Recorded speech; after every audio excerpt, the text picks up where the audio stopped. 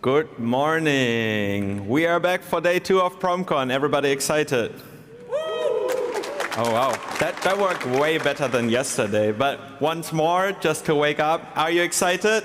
Yeah! Whoa. We're still at a tech conference, not a rock and roll show, but I like the enthusiasm. Yeah, it's great seeing everybody again. I hope you had a great day at the social event, or evening at the social event. Thank you again for Last Nine for sponsoring that. Round of applause for them for making that happen. And I'm super excited for all the talks we have lined up today. I think there's so much good content coming up.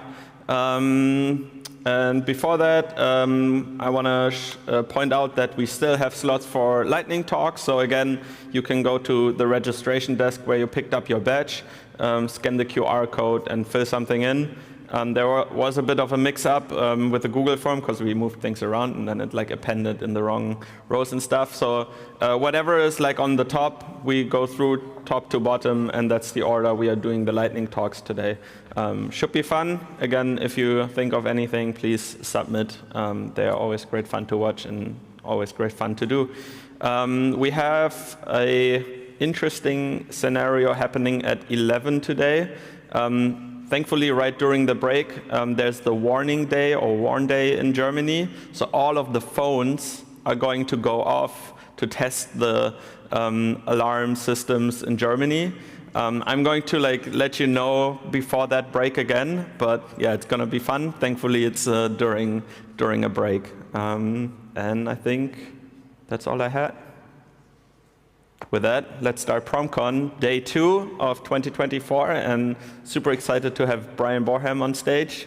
I always learn something when Brian speaks, so I'm looking forward to this one already.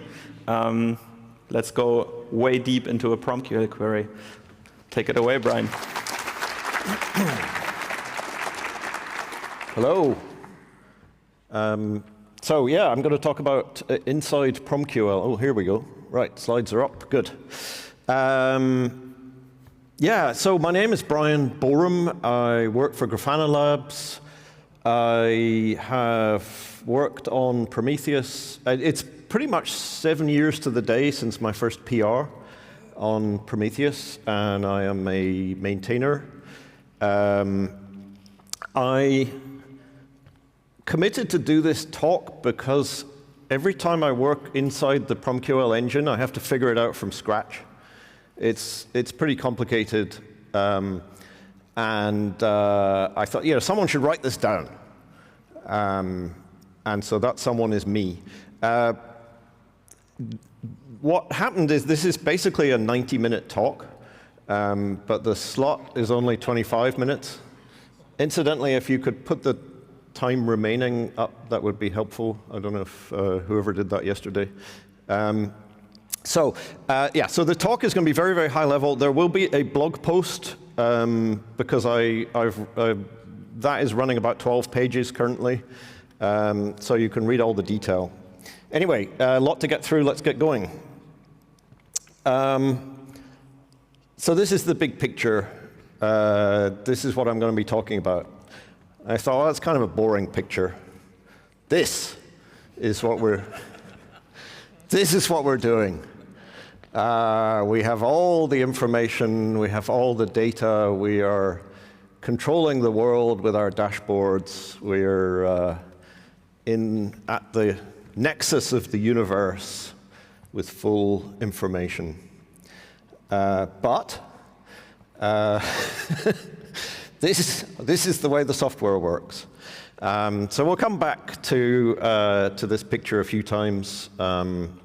Let me see if I can, so we're going to start with the PromQL language. It goes through a parser, creates this thing called an abstract syntax tree. Then we'll get very deep into the engine and how it interacts with storage, and it produces results, hopefully. So very high level, PromQL as a query language is built up from a series of building blocks. Selectors, which fetch the raw data, the metrics, functions, like abs and rate, aggregations, sum, max, things like that, and operators. And that's it. It is nominally a pretty simple language. So just to take an example, for the sake of illustration, if I feed this into the PromQL parser, I get a tree. Computer trees grow downwards from the root. The whole thing is driven by walking this tree. When a PromQL query is executing inside the engine, everything that happens by walking down this tree, kind of get to the leaves of the tree, fetch the data, and then come up the tree, compute things, come up the tree, compute things. There is no query planner. Nothing happens in a different order to the way you wrote it. Well, very little. There's very little kind of sophisticated cleverness like you might find in a database like Postgres. But you know, it is some sort of database. Anyway, moving on.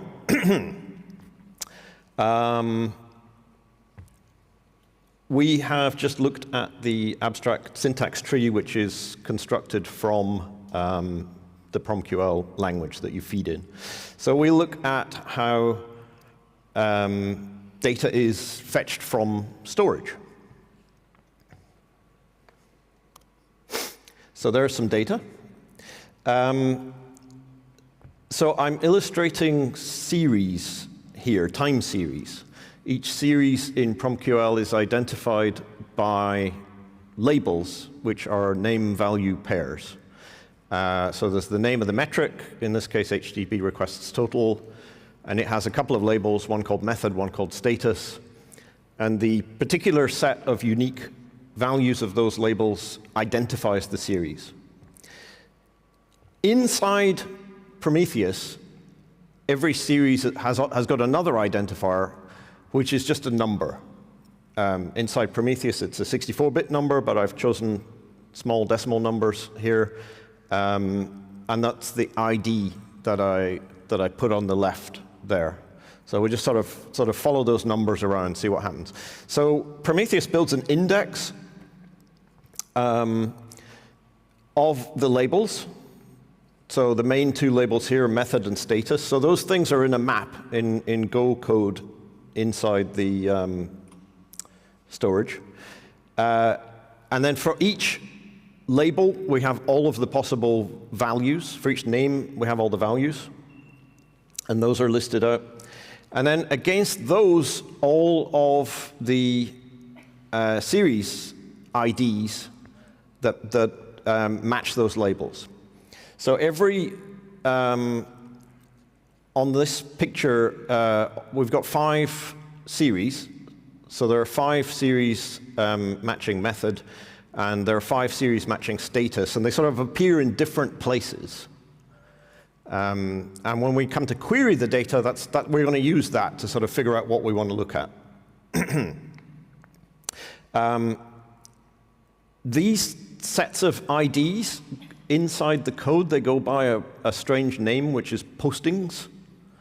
I don't know why, but this is the traditional name for these things inside many databases, not just Prometheus. But sometimes you find this in the code, this word postings, and that's exactly what it means, those lists of numbers.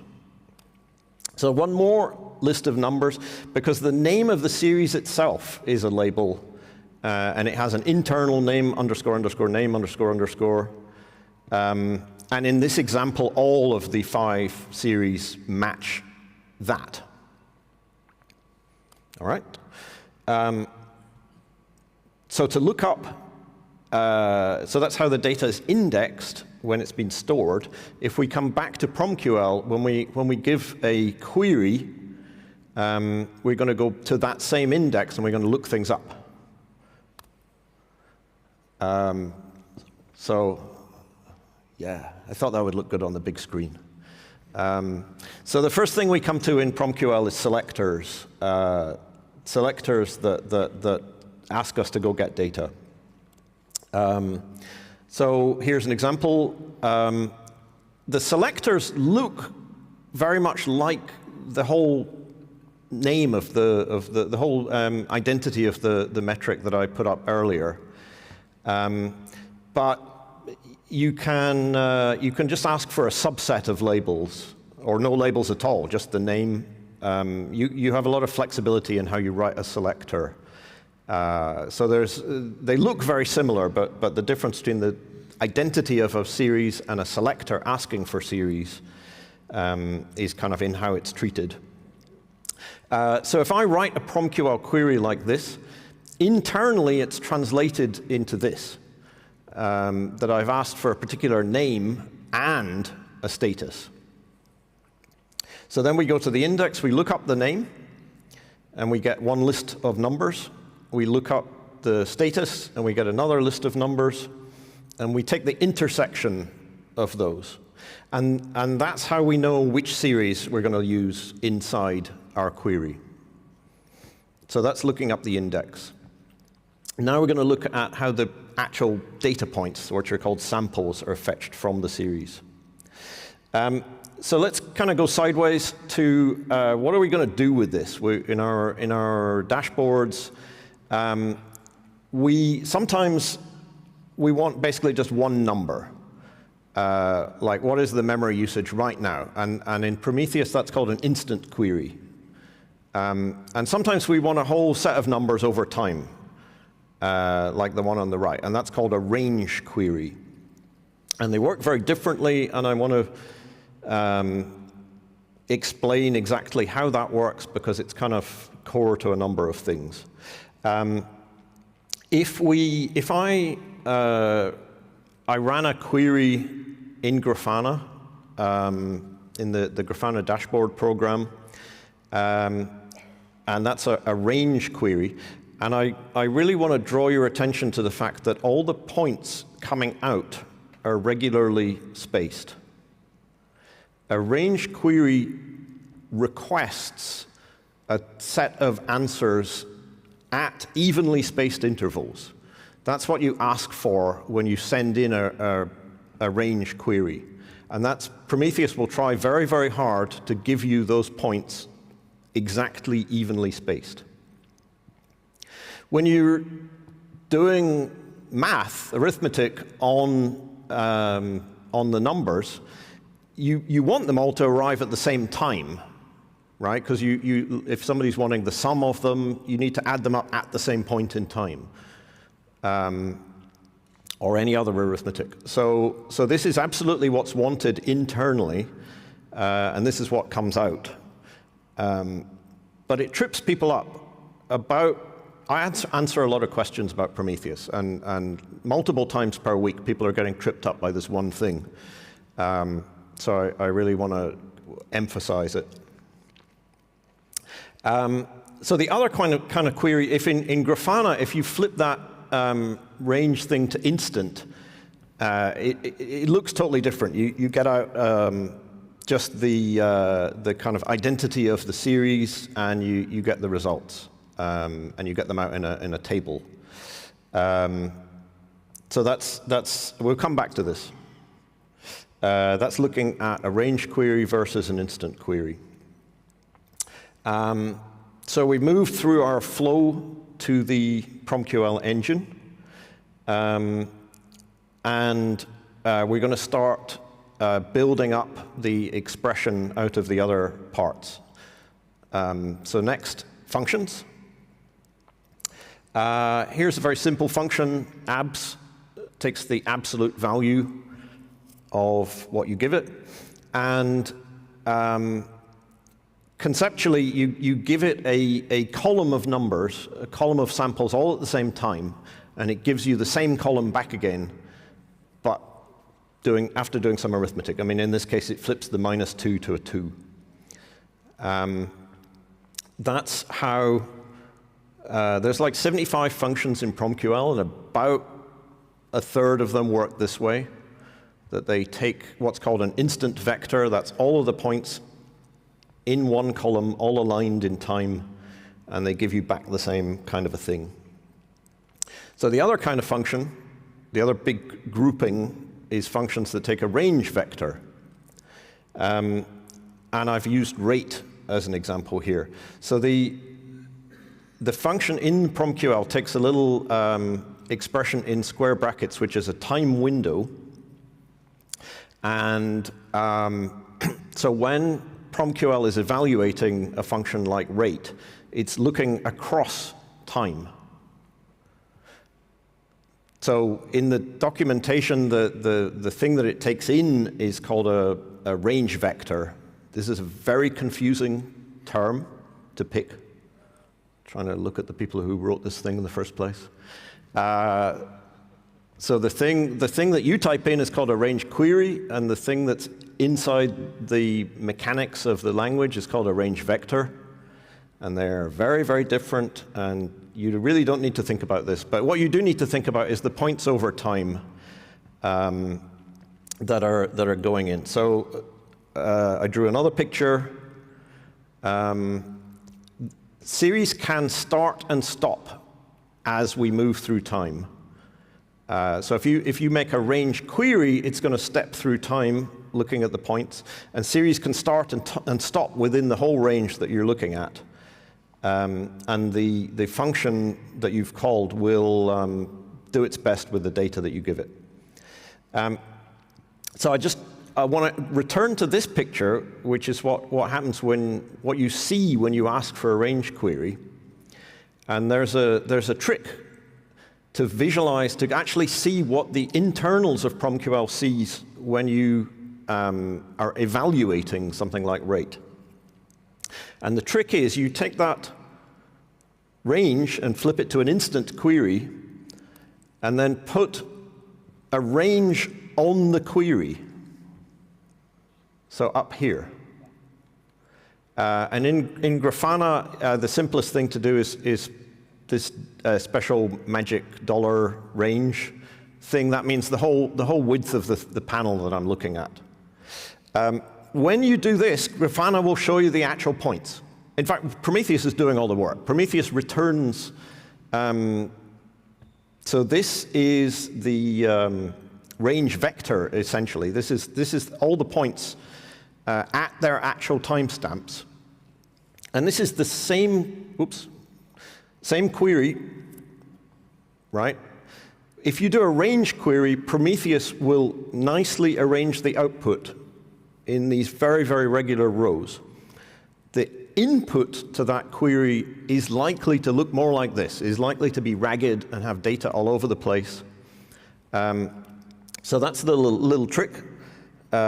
Use an instant query with a range to see the underlying data points. And this is my number one go-to. People have a lot of puzzles about what's going on in PromQL, and I say, look at the underlying data.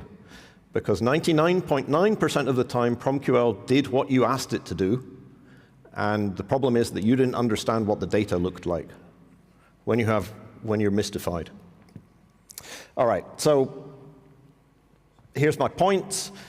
As I evaluate something like rate, I'm going to take a window of time, and as I evaluate my range query, PromQL will move the window forward in time.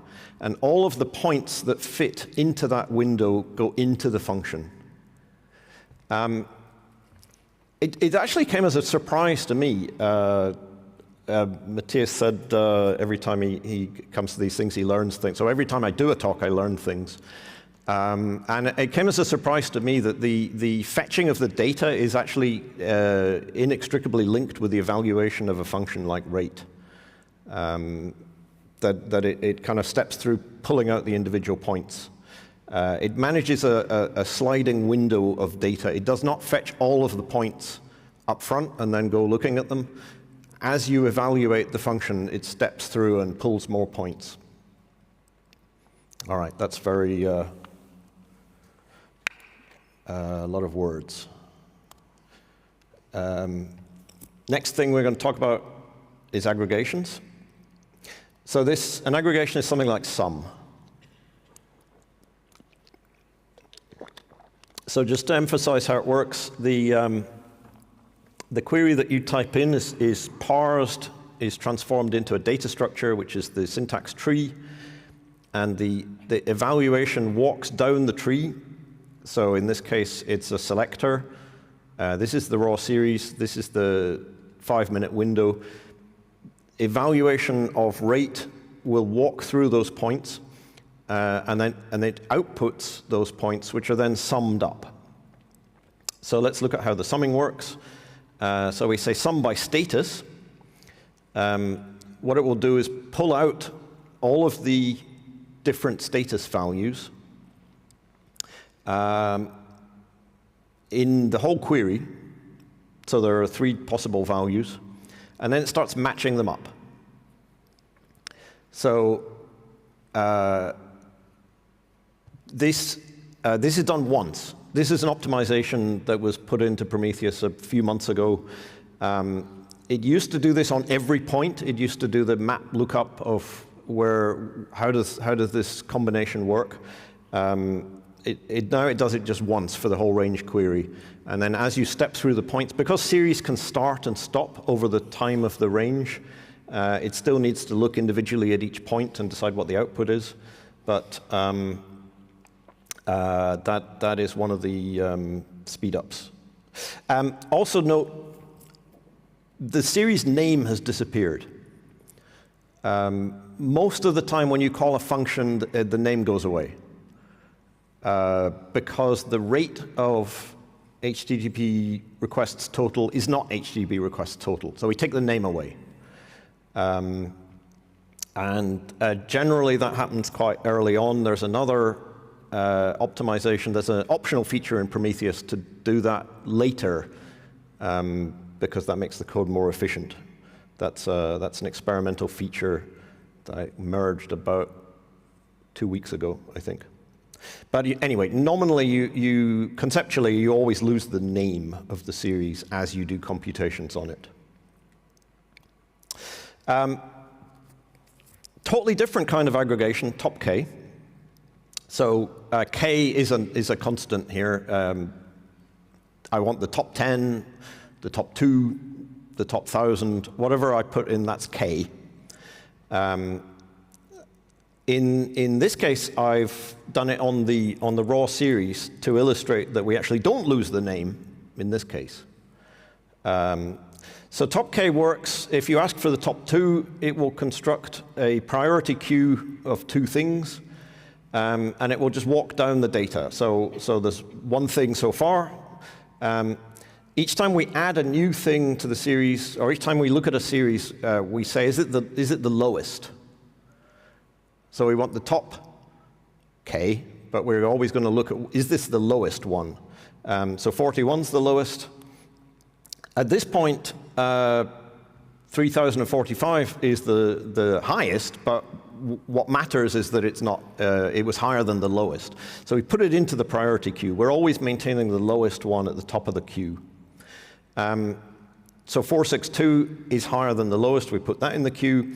And from now on, I mean, I only have one more series in my example, but all, if nothing else goes into the priority queue, it does nothing. It's always just comparing one number. So that's actually relatively fast, even though it seems like a very complicated operation. So the output of top K is the whole series, including its identity, including its name.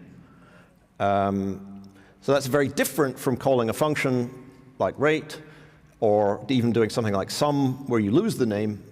Top K, you always get the name. You get the whole identity of the series comes out. How am I doing? Oh, should be stopping soon. Okay, one more thing, operators. So an operator like minus, in this case, I'm subtracting total memory from free memory. Free memory from total memory. Presumably that's the memory in use. And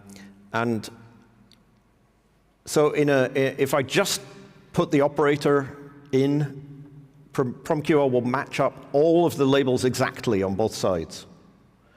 So it does a one-for-one match, and then we lose the name. Always lose the name. So that's pretty simple.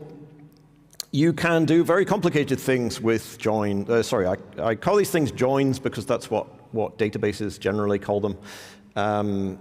Joining two things, joining two sets of series. Prometheus documentation really doesn't talk about joins, talks about operators. Same thing.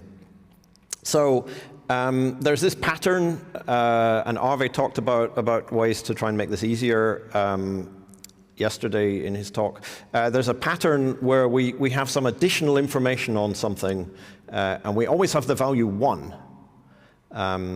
So this pattern turns up a lot, and the reason it has the value 1 is so that we can multiply it by something that we're interested in, and we still get the same number. So that's how we use this pattern. We're asking it to match on some set of labels.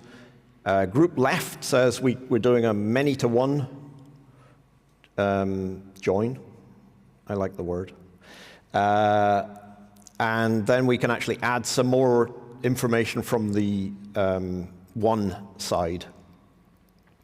So just to illustrate the way the code works, it takes what you have asked to join on and extracts just those parts from the series on both sides. So that in the code, that's called the signature of each series. And that is the many-to-one mapping. That on one side, there's one mapping for each, and on the other side, there can be several things mapping to the same place. This is done for every point in a range query. And this is one of the slowest, most expensive things you can do in PromQL. We might be able to pull a lot of that work to just do it once, but it is complicated because of this thing where series can start and stop in the middle of a query. So the output, in this case, we take the unique labels from the left-hand side, we lose the name, always lose the name, and we add in the label that we asked for on the right-hand side. So that's how operators work in PromQL. So we nearly reached the end. I'm pretty much out of time. Keep going? Yeah, OK. Final results.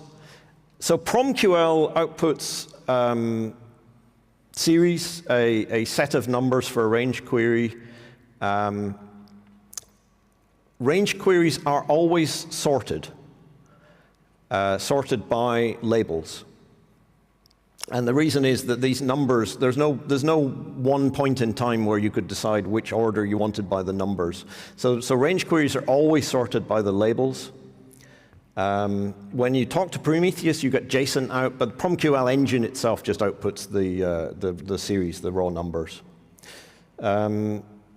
OK, so we pretty much reached, this is how it works.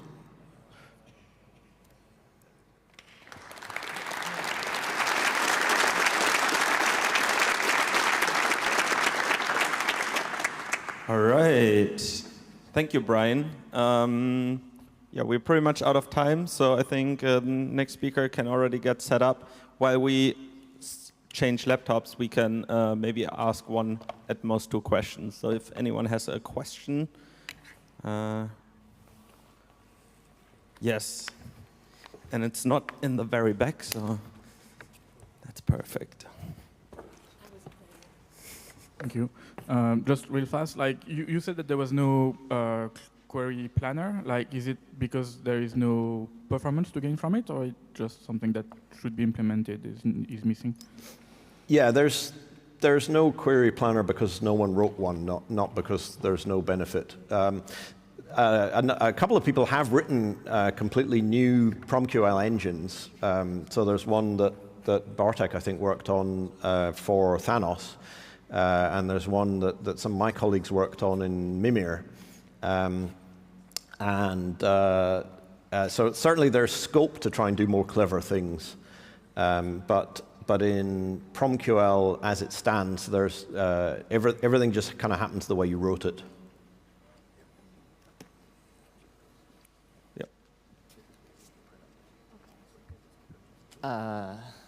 I'm not up to date with the discussions, but do you know if there are discussions to allow Prometheus using custom engines, like a plug-and-play approach? Oh, so using a custom engine, yeah. So like I say, there different projects have implemented PromQL engines. There's no provision in the code to kind of plug a different engine into Prometheus, but you certainly can do that in Thanos. And in Mimir, it's a command line parameter. You pick one or the other. Yeah, maybe in future it could be pluggable in Prometheus. Especially for like Thanos and Mimir, where they're distributed systems, we want to have a query planner. But so far it went pretty OK without one in Prometheus itself. OK, yeah, great questions. Thank you again, Brian. Thank you. And we are set up for the next speaker. I'm super excited.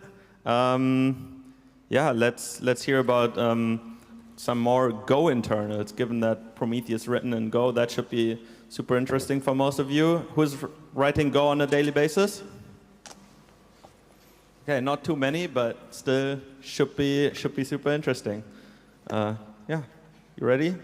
Absolutely. Perfect. Take it away. Thank you so much. Oh, thank you so much. Very warm welcome. So, welcome everyone. So it's my first time here, and it's such a pleasure to be in front of you to talk about the importance of collecting Go runtime metrics with Prometheus, and also for Prometheus, because as Matthias said, it's written in Go, right? And this holds especially for development, and not only for someone else, running your applications in production. So before I begin, full disclosure. So this presentation was originally put together in a different version for PromCon UK this year, 2024, by me and Bartek Piotka, who had a talk here yesterday, was here helping set me up. I'm sure most of you know him. And this is why his GitHub handle is here too, and the slides are based on a similar template. So it's like kind of the copyrighted Bartek slide style. However, here I'm proposing that talk in a little more Prometheus users tailored manner. So during the time at my disposal, I'll be talking about why monitoring Go runtime is fundamental, and also for developers. And then I'll go over ways of enabling those metrics with Prometheus. And finally, I will walk you through a few recommended metrics to understand them well. But before all of this, let me start with the number one existentialist question. Who am I? My name is Ariana Vespri. I've been a Go developer for the last 6 years. I'm a Prometheus client Golang contributor for a year or so, whereas my background is in the music industry. When I'm not busy coding, I dedicate myself to my passions, which are synthesizers, gardening, history of art. Look at that beautiful baby there. Now, before dealing with the first item on the agenda, why monitoring Go runtime, let's quickly remind ourselves about what Go runtime is. So let's imagine you are running your Go application. So wherever it might be, like Linux, Mac, Windows, it will run as an operating system process. In that process, instructions with the code you wrote, which is whatever you put into your main function, will be executed. Which main function then likely spins up your Go routines and will then execute some code concurrently, etc. The operating system gives access to virtual memory, which is theoretically a space where you can allocate some physical memory for your application, like data for global variables, code instructions, stack for objects with a lifetime scope to your functions, and heap, which typically is the biggest for objects with more of a dynamic kind of lifetime. And finally, Go runtime, which is code written by a Go team and the community that is executed concurrently or triggered by code you write to manage memory, schedule Go routines on CPU, and optimize network polling and other stuff, like smaller stuff, but still important tasks. But why is it essential to understand Go runtime behavior and its metrics? Why even care about Go runtime? Now, when you read this, like, don't shoot the messenger, but because I'm aware, like, in front of an audience like this sounds like an absolute heresy, like this error, but like, believe it or not, I've sometimes come across like this misconception, like misperception of Prometheus default runtime metrics, like perceived like a bunch of useless stuff, except for a couple of metrics. So what I would like to do with this talk is actually to debunk this misconception and show that these default metrics not only are useful, but they can really not be ignored, especially the recommended ones, and it's more than just 2 or 3. So everything that Go runtime includes can influence the efficiency of the application you write in Go. So when you monitor it and understand its metric correctly, you gain like unique insight on crucial factors such as GC strategy, concurrency, and memory management. So what resources your application needs and how to plan for scaling without wasting money. It can also help you like singling out the root cause of unwanted behaviors in your program, and like really help you resolve an incident like swiftly.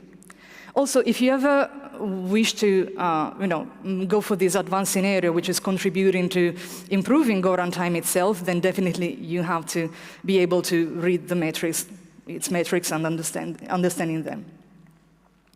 But how to collect runtime metrics? So let's imagine you have your application running, and you already instrumented it using client Golang, so that you use like a Prometheus registry in your HTTP handler. And you have a Go collector with default settings registered. So Go collector gives you access to what we call base metrics. It's like, if you go in the code base, this is like a struct with 5 metrics inside, from various runtime functions, including GC stat structures, and the metrics from the runtime memstat structure. This is great, but it merely scratches the surface of what Go runtime actually does. Unfortunately, since Go 1.16, the Go team with the community came up with a new package called runtime metrics, and that sort of replaces the old GC stats and memstats in order to give us more insight on what happens in Go runtime that is relevant for the efficiency of our Go code. Runtime metrics maintains a well-defined list of metrics with clear names, types, semantics, and descriptions. And this list changes as Go runtime internally changes. And as per Go 1.23, so latest version, we have more or less 90 of these metrics. And thanks to the Go team contribution, Go runtime metrics is already, the metrics are already well supported in client Golang. And all you need to do is change the options slightly by specifying like a regular expression that matches the metrics that you wish to have. It might be worth mentioning that all the research behind this talk, and of course the talk at GopherCon, also amounted to a PR improving and disambiguating the descriptions contained in the help field of some of the client Golang metrics. If we match them all, it looks like this. But the problem with this set is that they don't align with the Prometheus style guide, right? Which does not allow slashes and requires the underscore total suffix for the counters. So eventually on Scrape, those metrics are converted to Prometheus metrics with underscores instead of slashes, with Go prefix and underscore total for counters. And here are the new runtime metrics together with the old set of metrics. So you might notice that certain runtime metrics are a direct replacement of, like, for example, memstats, and that we have a bit of overlap in some metrics, like memstat alloc bytes, for example. So to make things a bit more consistent in client Golang, it was ensured that memstats metrics are actually using the new runtime metrics package under the hood, with the same semantics, in spite of keeping the old memstat name. And this allows us to be more efficient and transactional, as on every scrape, we collect all of those metrics at the same time, so we have a consistent view of the runtime. Remember, even though like every Prometheus metric sample is definitely cheaper than a tracing span or even a log line, every metric or series in your application costs some money. So you really want to keep around just the metrics you know that are useful for you and that you're going to use. This is why Go Collector has multiple options. So you can remove all memstats metrics and include only one metric for runtime metrics, for example. So there are deny lists, there are various functions where you can include stuff or not. And that reduces the number of metrics drastically. Then the question arises, what metrics to use by default for production generic use of your Go application, especially in open source where you have no idea who's going to use your code and when it's going to run it, and where.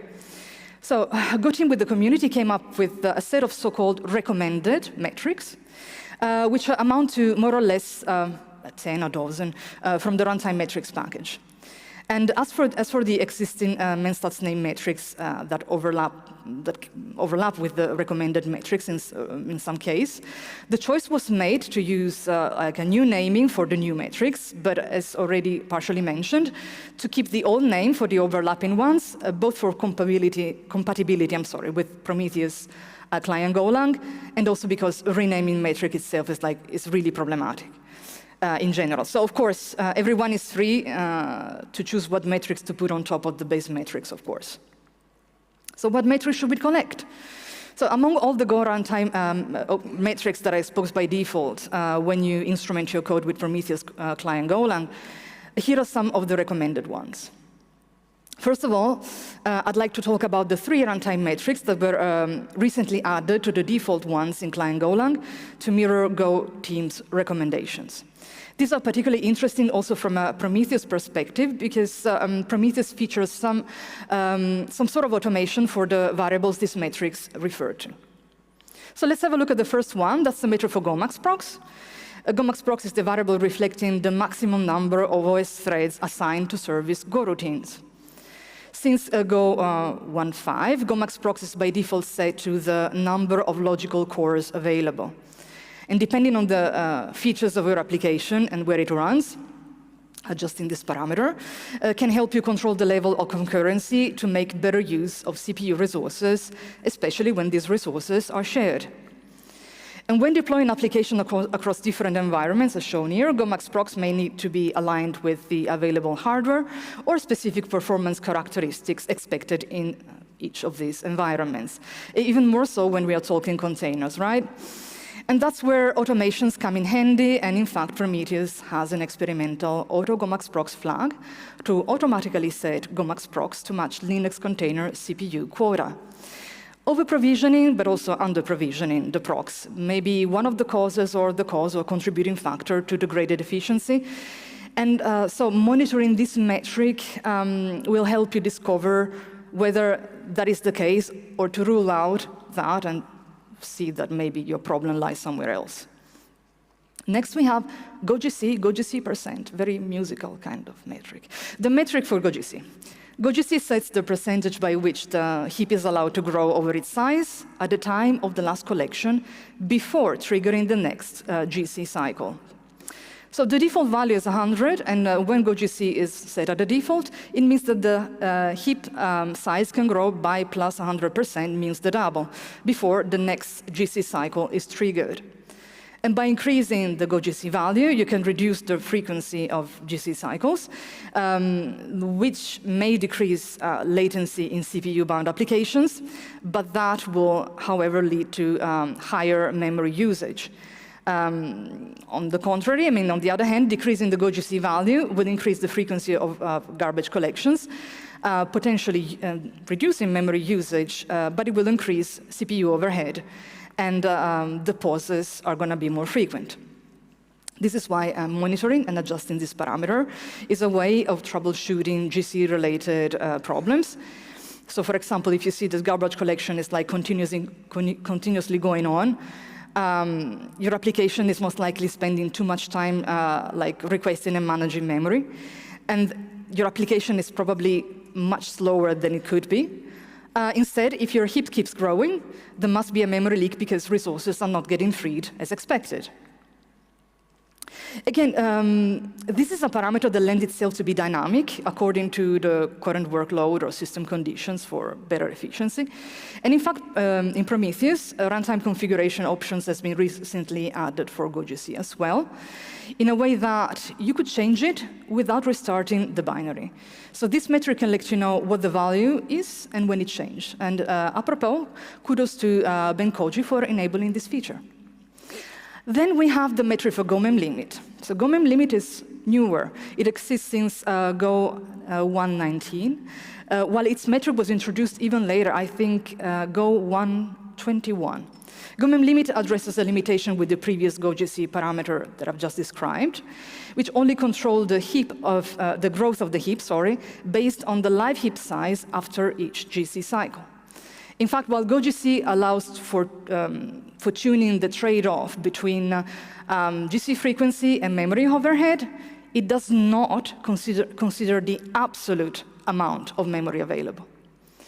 GoMem limit instead allows you to directly set a limit on the maximum amount of memory that the Go runtime should use. This includes all types of memory allocations managed by the Go runtime, such as heap stacks and other internal structures.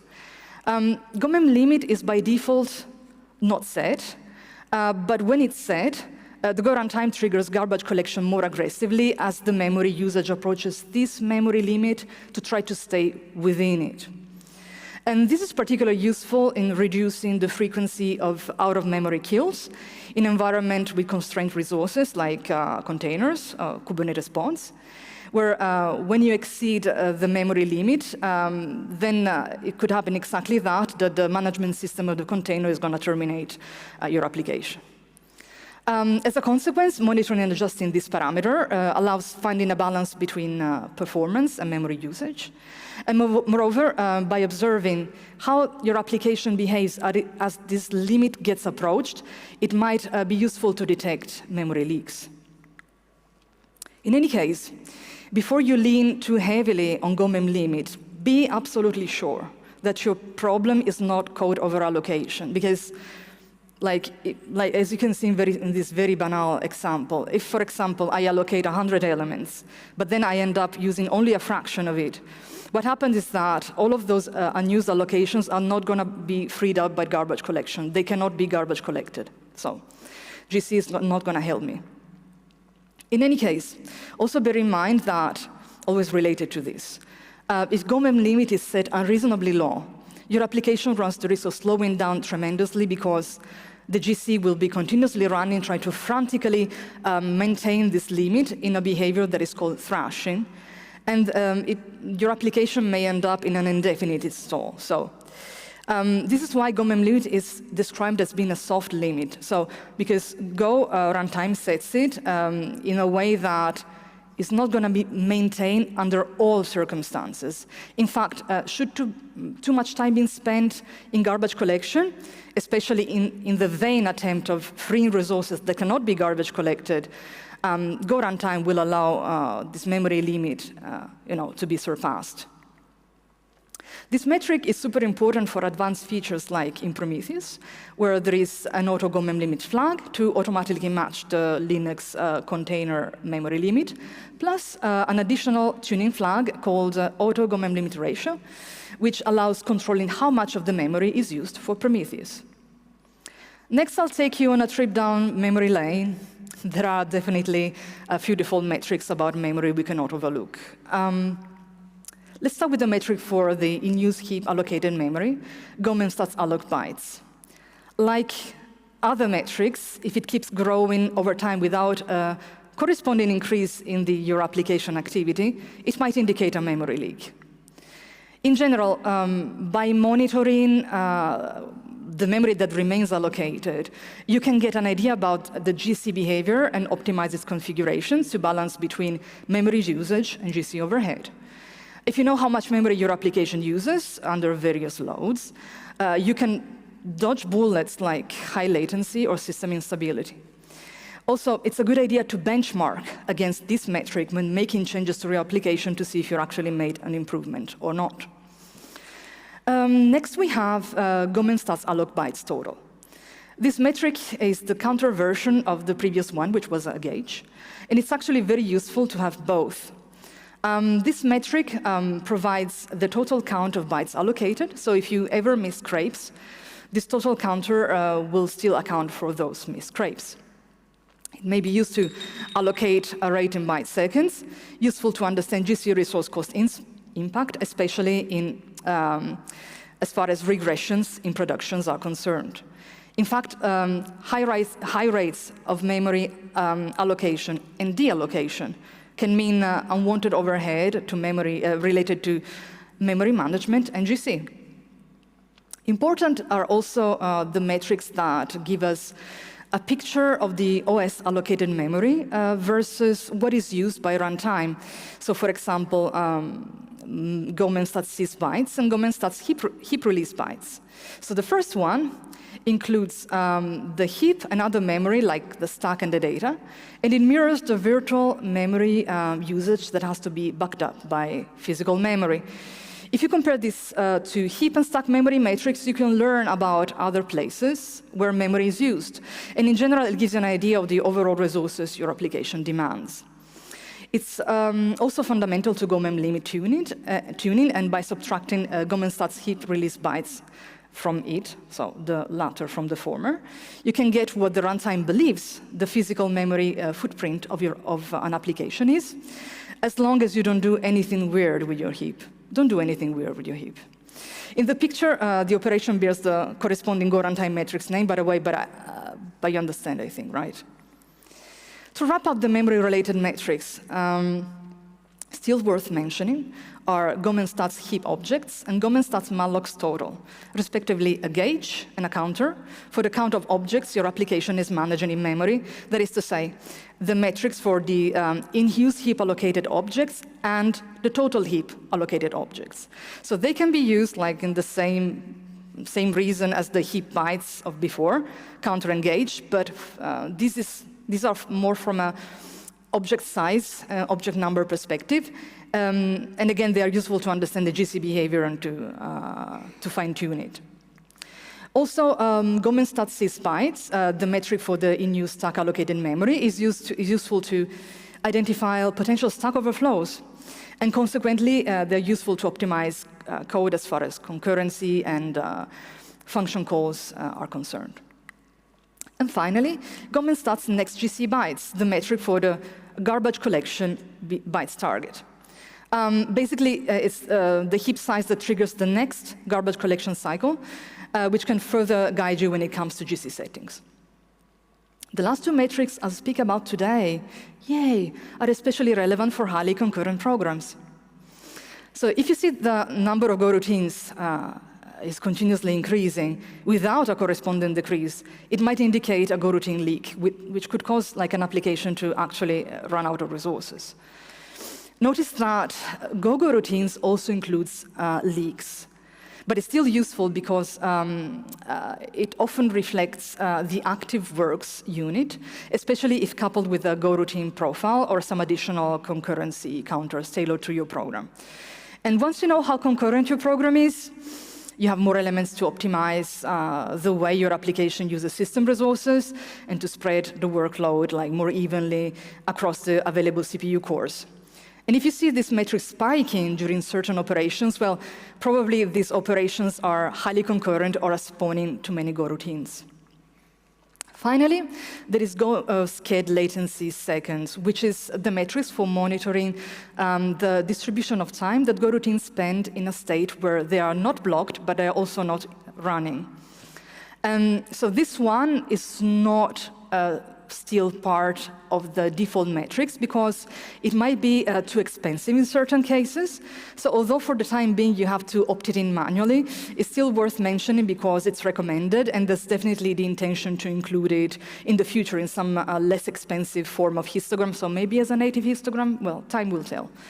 In any case, this metric is important because monitoring these latencies can also help in balancing workloads across available CPU cores more efficiently, especially in relation to GOMAX proc settings, and because long scheduling latencies may be the sign of code issues like log contentions or improper use of synchronization primitives. So to summarize, it's useful to understand Go runtime and its statistics, and to learn how to use the tools which are already available for you. And chances are your applications already exposes this metric, so why not taking advantage of them? Use a simple setup, like with Prometheus plus client Golang, or compose your own list of in client Golang for advanced cases, and give me and the maintainers feedback about client Golang. Before I end, a couple of fun facts to end this talk, if you allow me, as they kind of capsulize my story as a programmer and open source contributor. So in chronological order, because we like ourselves some timestamps, right? Fun fact number 1. Although I'm no longer based in Germany, I actually started my programming career here in Berlin, and that happened in the first place thanks to Arve Knudsen, whom you've seen already, and who's also been the first one to actively encourage me to contribute to Prometheus. And fun fact number 2, contributing to client Golang is what eventually brought me on this stage today, unexpectedly, I might add. And it all started with an open metrics PR I submitted a few months ago, which then ultimately led me to this situation where I had the privilege of being mentored by Bartek Piotka in the context of the work to be done for the GopherCon talk and later for this talk. So all of this to say that it's my first-hand experience that knowledge sharing through mentoring pays off, code speaking pays off, and open source contribution pays off big time, one way or another, sooner or later. And it just feels great. So if you aren't doing that already, don't be shy and start contributing to Prometheus or some other open source project, because there's a whole community ready to welcome your efforts. So that was it. Round of applause for the hidden heroes. Thank you very much. Any questions?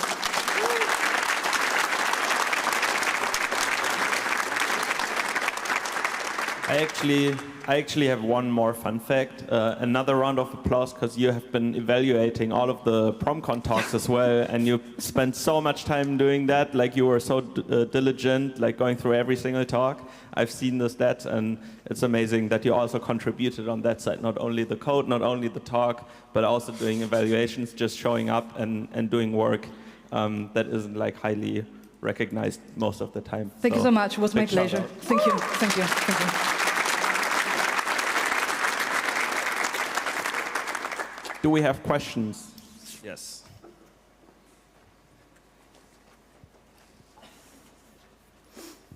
Very inspiring, very insightful. Thank you. What is the one thing that I can do with the hip that is very weird? Oh yeah, so there is like a very famous, well, quite known like example. You know Twitch, the company Twitch. They used to do this thing called memory ballast. So what happened, and this is like, I think it was before GoMem limit was actually introduced, right? So what happened is that they had their users, you know, this as a user content platform. So they would, at some point, for example, started streaming, and they would experience like these enormous unexpected spikes that they could not predict. And so what they did was like, kind of exploiting this mechanism in Go runtime. For which you kind of call dibs on a portion of the memory, even though you're not actually using it. So it's like the over-allocation example of before, so that when the spike occurred, the memory was already there. But of course, this is like, it's highly unorthodox right now. It's really not needed, but it's theoretically and practically still possible. So of course, if you do like that, then you don't have like the correspondence between virtual memory and physical memory. So that's it. There is a very interesting article online, by the way, when they were actually describing that. So, yeah. Yeah. 2 questions. So 2? You sure? you sure? Yesterday we released Prometheus 3.0, which supports UTF-8. Okay. And Go metrics in the runtime uses slashes, columns, etc. What do you think about supporting the original form of the metrics? I mean, this is a problem for tomorrow, right? But in any case, I mean, I think that that Owen gave kind of an answer yesterday about how to escape these things. And I mean, there's going to be work if there's going to be work to be done, we're going to do it together, right? Because he's a maintainer of client Golang, so he basically reviews my PR. So it's up to you. Actually, that brings to my second question. I knew it was a curveball that you were throwing. So what do you think about becoming a maintainer of client Golang? It would be very nice. I think it's about time. Yes. All right. Yes. Nice. Thank you.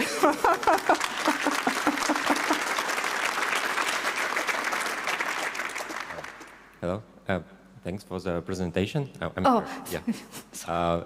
It was really a great overview of runtime metrics. And my question is, does it make sense to create some generic alerting rules based on those metrics? I understand that runtime metrics are relative, depending on the installation, depending on the workload, but at least we can try to detect incorrectly set GOMEM limit, for example.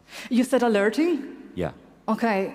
Yeah, I mean, it depends on your use case, right? Because, actually, I was expecting questions about profiling because everything seems to be a lot about profiling, which is absolutely great. But it really depends on your use case. You know, the only thing I could tell you, right off the bat, is really have a look at client Golang. There is a very nice way of composing things like Lego, basically, and then you can set alert on whatever you know. It could be like your use case. For example, imagine if you have a situation where you can actually predict spikes, like traffic spikes, so not like Twitch. Let's say you have an online commerce thing, and let's say, okay, it's going to be Black Friday, it's going to be like Christmas time.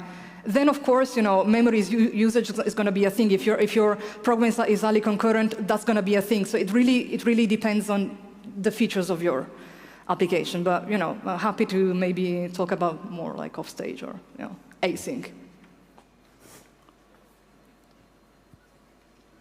All right, one final question while we start setting up the new laptop.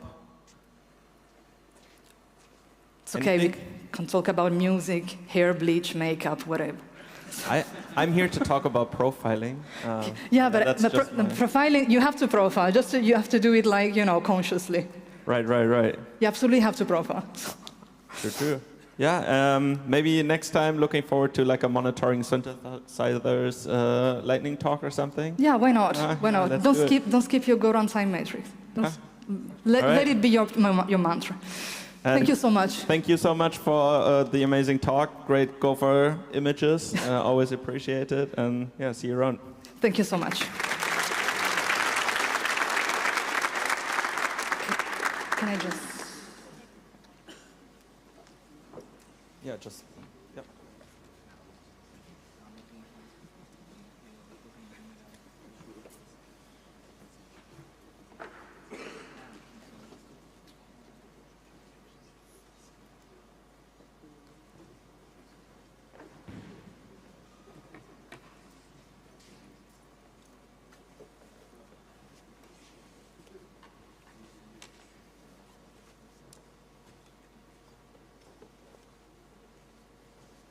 All right.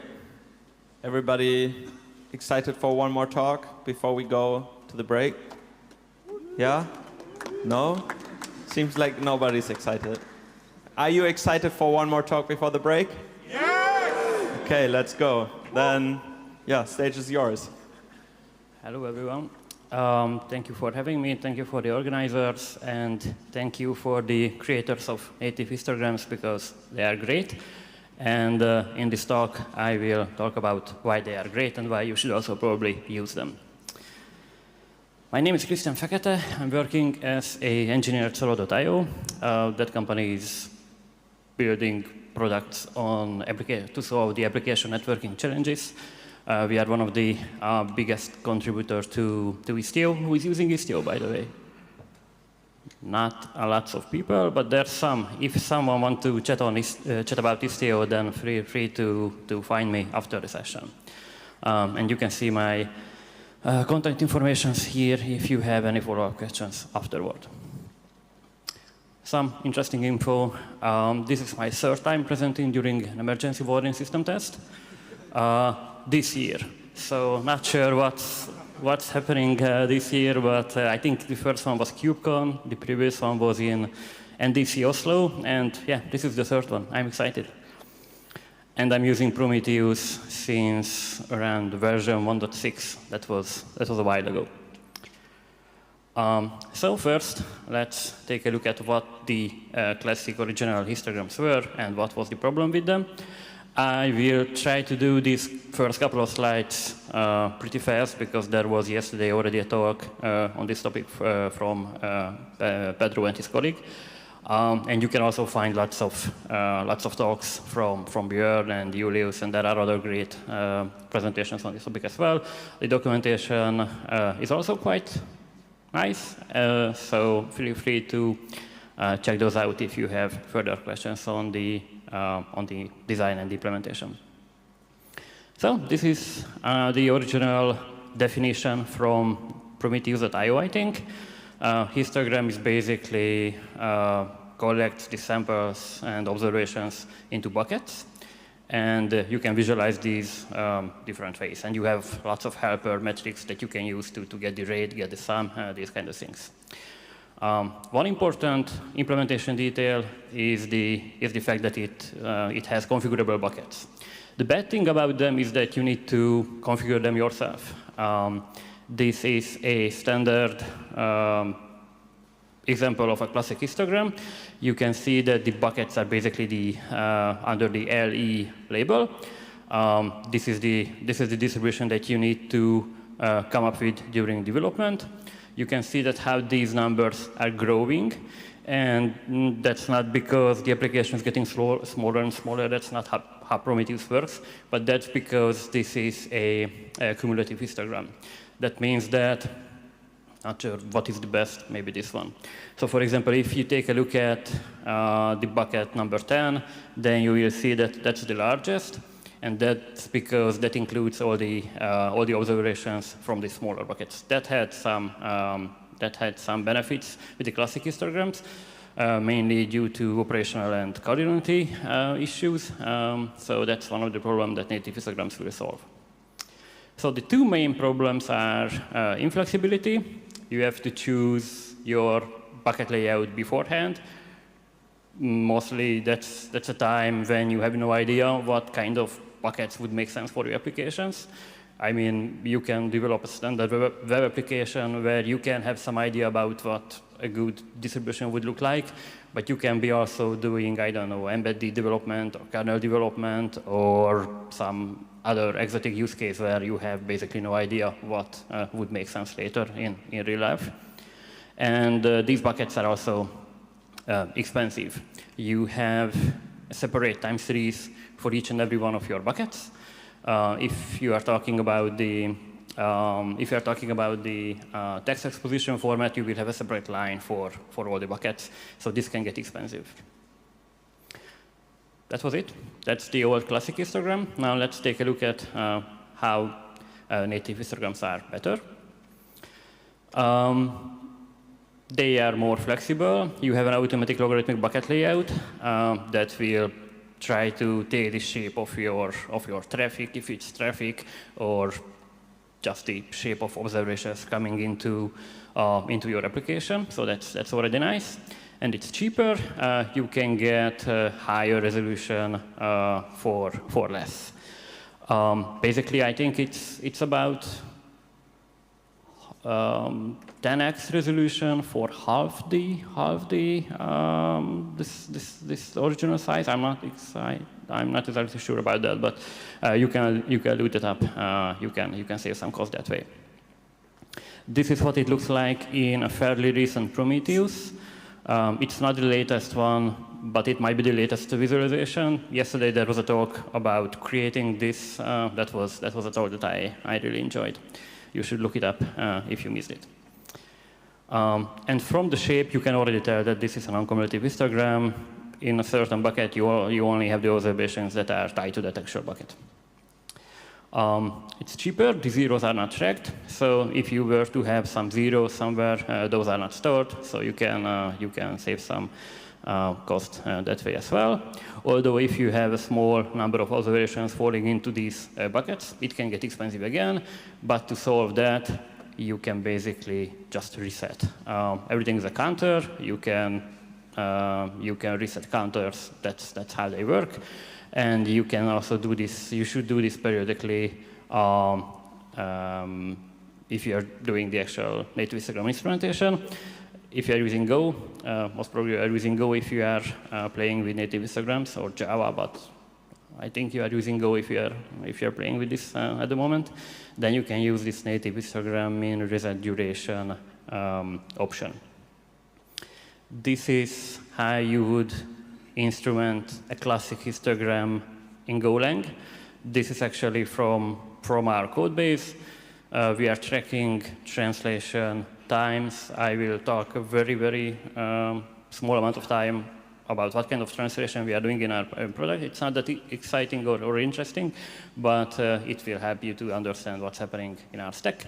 But basically, you have translations, and the greatest way to visualize and measure translations is doing it with histograms. So you can see that you have to name it. You choose your namespace. You can write a help text to help your developers and operators to understand what that metric actually is supposed to do. Actually, you should use a better name than this one. But if you are maintaining metrics in systems that are used by many people around the world in lots of different environments over many years, then you know that how hard it is to rename metrics and be compatible with the new naming and the old naming. So this is why the naming of this metric is not perfect, unfortunately. The important thing about this is that you have to choose your buckets. Here you can see that the smallest is 0.25 seconds, and the largest is 60 seconds. This actually can be fine if you are a developer doing local developments on your laptop, you are running a kind cluster or a K3D cluster or a V cluster or any kind of small local Kubernetes distributions. It can be even fine if you are running in a small environment, only a couple of applications. It should just work. It should be fairly good. But it's not fine if you are a huge bank with, I don't know, hundreds of clusters, hundreds of thousands of resources across multiple clusters, multiple cloud providers, or if you are any other big company with lots of workloads in your cluster.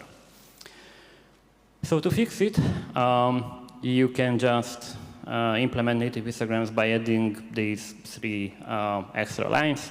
You can specify the histogram bucket factor, which is the maximum size a certain bucket should grow from the previous one compared to the previous one. You can specify the maximum bucket number and the reset duration that I already mentioned.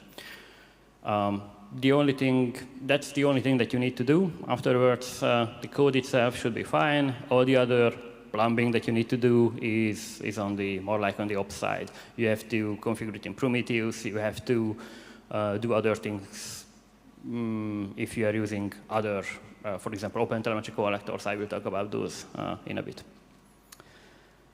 So why native histograms are a game changer for Solo.io, and probably also for you. You might just haven't had the time to play with them. As I mentioned already at least 2 times, it's hard to know. Sometimes it's impossible to know what kind of bucket distribution would make sense for you. Or if you know what would make sense for you, that might not be what would make sense for your end users running a completely different setup in their infrastructure. What you could do traditionally is you could iterate and do code changes, build another version of the project, and try to find a better bucket layout. But you would have backward compatibility issues. It's very hard to deprecate a previous metric and change the inner behavior of a certain metric because people might have alerts or dashboards for those metrics. And it can be also different across many users, as I mentioned. Another workaround that you could do, some projects are providing a way to work this around, is to expose a way for the users to change this without recompiling the code. If your code is not open source, obviously your users cannot configure this. But let's say if you provide a way to specify the buckets during runtime, then that's a bit better, because at least there's a possibility to change them. Although the UX is not great, and the users will probably still need to iterate a couple of times until they get it right. They get tired of trying to get it right, and they probably, or there can be cases when they just wouldn't care anymore, and they are running with the wrong layout. For example, Istio itself is providing a way to do this. You can use an annotation to specify a custom layout that can be specific to an application. You can use a specific distribution between your proxies in specific applications, or use another one for your ingress gateway, for example. So that's the way that project solved it. But it would be nice to also provide a proper native Histogram support in Istio itself. The instrumentation, I think all in Istio project is using OpenTelemetry instrumentation, so exponential histograms would be the way to go about this. Promising areas where this can be important is, I think, everywhere, most of the time, everywhere. You should basically play with it and see if it works for you or not. Especially in infrastructure-related software. In infrastructure-related software, it's hard to know how certain latencies will look like, depending on lots of factors. And there are also interesting use cases, bleeding edge and experimental use cases, such as edge computing or eBPF. We also have an open source project. It's called Bumblebee. Not sure if someone has maybe already used it. You should look it up. It's a cool open source project that is basically lets you take an existing eBPF snippet from the internet, from the BCC repository, package that as an OCI image so that you can push that into OCI repositories. You can do something like b push and b run, and then you can run your eBPF code without writing a single line of user space code. And the really nice thing about that, and the reason why I mentioned, is that it will automatically create Prometheus metrics for you, which is very nice. You can get some kernel-level insights without writing user space code by pulling an image that is basically almost like a Docker image.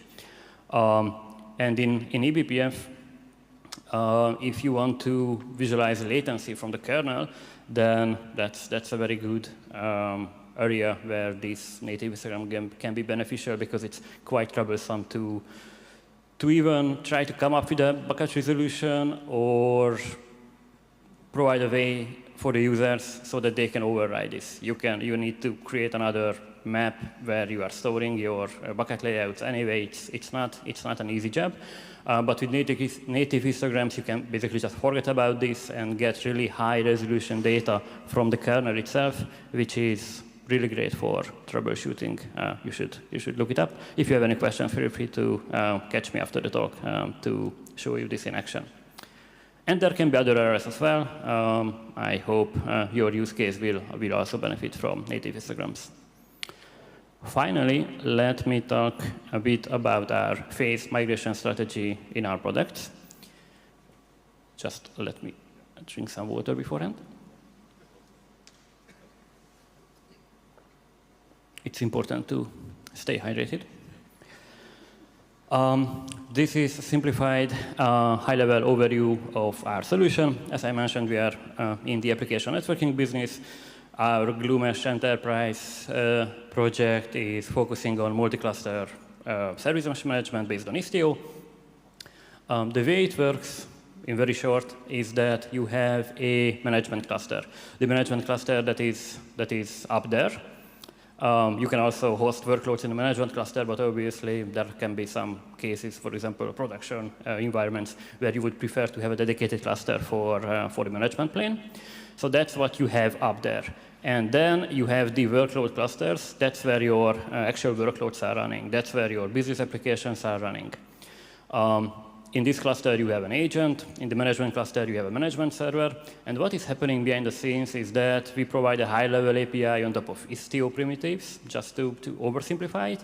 And when you apply our policies, and our policies are more enterprise-ready, provide multi-cluster capabilities natively, the management server will turn these into actual Istio primitives behind the scenes.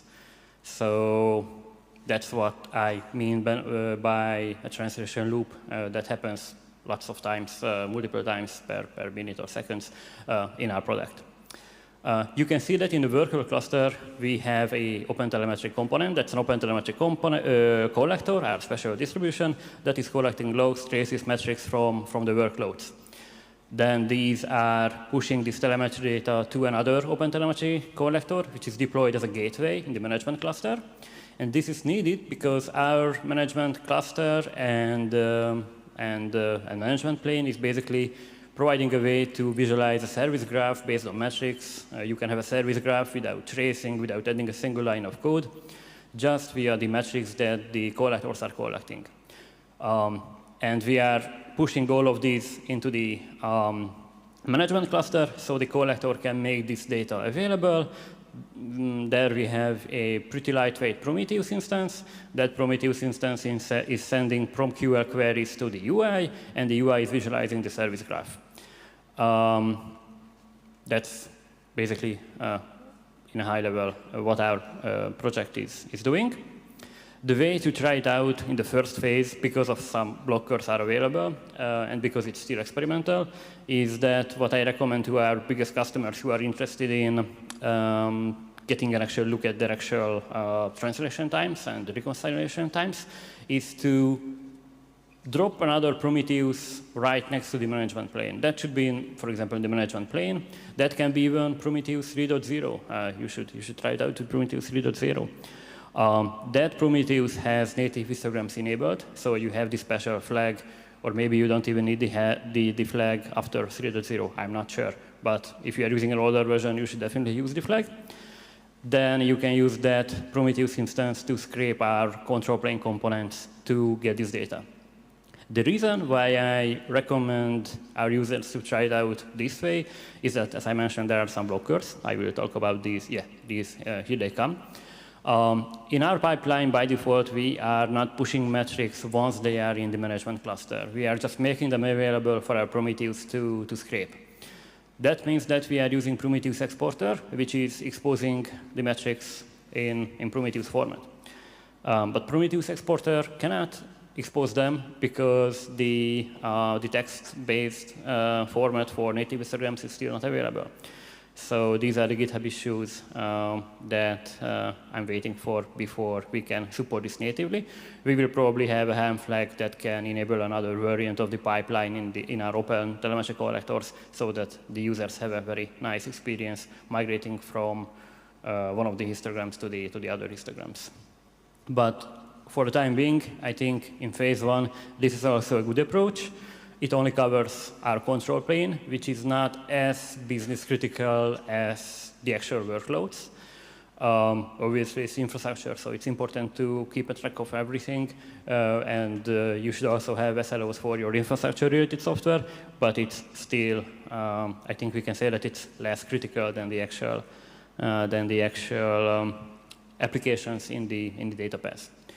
So that means that we don't have to care about backward compatibility that much. If you are just using a Prometheus that you are dropping into the management cluster, and the UI is not using that, you are only using that dedicated Prometheus to get that diagnostics data, and you can hook that Prometheus into the Grafana that you are using that has your other Prometheus so that you can compare the two side by side. So it's a safe, opt-in way to try it out, get some idea about the actual translation times and all the other histograms that we have. I added native histograms to all of our histograms, basically. If it's opt-in and if it's tried out in an opt-in way like this, then you cannot really break anything with that. Our recommendation and the approach that we are taking with our dashboards that we are providing for our projects is to use the OR operator in the panels. That means that you can have your query for the new histogram syntax and metric names, and you can use OR. So when you don't have these, you will just fall back to the classic histograms. So the users don't necessarily need to keep another version of the dashboards up to date if they want to compare things. This is our operations dashboard that is showing histogram on multiple panels. Unfortunately, I just realized that I forgot to include another version that is using the new histogram. That would be nice. But you can see the heat map with the classic histograms, and it's how it looks like. This is another dashboard that I created during trying all this out. On the left, you can see classic histograms. On the right, you can see native histograms. You can see the increased resolution that you can have. And you can also see that how on the left side you have straight lines, while on the other end of the dashboard on the right side, you have these spikes and you have more insights into what's actually happening in your applications. And this is my favorite. You can finally visualize the 100th percentile. On the left, you can see that if you have a bad bucket layout, then when your application is not performing great, then you can have most of your observations falling into the highest bucket, so that you have, in this case, 60 seconds is the largest one, so everything will be capped at 60 seconds. While on the right-hand side, you can see that you can actually get some insight into what the actual performance of your applications is. And yeah, I think this screenshot is the best example of why you should try out at least native histograms and play with them, because these can provide information that you might have never seen before. The queries are also changing. The PromQL syntax is also changing. This is a fairly generic example, and I also missed a couple of new functions that are available, like histogram fraction, for example. You should also look those up to utilize the native histograms the best you can. So that was it. I hope I made native histograms interesting for you and get you to try them. I'm here for Q&A, and I'm also available after the conference, so you can find me and chat about all these things.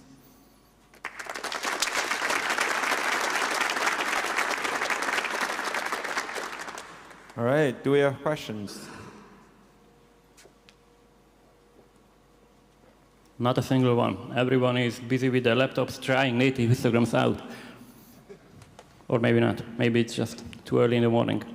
That's actually a good segue. Has anyone deployed Prometheus 3, maybe even yesterday or today? Anyone fiddled around? Basti in the back doing the live stream. Seems like you don't have enough to do with the live stream, so you're like deploying Prometheus 3 on the side. That's great. So I guess, yeah, go ahead, and maybe you have some time tomorrow to try it out. But yeah. Still no questions? That's fine. I'm not offended. Thank you for your talk. Yeah, thanks. And yeah, this is the first break we will have right now. So we have the half-an-hour break. Be reminded that in 17 minutes, there's the alarm going off on your phone. So that's going to be fun. And you can still submit lightning talks. And we see everybody back at 11:15. See ya.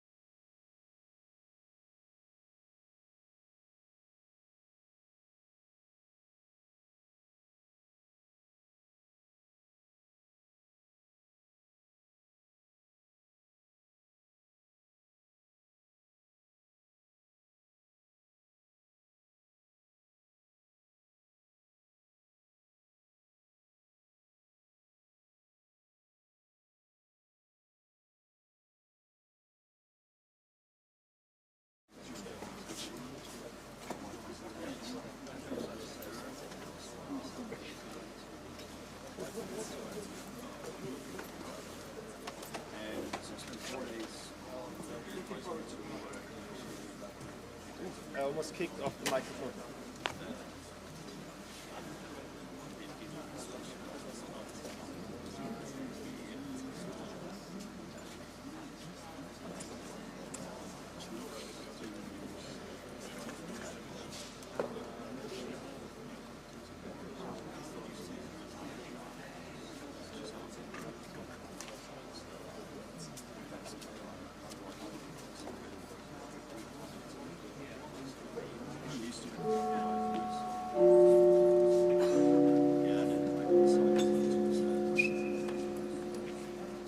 They're gone. Yeah. You can have this in your hand because the first transition is it. Maybe I will.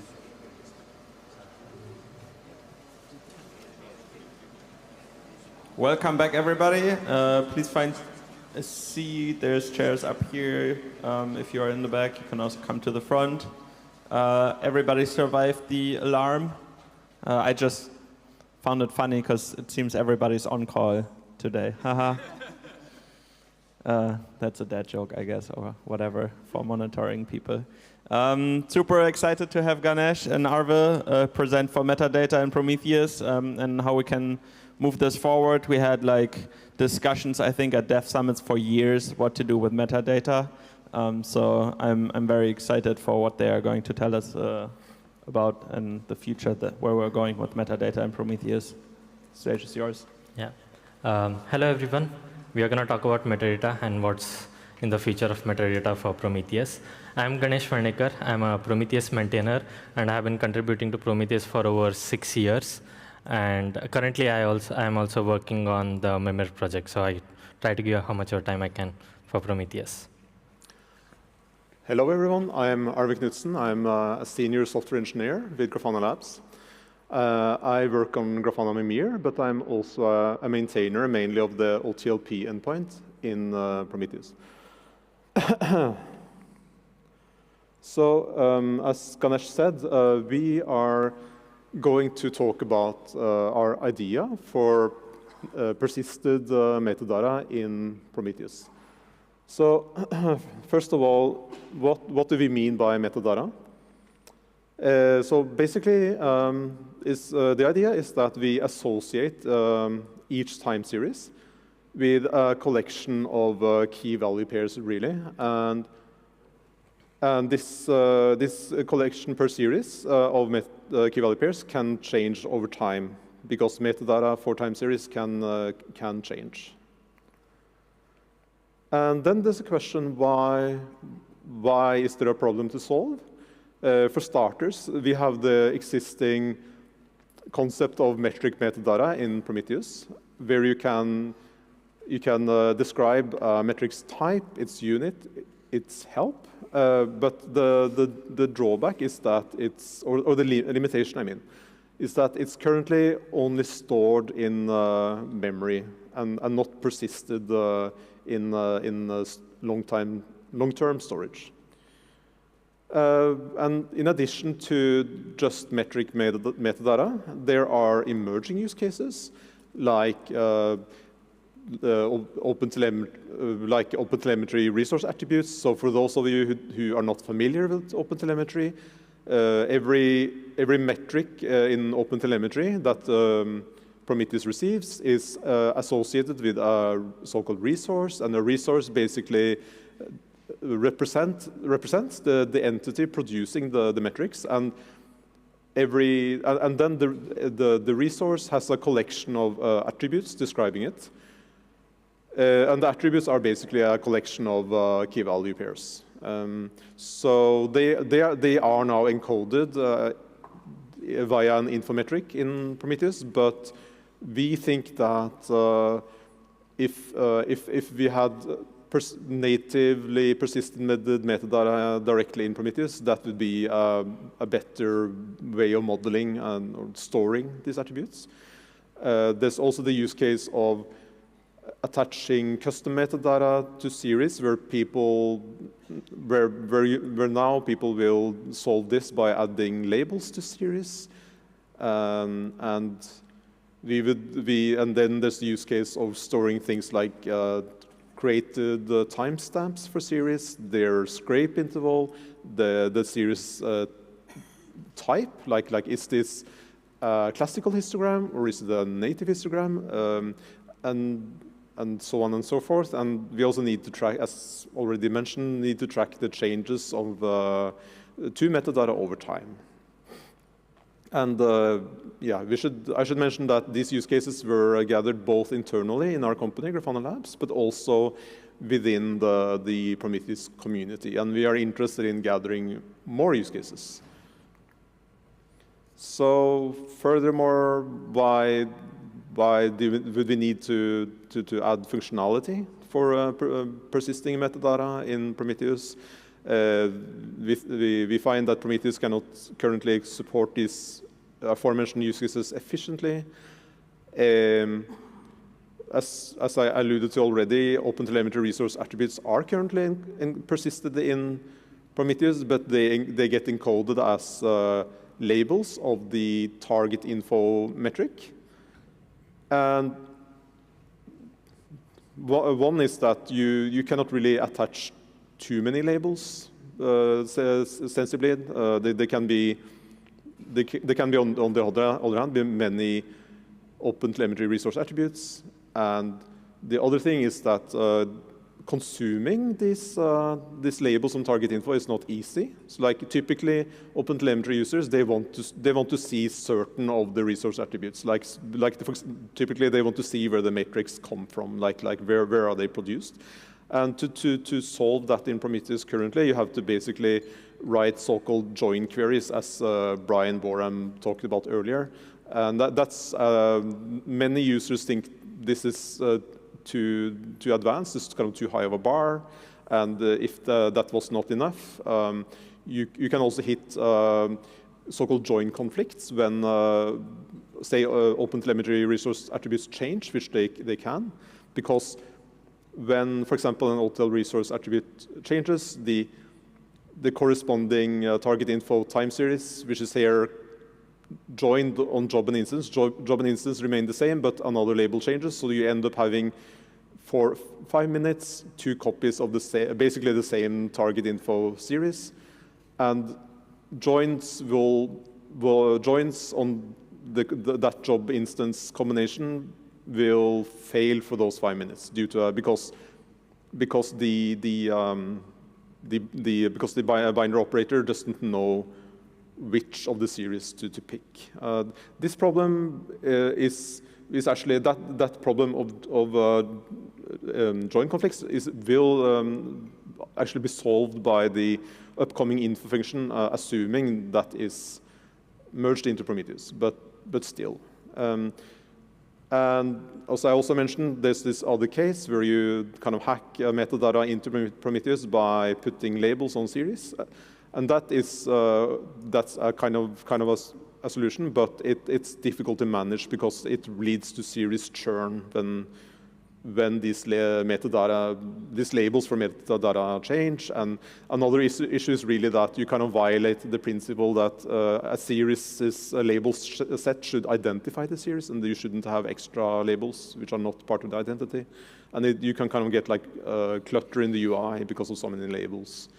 So, our main goals with this metadata store that we are trying to design are to have a unified metadata store to solve all reasonable use cases, both those of today and those of tomorrow, and to also have an easy user interface for getting metadata in there, i.e. ingestion, and to get them out, i.e. querying.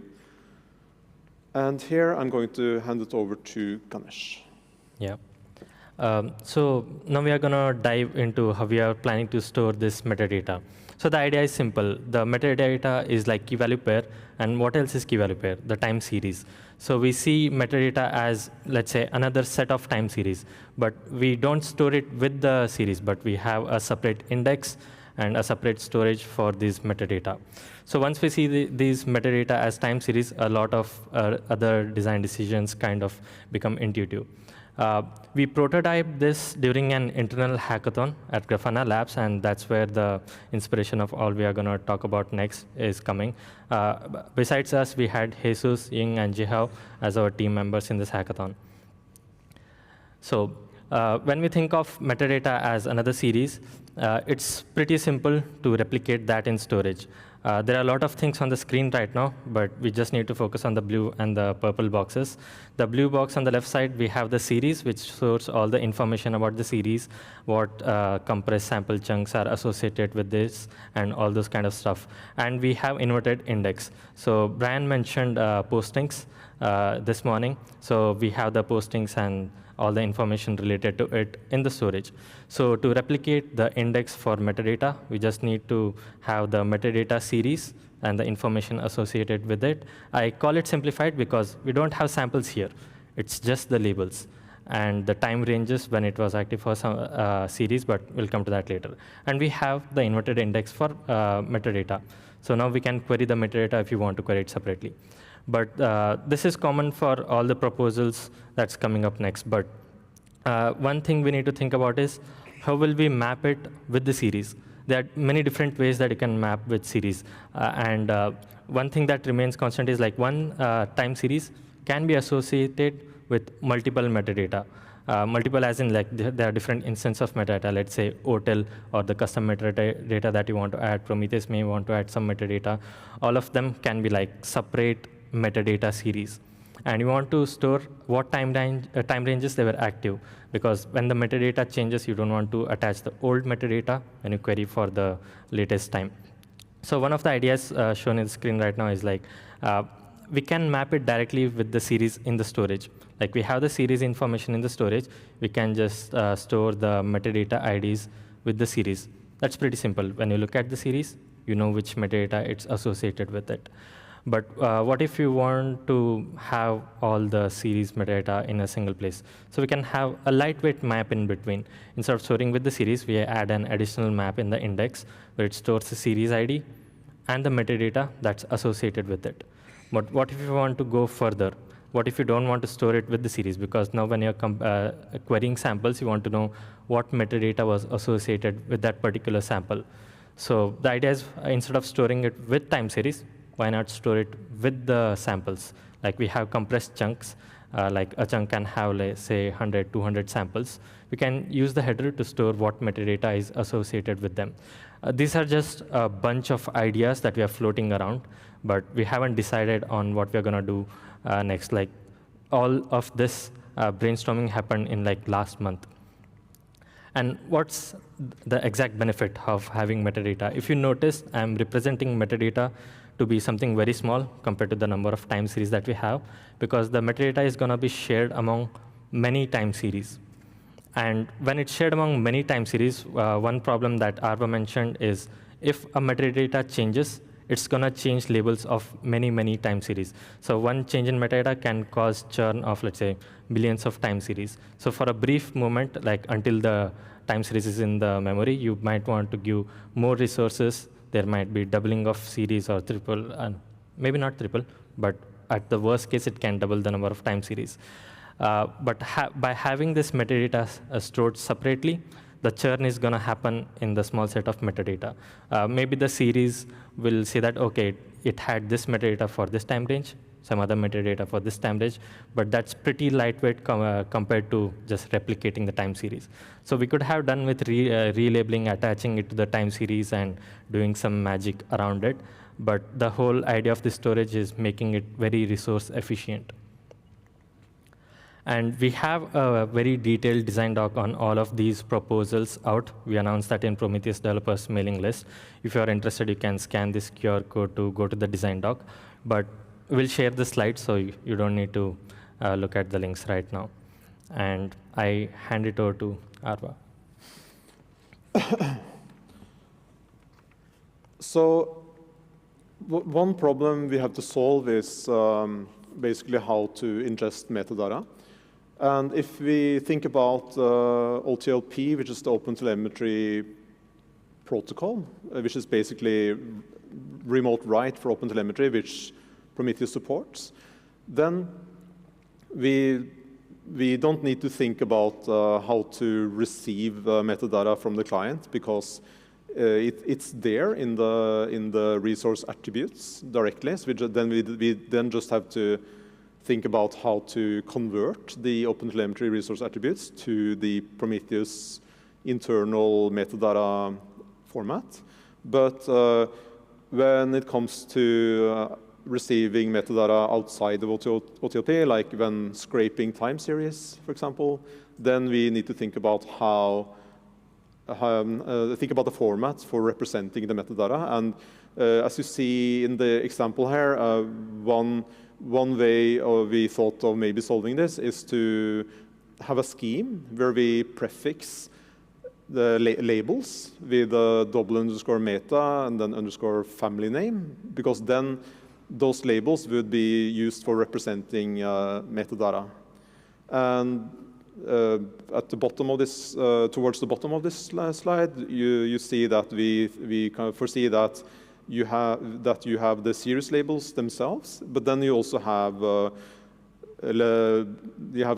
collections of metadata key value pairs, where you will have a family so that you can partition the metadata according to their origin, let's say. So like, for example, I'm thinking that OpenTelemetry resource attributes should be in a family of their own. So you can kind of tell that these are OpenTelemetry resource attributes. And then there's the question of what should the UX look like on the query side. So we're thinking that metadata should not be attached by default to query results. And we could mirror our idea for the ingestion format by having special meta label matchers that are again prefixed with a _meta family name. So in that way, you would analogously to normal label matching, match the metadata key value pairs that you want. And now we would like to play a short video of from a hackathon we conducted internally at Grafana Labs, because during this hackathon we developed our very first prototype of the Prometheus metadata store. So Jesus Vasquez is the one narrating this demo. Yeah, I'll play it from my local machine. Hello there. The demo we have today consists of two scenarios. Scenario 1 is going to be a modified version of the Cortex load generator writing a set of sine waves to our Prometheus server. These sine waves have a normal series label called wave, identifying the actual wave. And then they have a meta label, which is prefixed by the __ meta label __ prefix, identifying which node is producing the wave. So if we go to our Explore UI and we query the time series we want and we filter single-digit waves, we are going to get waves going from 1 through 9. But here we'll notice that no meta labels are attached to them. The reason for this is that meta labels no longer are part of the series. They are now in a meta store. So if we want to get them, if we want to see the value of those meta labels, we have to add them to our label selector. Just like this, we can say, we want this label selector and I don't care the value, I just want to select it. So we run the query and we're going to get again waves 1 through 9, but this time we're going to see the actual node that is producing the waves. And we're going to see that some are being produced in one node and some are being produced in a different node.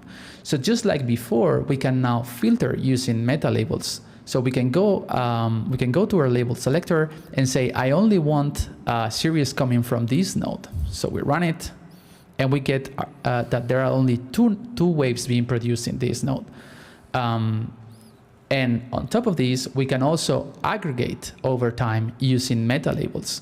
A sine wave goes from -1 to 1, and we only had 2 time series in this query. So if we sum by the node IP in the same query that we had before, it's gonna go from -2 to 2, proving that it's working as expected. All right, then we have scenario 2, which is very similar, but this time we have an auto instrumented application that's going to be writing to an auto collector that's going to be writing into Prometheus. The auto instrumented app is producing this metric called HTTP request total, with normal series labels, handler and job, but then it's going to have a set of resource attributes that are common in the OpenTelemetry community, like the availability zone, the cluster name, the namespace name. When these resource attributes get into Prometheus, Prometheus is going to get them and prefix them with the meta label prefix to put them into the meta store. So we can run the following query. We can get the meta label matchers out first to see the actual series that is being produced, where we only have the normal series labels, and then we can add our meta label matchers, and we will be able to see all the data that is coming in. Any of the meta label matchers can be removed, and we will just see the data that we selected.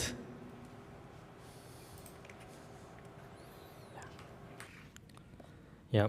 So a big disclaimer here is this is just a prototype and design is not fixed, so things might change drastically for the final version. Hello there. Yeah. And how can we get involved? We really need help from the community to help shape this interface for querying and ingestion. And if you have ideas for storage, the first thing you might want to do is join the CNCF Slack called Prometheus Metadata Dev, where we plan to have most of our discussions on all this work.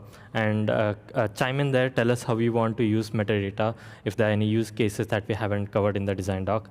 And also leave your feedback or suggestion on the design doc that is open right now and the future design docs that we will have, and also suggestions for ingestion and queries. And if you're interested to like hands-on work on this in designing and coding, we are more than happy to help you with that. So thank you. And you can scan this QR code if you want the slides right now.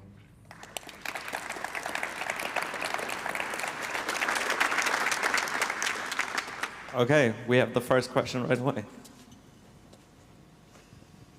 Hey, thanks a lot for the talk. Looks really cool.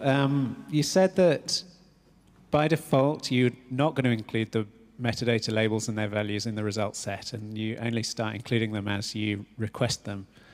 I wondered if you could kind of explain why you're going down that route at the moment. It seems to me like if we just included them all, that might be a bit more consistent with how labels already behave. And now we're going to have to learn a new behavior, and we'll have to know that these things even exist in order to request them. Okay. Yeah. I guess it would be backwards incompatible, right?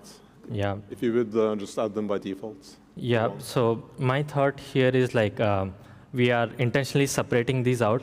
Joining metadata to series with this new storage is not going to be cheap because you have to join them every time you query. So there is some performance implications.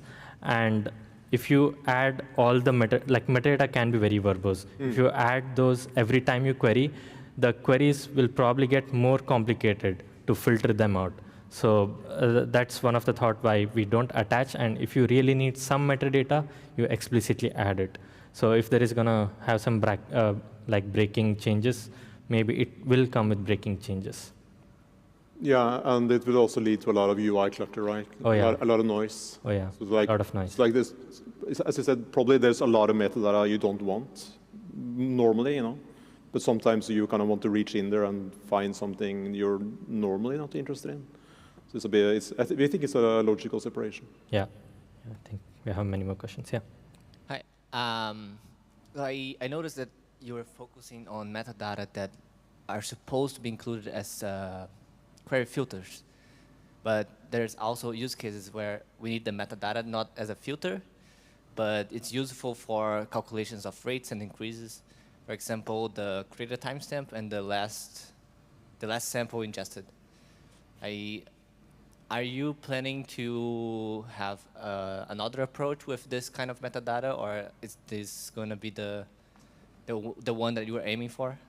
Yeah, so that's a good question. In the design that we have out, it has a drawback that storing, let's say, the created timestamp or the some information may not be feasible to store with this metadata store. Things like scrape interval could be stored with this metadata. And if it's some kind of standardized naming that Prometheus uses, then it could always use that information to do some intelligent rates, for example. But for things like created timestamp and some other stuff, maybe we need to extend the TSDB a little further than what's in the design right now. But yeah, we need more design. Okay. So I really like the demo for the resource attributes. And I think this works well because resource attributes don't change. But when I hear metadata, I always think of exemplars, to be honest. So that's the first thing in my mind, which is metadata that is different every single time you scrape. So I'm wondering if that would also be something that would be covered. Yeah, I think someone asked that question on Design Doc as well. And my response is like, if you see metadata is like yet another time series, just that it's stored separately and linked with the time series. If you start to add exemplars in the metadata, it's again going to be a very high cardinality on the metadata side. And it's going to keep churning. It's going to become yet another time series on the side. But to keep it focused on, like, it's some additional information that describes the series. But exemplar is like it describes some event and points you to an event. So there is that logical separation. So maybe exemplars don't fit this metadata model. Yeah. You said that you wanted to add this __ meta prefix to metadata labels for Prometheus text exposition format. And as I know, this meta prefix is already used during relabeling, and relabeling usually drops all the meta labels which start with __. How did you think about this, and how? No, like the big disclaimer was all of this is brainstorming, especially the __ meta label that we talked about. We chose that because in Hackathon you have less time. That was the easiest way to put metadata into the storage. And we found this idea looks really cool. So we haven't thought beyond that. It just looks good. Maybe it'll work, maybe it won't. And I guess that is where we need help from the community to help fix any drawbacks or things that we haven't thought about. So as I said, this may not be the final design, but the storage that we are designing doesn't depend on how the labels are done. So the interface is still a big to-do.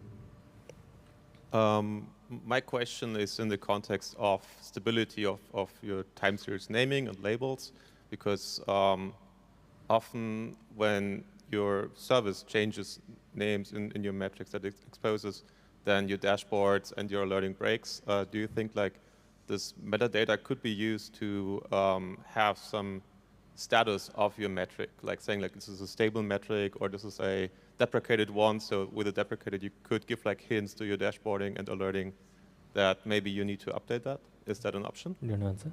Well, I think that's like a good example of metadata. I think you just gave another solid reason why the metadata is going to be useful. It makes complete sense. It's like you add additional information about time series, and you could make use of it in it's like additional information which is not part of the identity of the time series. Yeah, so it makes complete sense to add them as a use case. Over here? Sorry, here, in the back. Doesn't matter. Okay.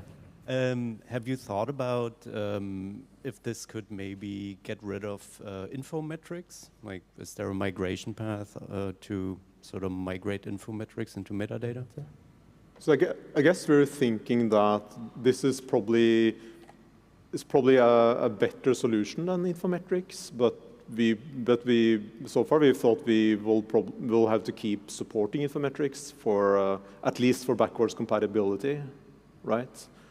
And maybe there are even cases where infometrics are still more suitable. I'm not sure. Yeah, and I don't think this metadata is going to be ready in like few months. It's going to take a little bit of time to design and actually have it in some release. So I think Infometrics is here to stay for some time. Mm-hmm. Yeah. All right, thank you. Yeah, I will definitely, I think, go to your Slack channel and give some ideas and feedback. And I have a million questions already around, like, conflating filtering versus what labels you actually want to show, and so on. But one question for now: have you thought about making like some of those metadata labels would clearly have a special, always fixed meaning, like help and type? Would they just be reserved label names, for example, or would they be an even more special kind of stored value that's not just a key value pair? Yeah, maybe like if we have different families for metadata, maybe we can have a special Prometheus family of metadata, which are like metadata that is produced by or stored separately by Prometheus for its use. So maybe it can go under the Prometheus family, and after that, once you attach something specific to Prometheus, I think you can use anything that you want, like type, help, and I think it's just Prometheus that needs to know and document it so that users can query for them as well. So I think it fits in that model as well, a separate metadata for Prometheus-related stuff. And I guess my question is exactly the opposite of Udus. There are like resource attributes and there are data point attributes in OpenTelemetry. And data point attributes could be like the client ID, which is a very bad idea in storing in Prometheus. But do you think that this here opens a door for more high cardinality storage? Like, I want to know what is the average, I don't know, what is the latency, the P99 for a specific client throughout of my services? Do you have an answer? Yeah, I mean, it's a bit of a tricky question to answer. I mean, OpenTelemetry data point attributes are directly converted to Prometheus metric labels at the moment. So I think first of all, it's like how do you tell which one of them should not be made into metric labels and instead metadata? I'm not sure how you would make that distinction.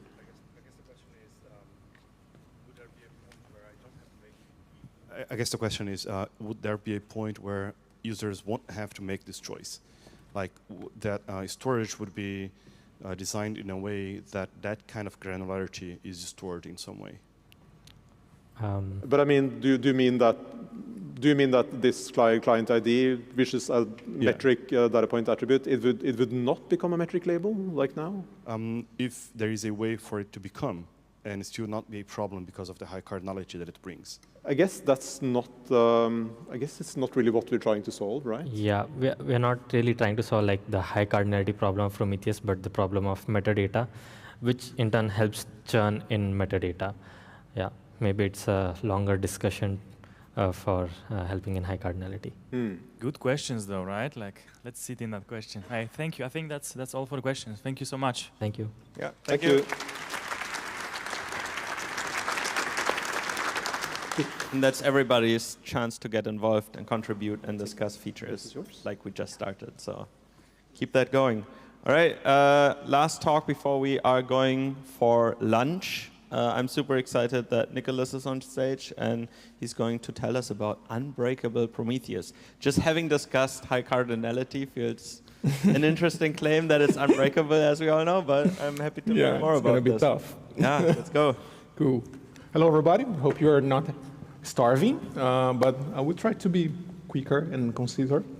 How many of you is using Prometheus stack?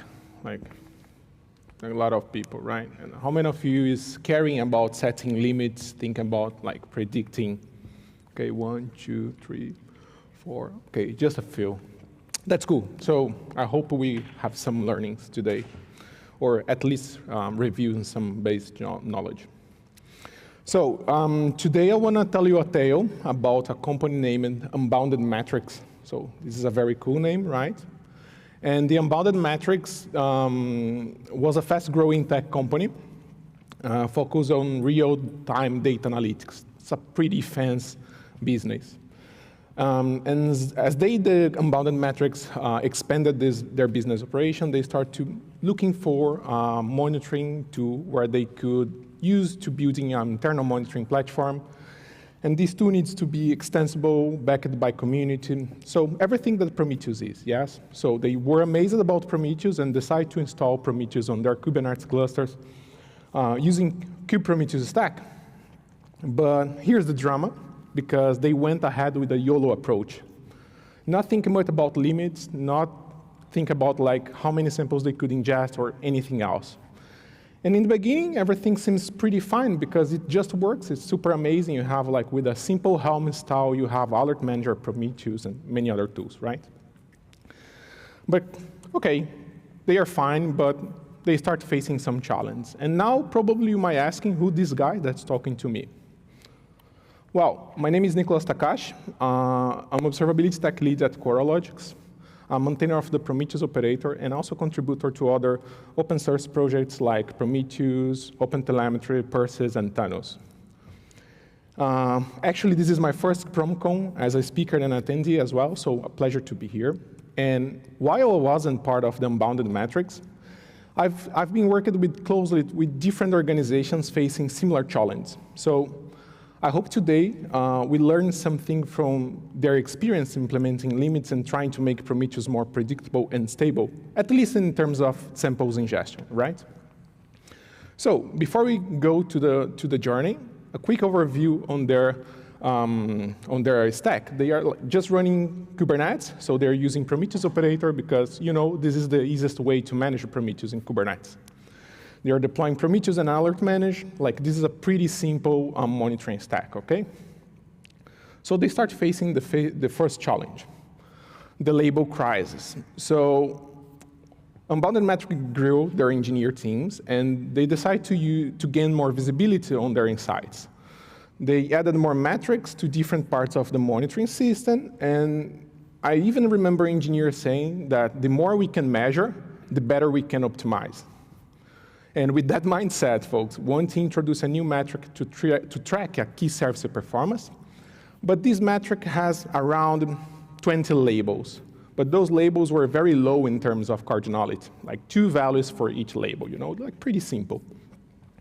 But what they didn't think about is like a single instance could generate up to 148 million unique time series, so which is a pretty good amount of the time series for a single metric, right? Because like it's an exponential. If you have 2 values per label and you have 20 labels, it's an exponential value. So what is the impact of this? You have resources overloading because they were running a pretty small instance. So they start to see OM crashing, a lot of disk filling up and so on. So they decide to start investigating and figured out the issue with a single metric containing a lot of labels. So they start to think about how they could prevent this kind of issue, not only by teaching engineers to avoid all those labels in metrics, because the metrics became complex. It's hard to write in the expressions, maintain alerts, dashboards, and so on. And they just figured out that Prometheus have a feature named label limit. So they were excited about it, and they figured out as well how to use in the Prometheus operator. Well, after they noticed this is an option, and the Prometheus operator even provided another feature on top of the label limit, which is the definition of soft and hard limits. Because eventually you know that by default, for example, if you're looking to the image on the right, you have a label limit, which is the default limit of 10 labels per matrix, okay? It's pretty okay, but they know that eventually one team or another might need an extra amount of labels. So they decide to go and allow the teams go up to 5 extra labels. So they can use in total 15 labels per matrix, okay? Without defining the enforced label limit, only defining the label limit, it's going to be the default options on every scrape job. But for the ones that's using Prometheus operator, you know that you can redefine this configuration on your monitor object. So if you have the service monitor, you can set on the service monitor the label limit. And if the label limit on your service monitor is greater than the limit you have on Prometheus, then you will be able to ingest the metrics with like the high label number, okay? So they decide to put the enforced label limit as well to have a hard stop. Well, with this implementation, they can now ensure that no services will introduce new cardinality issues by producing metrics with excessive number of labels, even if those labels were low in cardinality. And this helps avoid unnecessary resources usage, right? But now you might be asking, what happened when a service is approaching the limit, okay? Well, once a target, like in the job group, like approach the limit, the Prometheus is gonna fail the ingestion of samples of this specific target. It's gonna be dropped. And in Prometheus, it's producing a metric named Prometheus target scrape pool exceeded label limits total. And then you can even see logs on the Prometheus instance, or even on the scrape job, you're gonna be a clear failure over there. Seeing the number of labels you're exceeding, which is cool because you can quite create an alert on that, okay? And you can be notified if you have any service or any target getting to this limit. So they are happy. First journey is done. They don't have many things to do, and they think, okay, we are good. Let's keep forward. But you know, you keep pushing, you keep hitting limits. So the next one was the length label dilemma. So the team was really happy with the Prometheus because they have a great ecosystem, the two just works, and they are pushing alerts and dashboards. And they keep growing the company. And as they grow the company, they improve their monitoring practice, but they run into new problems with the length of the metric label names and label values, okay? So after a while, they note that their Prometheus instance come back using a lot of resources. And they start to investigating because they thought it was related to a cardinality issue, probably someone producing a metric with a lot of labels again, but they remember that added the limits. So what could be that? After a long time investigating, they find out a few services adding labels like geographical region, identification code includes subregions, climate, zone, populations. There's a lot of words, right? But you know, this is a very exaggerated example, but it's completely fair because you don't have any limits in place. And we are engineers, we are very creative people, right? So we like to give long names to be expressive. So they find, and the long name, label names and label values makes their time series size increase a lot because, you know, we are just storing label names in the TSDB, so it makes the time series size increase, you know. And after some time, they found the issue, and they look into the Prometheus documentation, and they are pretty lucky because Prometheus has also a limit configuration for that. So, you know, Prometheus maintainers also thinks about everything. So they discover the limits and then go again, like let's configure some limits. But this time, they decide to not use any kind of soft or hard limit. They would like to have more predictability on the time series size. So they decide to use a label name length of 50 bytes and the value length of 100 bytes. But one thing to be aware is when you are setting the value length limit of the label, you need to understand that you need to remember that the label, the metric name, is stored as a label, as any other label in the Prometheus time series in a reserved label named underscore name, right? So if you define a very low value for the label value length, you might face issues with your metric name as well. So again, what happened when this kind of limit is approached? Well, same behavior. Prometheus is going to drop all the samples from this target. And then this time you don't have any metric telling you that this behavior is happening, but you have a clear log message. If you have any other log system, you can maybe create an alert to that, or maybe raise a PR on Prometheus and check if we can add in this metric as well. Cool. They are happy again. They contain the size of their time series. They have a strict limit on the amount of labels the engineer teams can use on their metrics. And they think that, okay, everything is good again, keep going.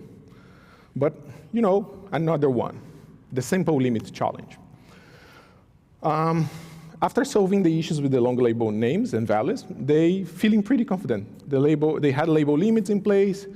The Prometheus setup was running smoothly, and one of the engineers even joked about saying about that we have beaten the cardinality monster. There's no problem anymore. But then, as the company grew, some teams started adding metrics with labels and had a lot of different values for this single label.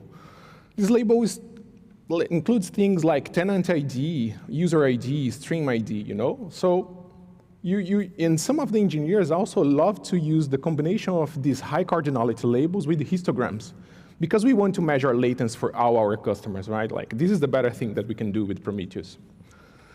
So after they noticed the problems, they saw the number of unique time series getting bigger and bigger, leading to high memory usage, a lot of crash loop, OM queues, a lot of pressure on nodes, and so on. They start investigating and discovered that they are now facing another high cardinality issue, but they were surprised because they set the limits on the number of labels, but they didn't realize that they didn't consider actually what happens when one single label has thousands of different values, okay? They had some combinations, as I said, from tenant ID and histograms. So unbounded metrics, they are very lucky. Prometheus has another sample limit. This is a very old one. Probably most of you already faced this limit, blog posts and people talking about that. And this time, they went again for a soft and hard limit because they decided to, okay, by default, every system in our company is only exposing 250 samples. It's a pretty reasonable amount of sample for a single application. But like, eventually, you need to expose a little bit more because you have like high cardinality metric with a little bit more cardinality. You need more details and so on. And they allow their teams going up to 500 samples per scrape.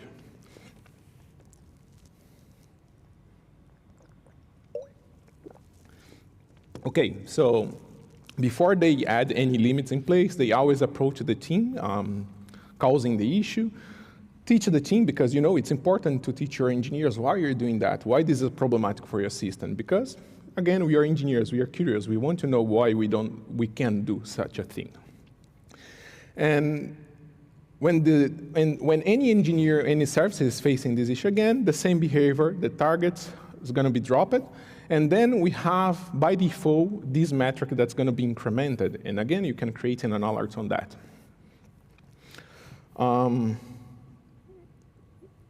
Okay, yeah. So they are glad to have fixed the main issues with cardinality, series size, making their platform mostly stable. But you know, they are running Kubernetes, so you have outscaling. They are always running 2 Prometheus instances, like replicas, scraping the same targets, you know, which means that those Prometheus instances are responsible to scraping all the pods on the cluster, on the node, you know, like when you have outscaling events, this might be problematic because you might go from, I don't know, 100 targets to 200 targets, you know, you can just double it. So they would like to know, like, and trying to figure it out, if they can manage resources better, because to handle this kind of load increase on their Prometheus instance, they are always over-provisioning the Prometheus in terms of CPU usage and memory usage, you know, because it's nice to remember that when you're running Prometheus, it's not only about adding new replicas, because adding new replicas, you're not going to load to share the load of targets by default, you know, like if you didn't use sharding. So they cannot leverage HPA by default, you know. So they know that they have a max of 15 labels. Each label has a max of 50 bytes per label name and 100 bytes by label value. And they know in the worst case, they are going to have 500 samples per target. So they were wondering if they could have some math to predict the amount of memory required to ingest the series with this size and the amount of the samples they are going to ingest, okay? And they just come up with a half estimation about 37, 38 megabytes to ingest series like this, okay, with this shape. So they thought about, okay, if I know that I have 37, 38 megabytes per target, okay, and they decide to have a system target size, so which means they want to have a Prometheus instance not bigger than 24 GB of RAM. They was wondering if they could like maybe enforce the amount of targets a Prometheus instance could scrape and ensure that with this data shape and this amount of targets, the Prometheus instance is keeping below or close to the limit, you know? Well, they are very fortunate. Like Prometheus do have a target limit where you can configure, and then for a target group or for a job group, when you have more than the allowed number of targets, it's going to be dropped, right? So what they did is like they just configured the enforced target limit. And when they reach this kind of limits, the Prometheus starts failing scraping Dart, starts failing ingesting sampling from this target group. And this means they are going to have in this metric incremented, and they can also see the clear error on their log message and also on the scrape page. Cool. OK, just figured out that we have out of order slide. This is related to the samples limit. You can also have these extra features to get extra metrics, okay? Just got it back a little bit. So limits in place, but they now have Prometheus stability almost, right? Because they know the amount of samples, they know this average series size, you know, the Hoffman estimation. They know how many targets a single Prometheus server would scrape, you know, because they are enforced at it. So they have more or less predictability on the required amount of memory and also disk usage they need for a single Prometheus instance, okay? So they could later decide what they're going to do, how to automate the process when you have a Prometheus server reaching the target limits, you know. And then if you're using the operator, for example, you can just scale the number of shards looking for the target limit metrics, and you can like spin up new Prometheus shards and loading the target, the number of targets you have across different Prometheus instances, okay? So how to make Prometheus unbreakable? Let's recap. We have, in the early beginning, they don't have any limits, free for all. Everybody can produce any kind of metric, any shape, just go ahead. They first set the label limit just to know how many labels a single metric could have. Then this helped them solve the label overload. And the second level was to try to have more predictability on their series size by setting label name, length, and value limits. The second one, hope then solves the length labels dilemma. And then they move to the sample limit, where they can solve the issue with the high cardinality metrics, right? And the last one is the target limit, where they tie up everything together to ensure that if I have a metric shaping like that, with this amount of targets, I can ensure that I will not use more than 24 gigabytes, okay? Bear in mind, this is a Hoffman estimation. A lot of things are gonna depending also on the amount of unique time series as well. You might also consider if you have recording rules, because recording rules is generating new time series, okay? So all those numbers is just to provide Hoffman estimation to ingest data, okay? And I think that's it for me.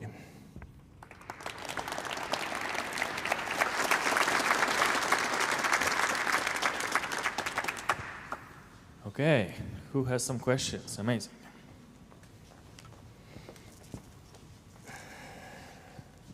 Hello, thanks for the talk. So all these limits were related to ingestion path.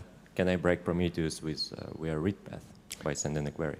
Yeah, definitely. Like, there's a good point. Everything that I cover here is about ingestion path. Like in terms of querying path, we also have some limits in Prometheus. Like for example, you have the max samples per query, if I remember correctly. Like this is the flag.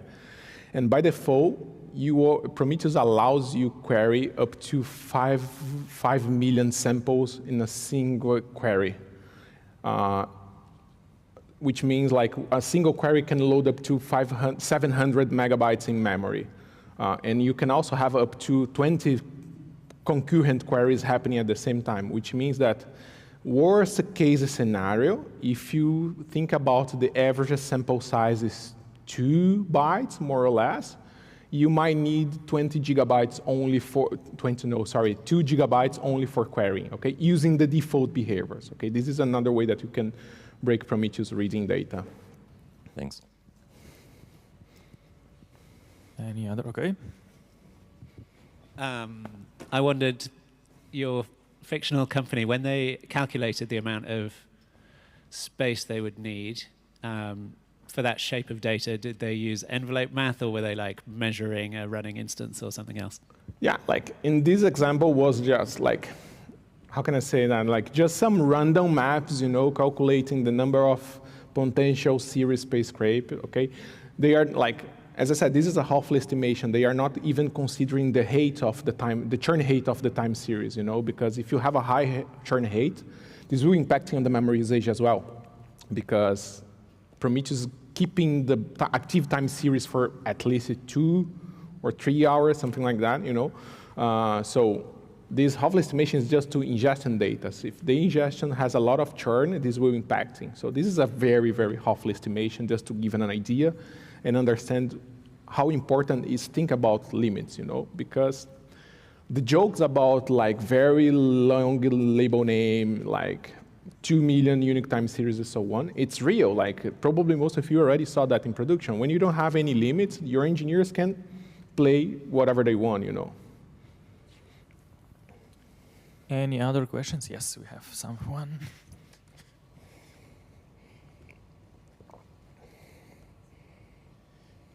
Do you have any advice on how to trade off sort of these limits and the lack of visibility if those limits hit?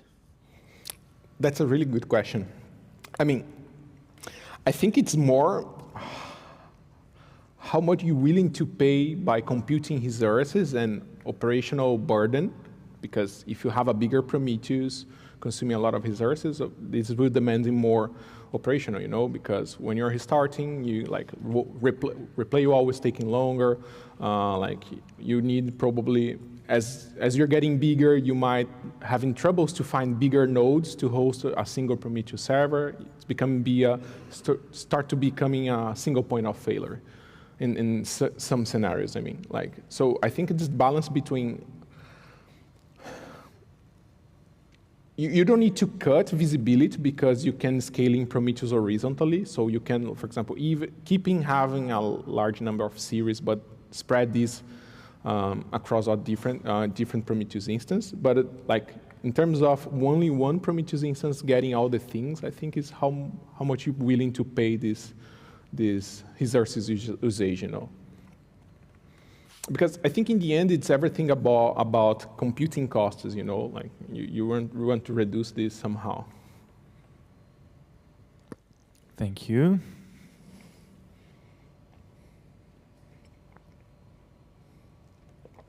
No more.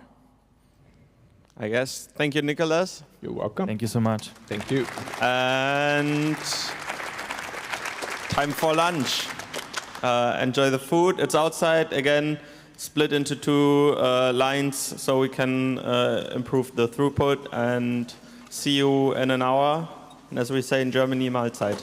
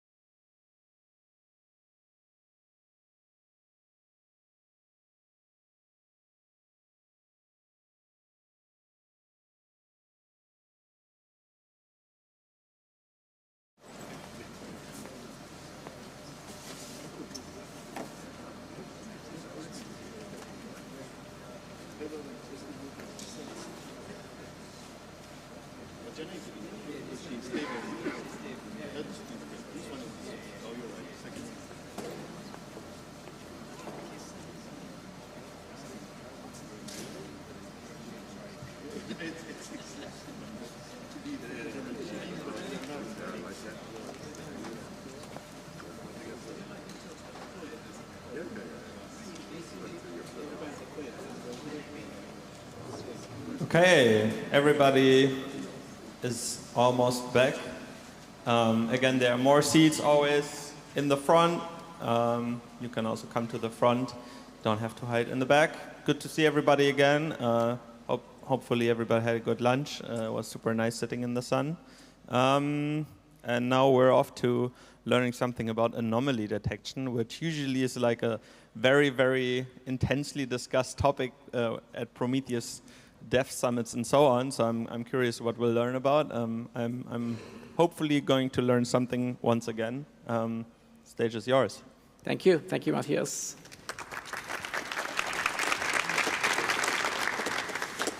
Hey, everyone. I'm Manoj. Excited to join you all here. This is a conference very close to my heart. I've watched probably every PromCon talk that's already there on YouTube. I'm one of those Netflix PromCon guy, I guess. So yeah, I mean, I'm excited to very first time in PromCon, in person, in live, and also to be joining all the talking you, sharing with you how we have been using Prometheus at scale to solve some real-world problems. I hand it over to Jorge. Hi, I'm Jorge. I'm a principal engineer at Grafana Labs. I've been using Prometheus since around 2016 from my times at SoundCloud. Yeah, I contributed to Grafana Agent, and I've been getting more involved lately with Prometheus. Yeah. So the topic is, I mean, you can read it all here, anomaly detection. So it's a very hotly debated topic. And if you just go back to the very founding people of Prometheus, the people who built Prometheus at SoundCloud, like people like Brand Brazil and Fabian and beyond over here, some are here, they have talked about it over the years. You will find blogs about it. You will find talks, PromCon talks about it, going back to 2015 and 2016. So nothing new here. The story goes like this. So we are engineers. We build code. We get alerted, and so because we are on call. And then we click a link, and we arrive at a chart like this. And now we are wondering, is this OK? Is it normal? I mean, does this metric just spikes up every day at the same time? Is it even relevant? So all those questions, and how do you then, what is the next step you do? You probably expand your time window. You go back one day. You go back to previous week. You start thinking about all the other metrics that probably are related to this and start building a story together in your head. But what if this chart looked more like this, where you already had a lot of context attached to this chart, right? So you can instantly answer a lot of the questions we were asking in the previous slide, where it could tell you, yes, it is actually above the normal, what it's supposed to be. And that's what we're going to talk about today. So a big disclaimer, like I mentioned, this has been talked a lot about it, and there's many ways to solve this problem. This is not the only way. And the reason we picked this approach is because a few desired properties or constraints, as we may call, as engineers, we always are building systems, so we want to define our constraints, and that it should work in a Prometheus-compatible storage system. It could be any one of your choice. But we at Grafana Labs happen to have a very scalable, high scalable Prometheus storage solution. It's called Mimir. You might have heard about it. So we run it ourselves. We have all our database, all our data is getting stored there. But what if you could build a system on the very highly performant metric storage you already have? And this is the last bit of space, which is very critical to all of us. It's called no magic, as in something I can explain to myself, to my coworkers, and we can believe and we can trust it, right? So that's what we are going to talk about today. How did we make a solution work with our existing Prometheus system with no magic? Over to Jorge to get started. All right, let's build an anomaly detection system from first principles, from scratch. So you've probably seen this formula before, but this is based on the C-score. And this is typically how people get started with anomaly detection. So you want to draw these baselines that you see on the chart. And the typical way that you do that is you first have to find a middle line. Typically, it's like a moving average that follows your trend. And then you define the bands, the upper or lower bands. And you normally use the standard deviation for that and apply a factor, for example, 2 or 3. And everything that lays outside of your bands, that's considered an anomaly, right? So that's kind of like the idea where like people start. And let's see how we implement that. By the way, who here uses recording rules? All right, most people, because it's all going to be recording rules from now on. So yeah, let's start. This is the easy one, right? How do you do the moving average? Standard has this function called average over time, and we just like create a recording rule with that. The main thing that we need to pick is the time window that we use. And here we decided to use a 1 hour time window because, let's see if it starts loading. Sorry. Because there is a trade-off to make between how much your midline is lagging behind your actual metric and the smoothing factor that you apply. And 1 hour in this case, we found that this is a sweet spot for that. And then we have to express the standard deviation, again, in recording rules, right? So again, Prometheus already has like a standard deviation over time function. But in this case, we actually choose a much larger time window.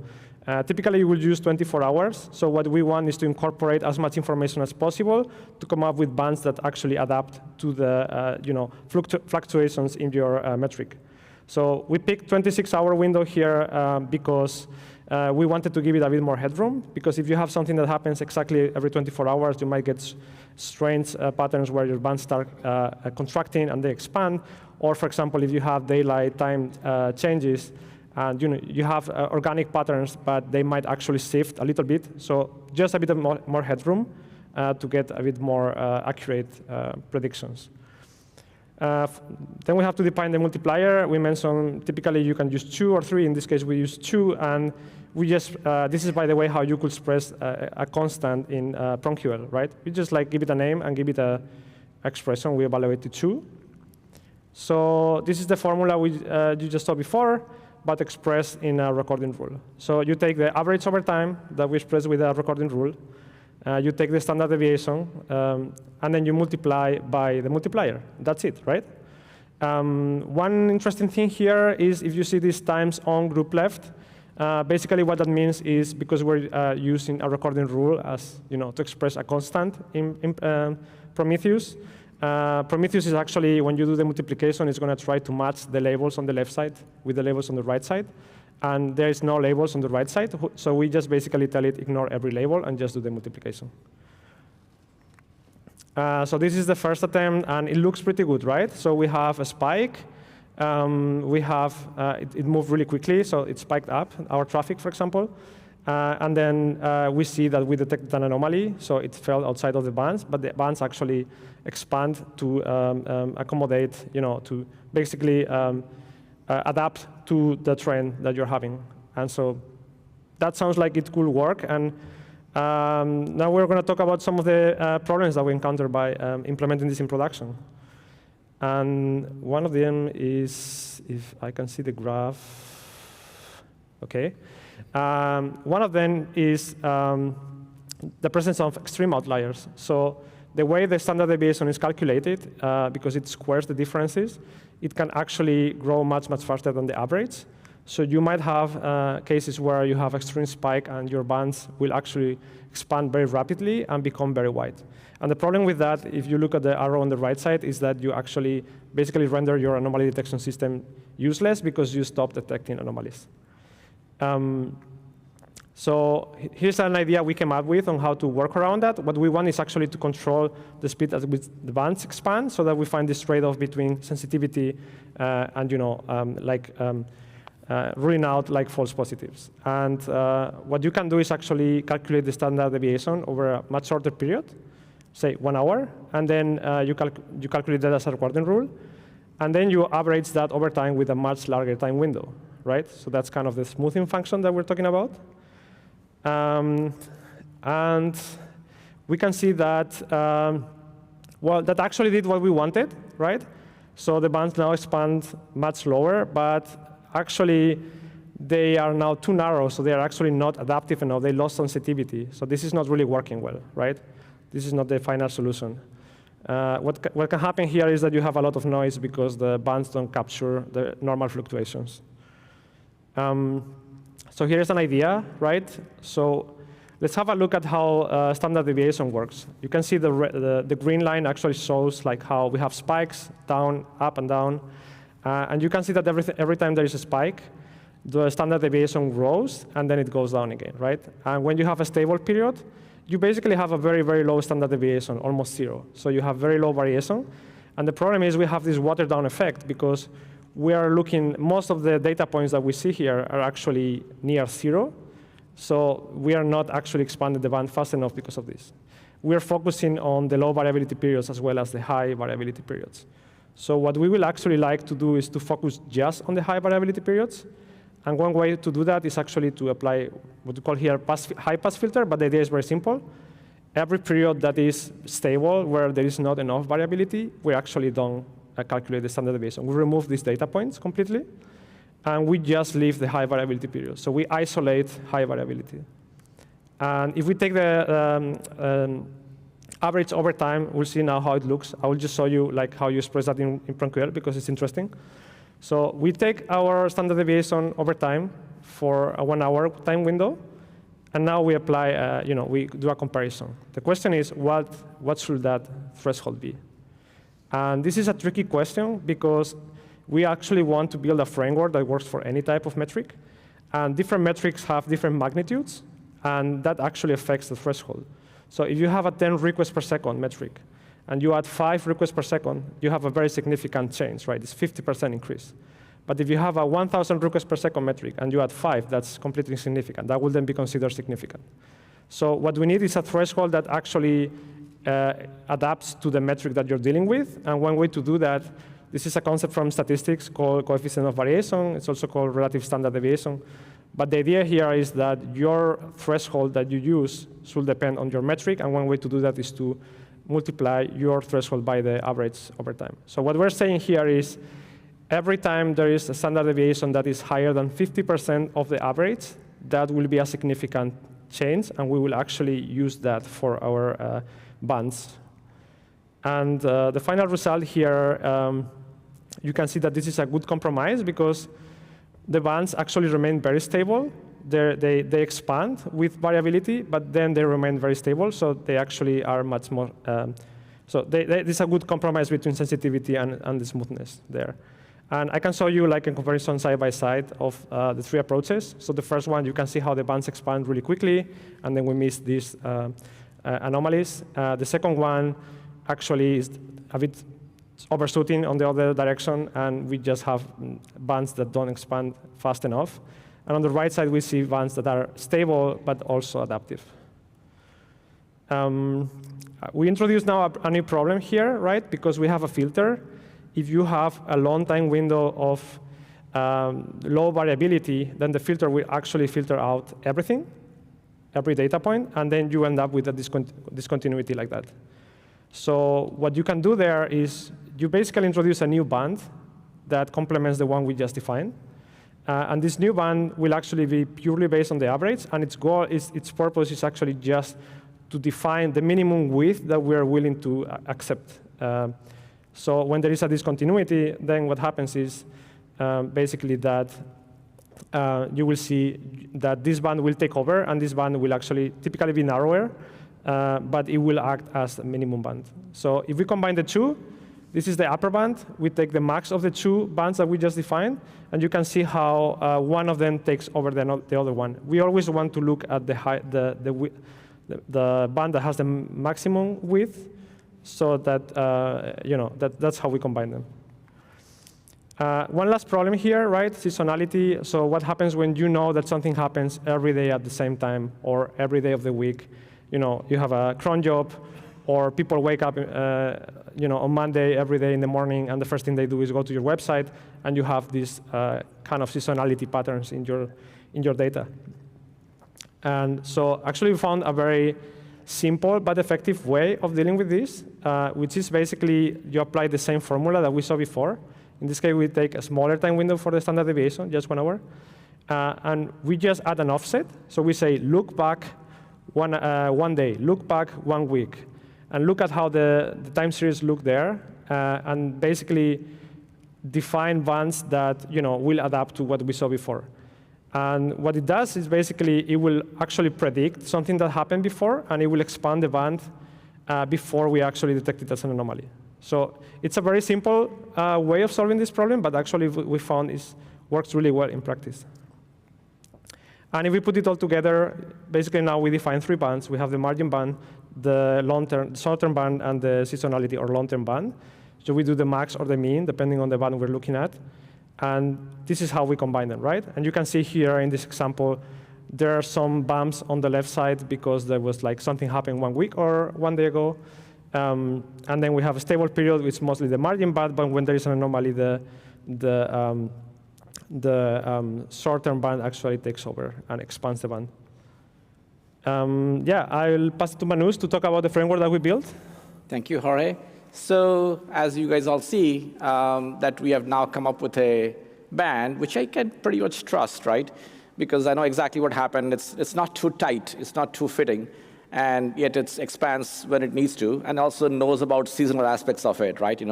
So now let's talk about how do I use it every day, or how are we using it every day, and how you can take it back home. So very simple, start to simple idea, a lot of recording rules you've already seen. So you got a metric.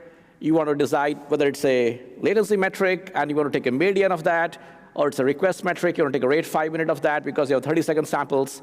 So simply specify which is the metric you want to tag it, and with a name that you can relate with, because sometimes metric can have a very ugly name or no names at all, and what type it is, right? Because it's a request metric or latency metric or error metric, that helps. So with just this to a simple recording rule like that, and you also want to capture when this metric breaches a threshold, I want to record an event. I mean, in the Prometheus world, we call it alerts. But as you know, not alerts are really alerts. You don't want to wake up on them, but you are it's like a record event system that you can record different key breaches to your metric. So with this simple 2 addition, we now are able to paint everything that we showed in a Grafana dashboard. So move back and forth. Oh, okay. The slides. Somehow the slides are never picture. It's a funny thing. Yeah. So you can now look at a Grafana dashboard where you can choose a metric that you picked up, and you can see the bands, and you can see the actual when it is reaching the threshold. So it's all together. Now your chart when you wake up, or you are and you want to look at a metric, it already has all the context attached to it. Now, so you can actually take it home. I mean, you can literally go tonight and try it out. Everything we talked about is in this particular GitHub repo, completely open source, recording rule, alerting rules, and you can even tune it. And we're absolutely looking to get lots of feedback. It's so easy to run. Jorge has put in the effort to containerize it, include the hotel demo app, a node exporter app, and so all the metric scraping, everything is built in, including a load generator. So you can even tune the load generator and how much traffic you want to generate. So super easy, runs on your laptop. He has been running on his laptop, from what I can tell. And so all the dashboards, you can take it and run it on your laptop. And we're absolutely looking for feedback, how exactly it's working for you and what other changes you would like to see. Now let's talk about the very first where we started, right? So what do we do now? Obviously, do we want to page people on this alert, or just log a bunch of warnings and send emails, Slack notifications? What do we do with these signals, right? That we are every time the metric breaches, what do we do with that alert ALERT metric in Prometheus? So, I mean, we all know do not page in anomalies has been talked about for over 10 years now in PromCon. So we don't want to do that. We want to absolutely page ourselves only on your symptoms, symptom-based alerting. We know all about that, or SLOs, whatever you want to call it. Now, so don't go away from that. Stay with the symptom-based alerts. Now, the question is how we use it today is when the symptom-based alerts are firing, I can go back and link it back to a visual tool that shows me all the anomalies in my system. And what I'm going to share with you is how we use it inside a Grafana Cloud. So and when our alerts fire, we have a link called Start Troubleshooting, that takes you to a visualization that we have created here, which is going to show up soon. OK, shows up finally. So what we do is when the alert fires, we also have the ability to trace our system, so we know exactly who is talking to what. Like the alert fired on a shipping service. In this case, I've taken a fictional example, shipping service, and everything that is upstream and downstream of shipping service, called shipping connected services, here is being queried. And that's where you're able to find the ingress controller, the load balancer, and the MySQL, a database that is downstream. And all the yellow lines that bands that you see here are actually literally alert lines. So we are getting alerts from a specific API endpoint for a particular API endpoint here for latency. At the same time, the MySQL is firing anomalies on CPU and on buffer pull requests and network bytes. So again, the idea is that the errors happened, the latency breached, and system is having errors, so we got alerted. That hasn't changed. But now we can quickly link it back to all the signals which are off the charts. So with the anomaly bands, that it shows up right there. So you have a lot more context to add to your troubleshooting experience instantly. And where the signal to focus, and if there is a new deployment happen in the system or not, all that questions, you can now relate it back to specific areas where you need to focus your energy on, because your application could be fairly complicated. And that takes me to the very last slide. I want to say a quick thank you to all the people who have helped build this framework with us over the years. And if you want to chat more about it and want to start using it, join us in the Community Grafana Slack channel. And we have a special new channel to talk about it with you. Thank you.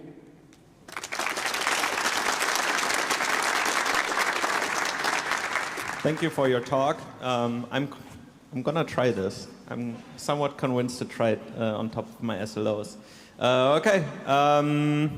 Questions? Yeah. No questions. Totally obvious. Everything was so obvious.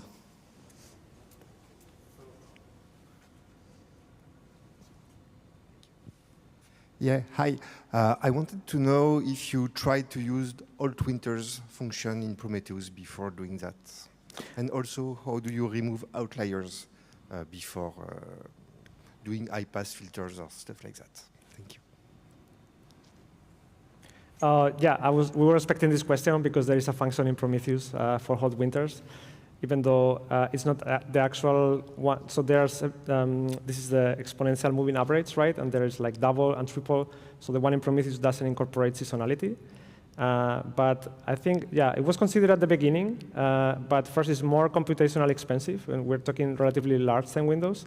And also, it has parameters that you need to fine-tune. So if you think about what the function does at the end, right, it's basically isolating the trend from the residual, what's called, which is basically like the things that have so high variability. So it's kind of, the ideas are the same, but we wanted something that we could easily express just with PromQL that will be good enough and performant enough. So it's kind of a trade-off. So we're aware of that. We just went down this path, but that's why we also had a disclaimer, because there is other ways, right? You can even take the data out of Prometheus and do some machine learning and all of that. So this is like a set of heuristics that we actually saw work well in practice. The second question was, sorry, I missed. Outliers, how do you remove them before the high-pass filter? So yeah, so the question is, how did we deal with outliers before we had the high-pass filter? So this went through a lot of fine-tuning and iteration, right? I think initially we had a much shorter time window that actually expanded the bands very quickly in the presence of outliers, because we just used the standard deviation. So we had these very wide bands that then will collapse. But eventually we settled on, we want a very large time window, so this is not acceptable, because you actually lose, the outliers will actually expand your bands too much, right? So you kind of render the framework useless. So the idea is, OK, it's basically, we added another knob that you can fine-tune there. But the idea is it's useful to have bands that adapt and that loop back for a long time. But then we don't want them to distort too much the bands, right? So this is where we try to find a compromise between that, like having yet another thing that you could tune. Yeah, AllTwinters also has this 4-year-old ticket filed on it, which you guys can read about it. Yeah, like Horace said, we are not sure what are the tuning parameters for across all metrics. And for latency, for example, we pick the median instead of the average. So between the average and for latency median, it works pretty well for us. And again, we are not alerting on them. These are all signals helping us. Okay, one more question here. So thank you for the talk. There is this GitLab post, which is quite famous as well, on prediction of anomalies. And I would like to know, like, if you check this out as well, and what is the difference in the approach. From what I see, there is this part of like dealing a bit better with these like higher values or these discrepancies. But is there anything else there in your framework or in your approach that differs from what they did? The framework is pretty much inspired by every other blog post that is out there in the Prometheus ecosystem. So again, as we called earlier, our goal was to keep it simple. That's something that works. We are running it in production and works on recording rules. Yeah, so that was our core goals. So it just builds on everything that has been there here before. So I don't know the specifics of that blog post, but it's also there is a lot of literature around stock price analysis and all of these kind of things. So it borrows many ideas from different places, and it evolved over like a year or more. So yeah. Questions?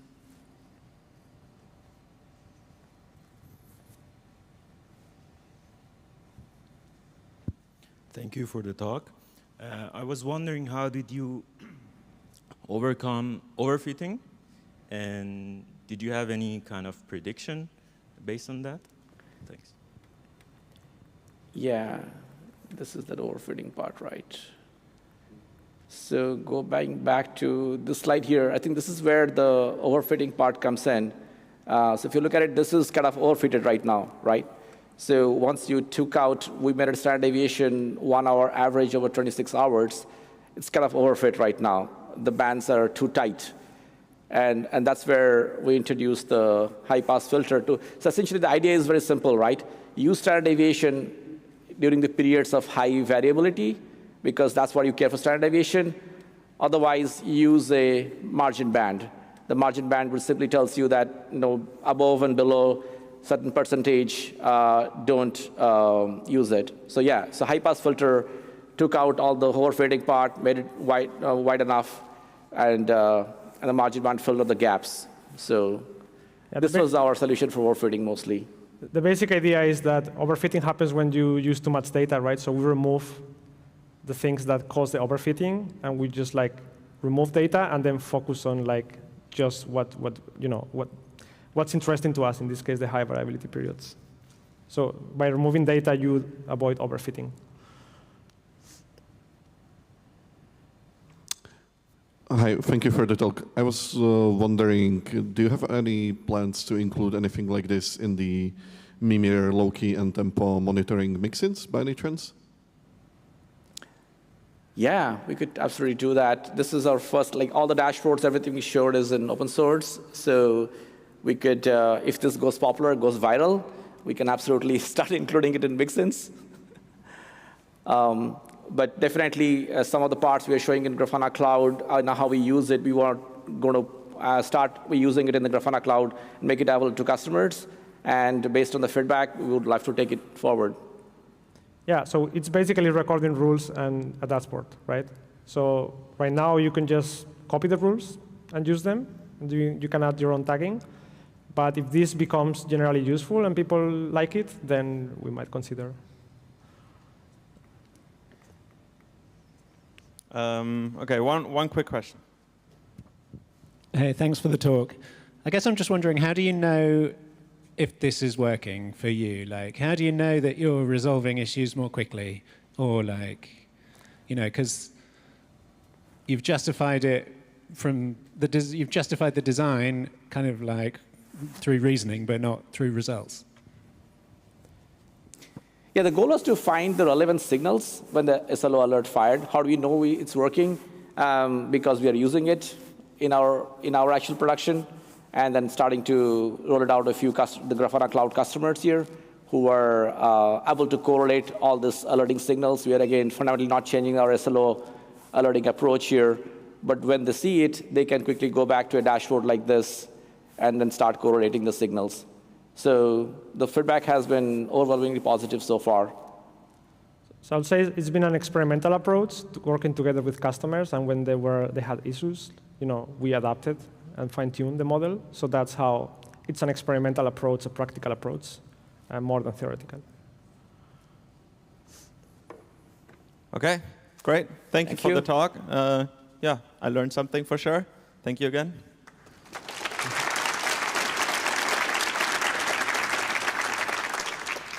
And I'm looking forward to someone writing JSONnet so we can have it as a mixin. Raise of hands. Who likes JSONnet? Yes, more than me. Perfect. 2 more people in the room. Awesome. I think Frederick's outside, so we're like 4 people. But yeah, we can have mixins. I like mixins. All right, you're all set? Ready to go. Then go ahead. I liked it better when the lights were on you guys. It was a little bit easier to see who's out there, right?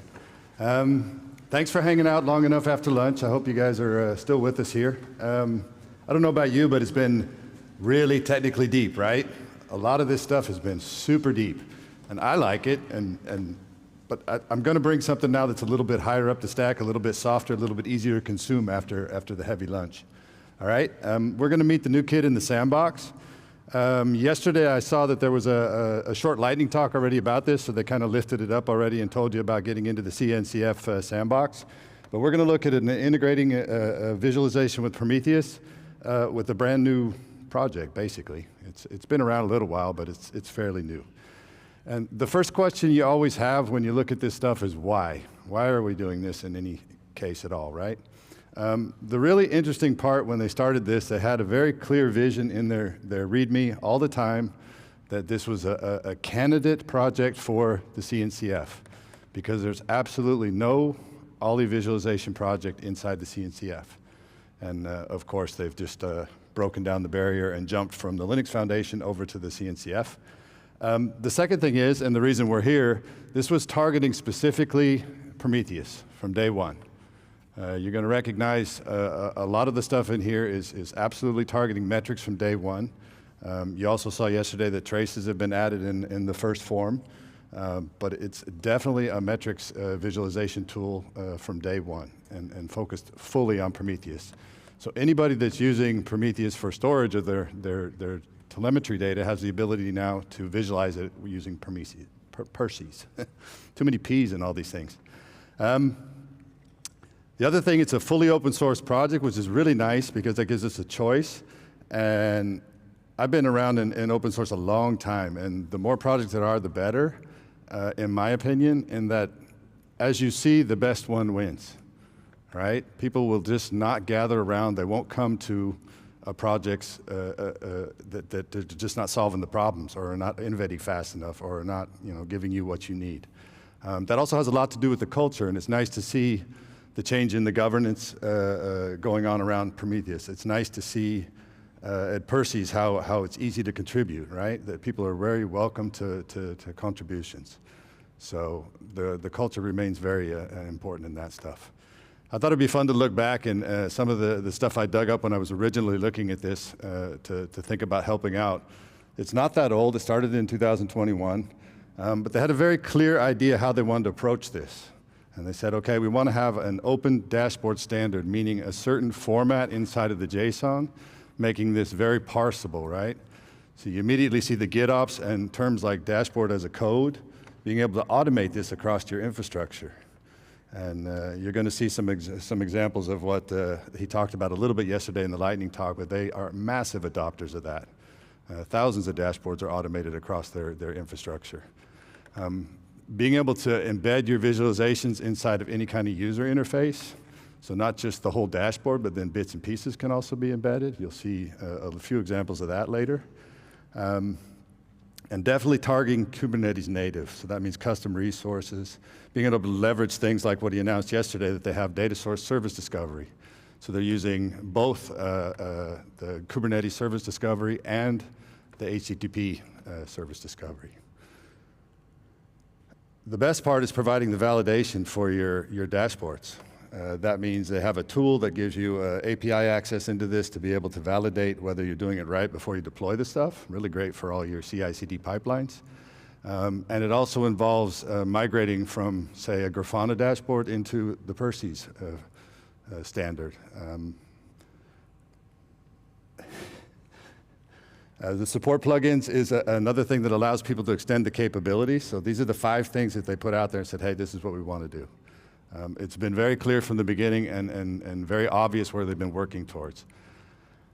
I thought it was worth slowing down on this. I don't know how many applications you've seen to the CFCF Sandbox tier of CNCF, but this was extremely quick.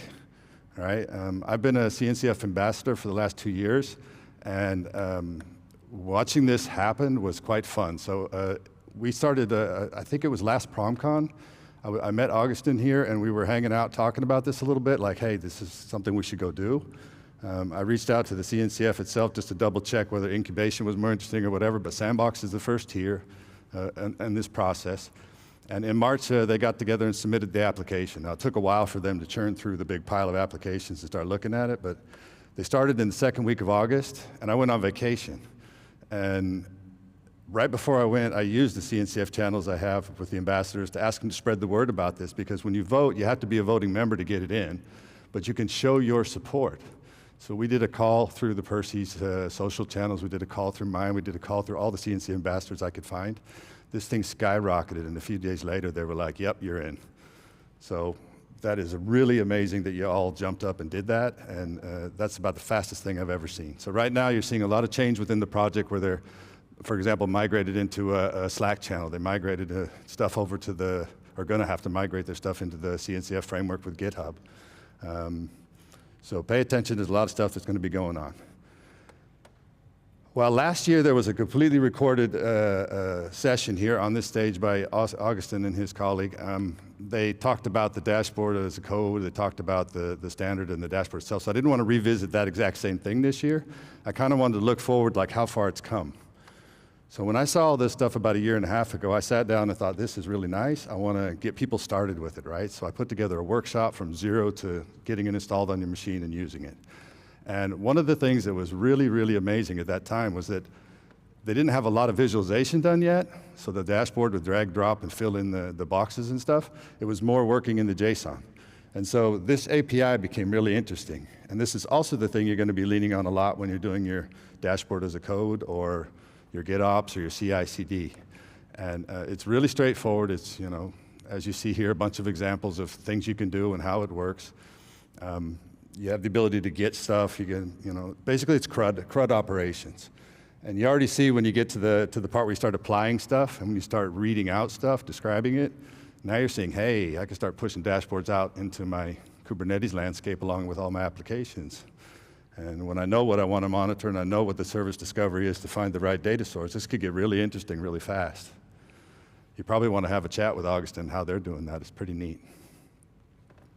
And then I thought, what's the best way to give you a look at the various UI improvements and how you can create some pretty amazing stuff already. I think it's really clean, it's really beautiful. The best way to do it, though, is to kind of chop it up and make it a little bit bigger here. So when you get in there and you want to make your first stat chart, everything is really aligned to Prometheus. So you see here you have the ability to, you know, make some descriptions and things like that and select what kind of a chart you want to make, a panel. And it has a preview thing in there, and you know, you see the PromQL queries, right? Straight up. So everybody knows how to do that, even the most complex stuff like the Anomaly things he was just doing. So all this stuff is applicable. It is still a rather simple, what do you call it, like command line completion on the PromQL stuff, but it does have it, which is really nice. You know, it can look at the data source and see what's coming in. You look on the right there, you have the ability to, on the bottom you have 3 tabs. You have query settings, and you can actually view the JSON, cut and paste it out, and put it somewhere else. But the settings thing there, you see there's quite a few things you can start tweaking in this. And I provided there right above that, the 3 different boxes. You can see all the different things you can use as a qualification. As you're doing this, you're seeing it update right above it in the preview. So you can tweak and do whatever you want before you deploy this stuff. And you end up in the top right with the little box up there on your dashboard. We have gauge charts. These are the same idea. What's a little different here is you have the ability to change the threshold. So you start out with some orange, green, yellow, weird looking stuff. They actually let you pick whatever color you want, whole color palette. You can use absolute or you can use percentages. You'll see an example with percentages on the next one. You have time series charts where you do multiple queries. You can add thresholds to this stuff.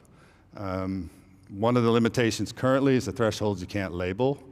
So you end up with threshold 1, threshold 2, threshold 3, but that's like a moment in time right now. I'm pretty sure somebody's gonna fix that soon.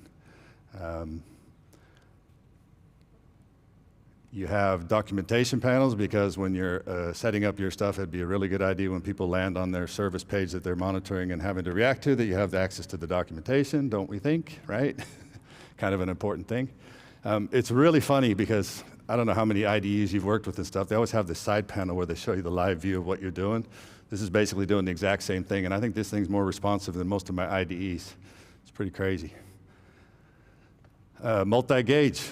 Didn't expect this, to be really honest, when I started putting together the workshop, but the ability to do a little bit more complex queries and get a lot of information up on your dashboard in a multi-gauge panel. So really nice.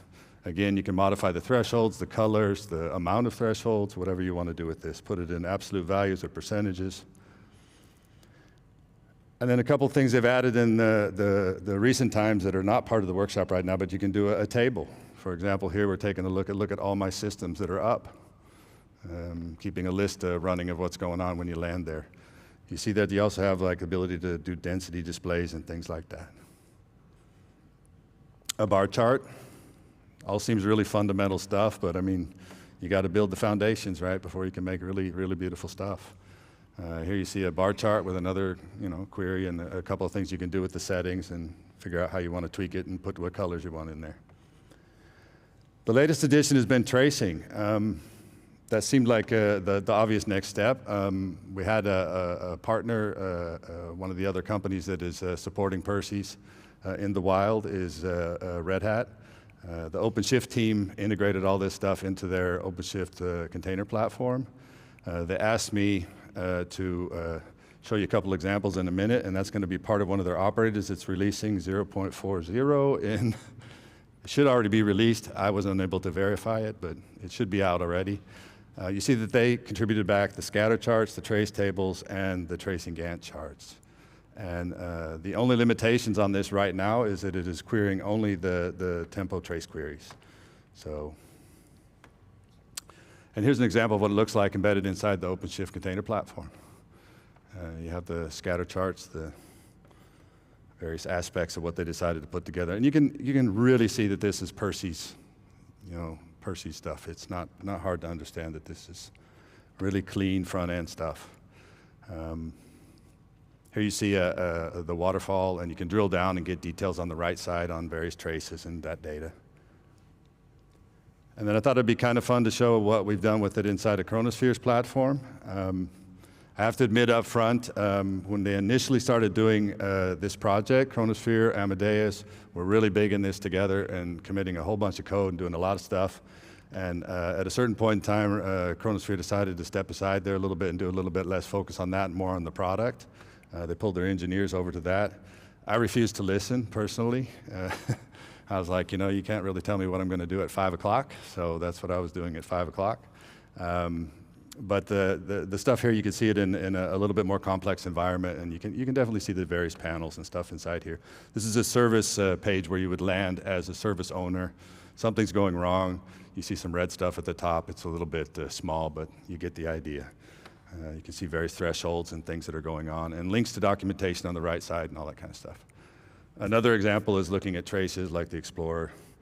It has a little bit different feel because our framework has a little bit different scheme, but it's the same idea. You have the ability to take this for a spin. I mentioned a workshop. I'll get to that later.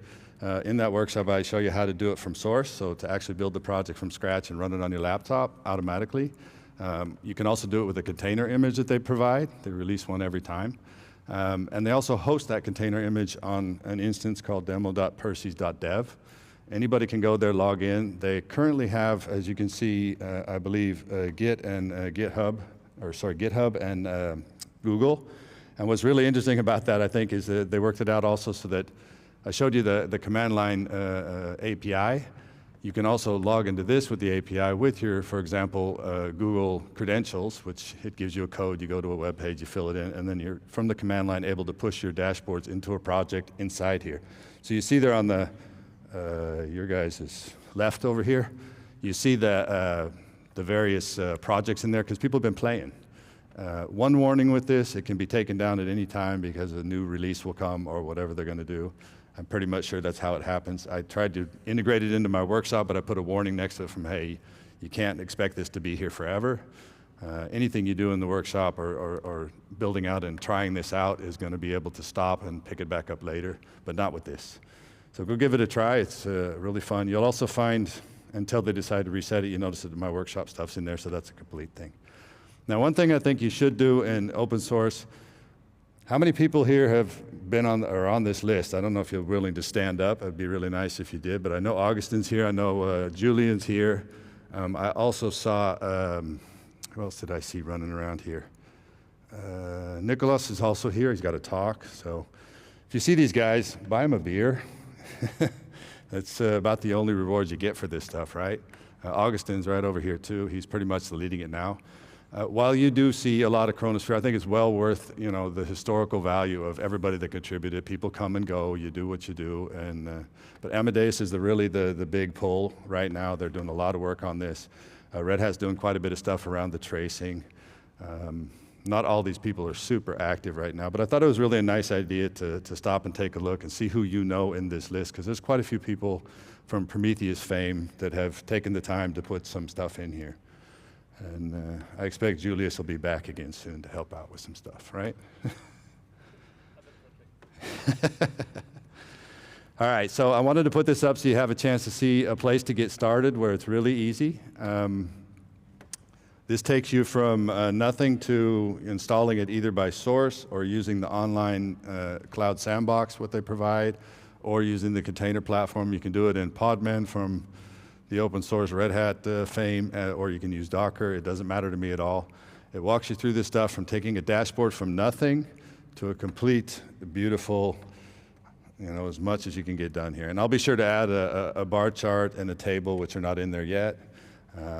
When the tracing stuff gets a little bit farther along, I'll probably drop some of that in there too. Contributions to this are just as welcome as contributions to documentation at Perses or anything like that, right?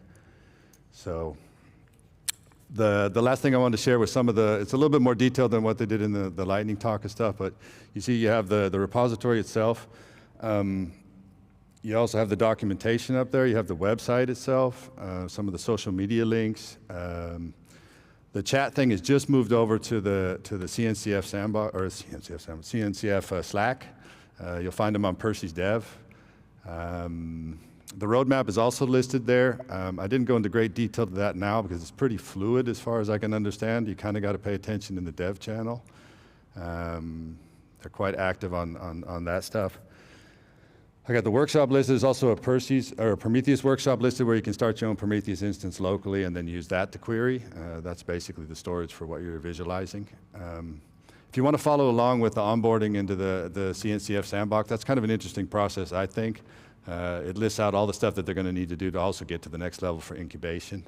And Austin is super busy with that right now with the team. And I put a link at the bottom there for the PromCon 23 talk. That was Austin and his colleague. I can't remember his name, but they did a whole thing on the base layer of what's in Perses. And it's come a long ways when you see the little demo they gave versus what you're going to be able to do with it now. So I think it's time you take a look and see what you can make out of this.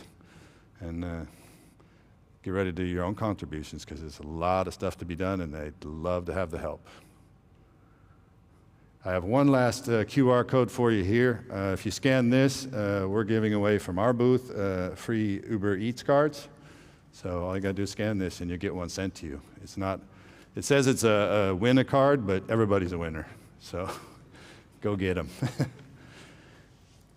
And I think I'm ready for questions if you.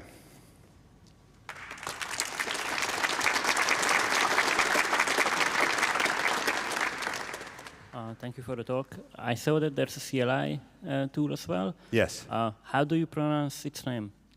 How do I pronounce his name? Yeah.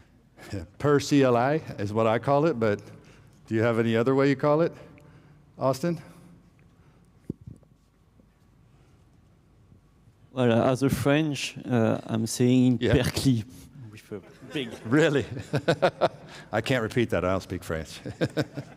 Well, let's stick with cuddling the cubes or something. Yeah, that sounded like a dirty word. That's a fun more questions, but that was fun.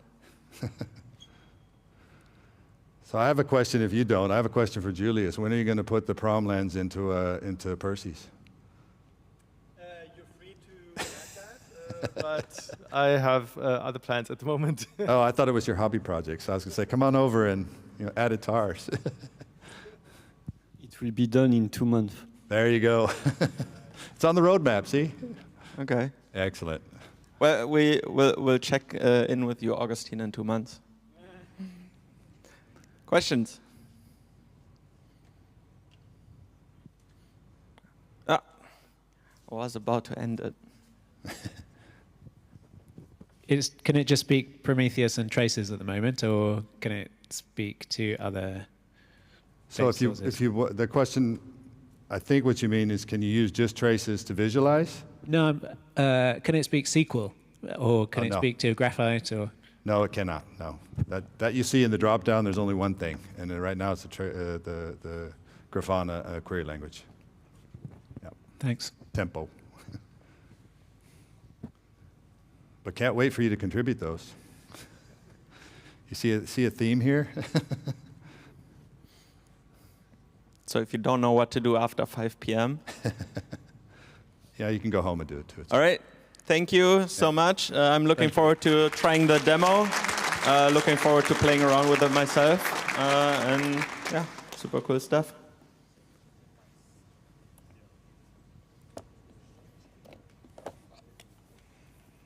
Thanks.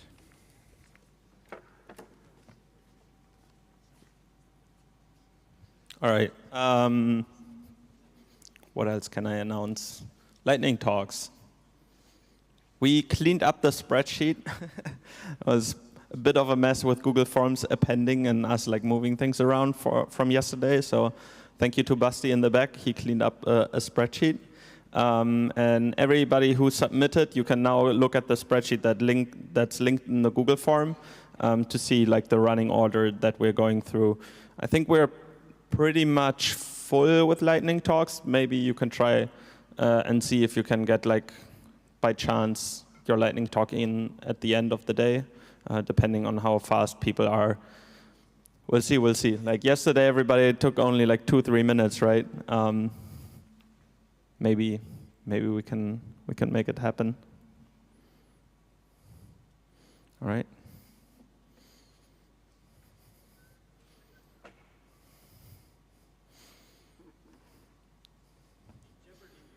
Yeah, Jeopardy music would be nice. Everybody a whistle, just like Julius.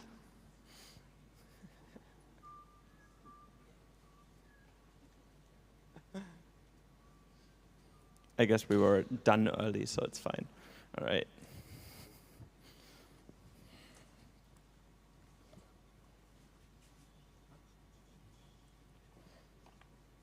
Can you hold the other side?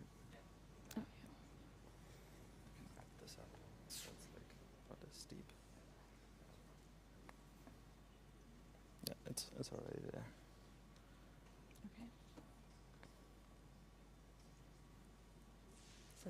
No, you need to mirror, you're mirroring, I guess. You want speaker notes and the slides, right? Yeah. Okay, so probably go into the settings real quick. Yeah, display, yeah, exactly. And then there's mirroring on somewhere, probably arrange. to, if you drag it to the side.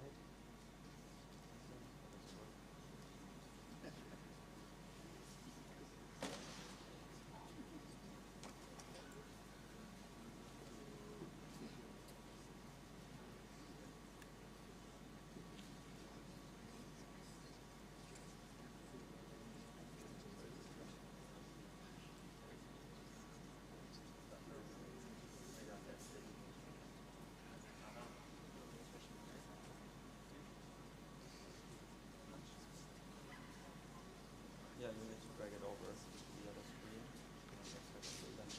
Yep. So, now you need to start. No, you need to start again.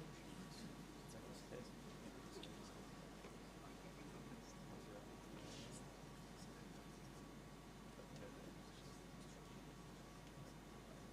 Start with the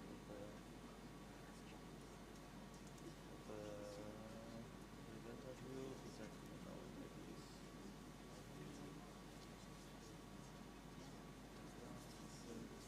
bigger. Yeah. Yes, perfect.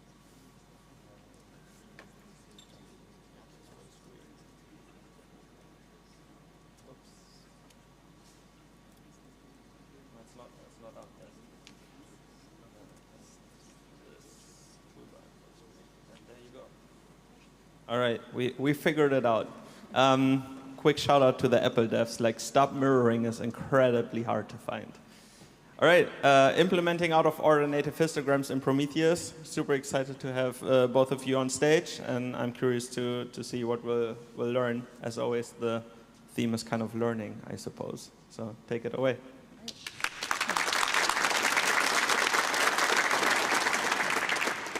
Hi, everyone. Welcome to our talk. My name is Carrie Edwards, and I'm a senior software engineer at Grafana Labs. And I'm Fiona. I'm also a senior software engineer at Grafana Labs. And so as a bit of background to this talk, we have both done some small PRs in Prometheus before, but out-of-order native histograms was the first significant contribution we'd made. So we'll be talking about what we did, what we learned, and hopefully encourage you all to contribute to Prometheus. But before we go into all the scary out-of-order details, let's first introduce a few key Prometheus concepts first. So I know there's already been a lot of really great talks on native histograms, so you've already heard a lot about them, but I'm going to quickly summarize them again. So native histograms are similar to classic histograms. They store a distribution of data points rather than raw data. They're frequently used for quantile estimations. The data is recorded in counts of values that fall into certain ranges, and these are called buckets. So in this example, we have 5 values in the range of 1 to 2, 3 values in the range of 2 to 4, 0 from 4 to 8, and 7 from 8 to 12. The main difference between classic histograms and native histograms is that for classic histograms, you have to define the bucket boundaries yourself ahead of time. This can be difficult to determine what the proper boundary should be, and this might change over time. So native histograms fixes that issue because the buckets are pre-computed and exponentially increasing over time. So I'm not going to get into all of the details of the structure, but some of the properties are important to know for this talk. So the first would be the count, which is the overall count of observations in the native histogram. And then there's also the positive buckets and negative buckets, which store the counts that fall into the buckets. And then there's the 0 count, which is the count of values that are 0 or close to 0. And the 0 count combined with the positive and negative buckets should sum to the overall count. What is out-of-order ingestion? So originally, Prometheus only accepted in-ordered samples, which worked well with a pool-based system. But there's situations where you could have samples arrive out of order. This can happen for a variety of reasons, such as network issues, loss of network connection. But another possible reason is push-based metric systems are more likely to send samples out of order.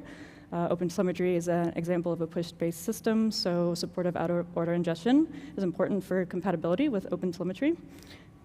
So support for out-of-order ingestion was added a couple of years ago, but it only supported ingesting float samples because native histograms were still under development at that time. And another concept we need to go over is chunks. So samples in the TSDB are stored in something called chunks, which are essentially just a set of samples. And there's also what's called the head chunk, which is a chunk that can be written to. Samples contained within immutable chunks need to be sorted for faster querying. Cool, so how do we get started with the whole project? Luckily, it had already been started for us, so that was quite nice.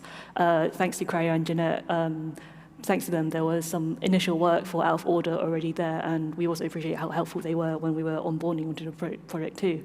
So the basic implementation was done. However, there needs to be more validation, and we also had to figure out how to deal with some specific native histogram quirks. The first step for us was, well, learning how native histograms and out of order worked.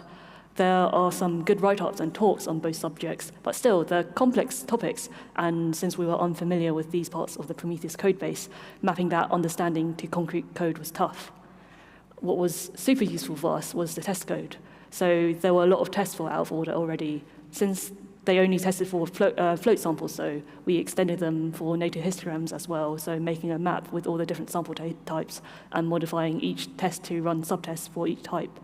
Just updating the test helped figuring out what was going on when something broke, because we could then jump in with a debugger and explore the code that way. So once we had this understanding, we were able to add additional native histogram-specific tests, and as a bonus, also spotted a few small bugs on main that we fixed. So here's what we learned throughout this process. One of the first issues we ran into is encoding types. So there's different encoding types for chunks for the different types of samples, and XORs for float samples, and then there's also an encoding type for histograms and float histograms. And because out-of-order ingestion was originally written for float samples, there was a lot of places in the code that assumed the XOR encoding type. So there were a lot of different areas that needed to be changed so that all encoding types could be supported. Another major change that needed to be made involved chunks. So I'm going to walk through how chunks work and then what needed to be changed. So as samples come in, they're initially written to the head chunk. The head chunk has a limit on how many samples can be stored in it. Once the head chunk is full, it's written to the disk as an immutable chunk, which is referred to as memory map chunks or M-mapped chunks. After the chunk is written to the immutable memory, a new head chunk is created, and incoming samples will be appended to this new head chunk. So with chunks, in-order and out-of-order samples need to be handled differently. So there's actually an in-order head chunk and a separate out-of-order head chunk. The reason for this is that when chunks are written to memory, the samples need to be in sorted order. Out-of-order samples can be out of order amongst themselves, and the in-order head chunk is compressed, but the out-of-order head chunk is not, because it would not be very efficient to compress and decompress it when you have to sort the samples. So when a sample comes in, the timestamp of the incoming sample is checked and compared with the timestamp of the most recently added sample in the in-order head chunk. If the incoming sample's timestamp is later than the timestamp of the most recently added sample, then the incoming sample goes into the in-order head chunk. If the incoming sample's timestamp is earlier than the last timestamp added to the in-order head chunk, then the sample goes into the out-of-order head chunk. This process continues as more samples come into the TSDB. But here, we have an example where the incoming sample's timestamp is earlier than both the timestamps of the latest in-order sample and the latest out-of-order sample. So in this case, the incoming sample is still added to the out-of-order chunk, head chunk, but the chunk has to be sorted and stored in the correct order. Cool. So adding native histograms to out of order wasn't quite as simple as just allowing the histogram types to be inserted into the out of order head chunk. So because these native histogram chunks aren't quite like float chunks, there was a trickier bit of implementation due to something called counter resets. So let's explain how counter resets work for floats first. So Prometheus counters are cumulative and increase over time. The only time the counter value decreases is when, say, a server restarts and the counter resets to 0. So if you query for the raw data for a counter, you'll get something like you see on the screen. The line keeps going up and up over time, and then there's a sudden drop to 0, and then it starts growing again. So the drops are the counter resets. You need to know where they are when you do queries over the counters. For example, let's say we want to find the total count for the time range in the graph. We find the values just before each drop. These are the total for the counter before it's reset, and also the final value in the time range. And then you add them all up, and it gives you the answer. As a couple of additional things, if the value at the start timestamp is greater than 0, then we take the diff between that and the last value before the first counter reset. And also there can be some extrapolation to make sure the time range is covered if the samples don't fully align with the interval.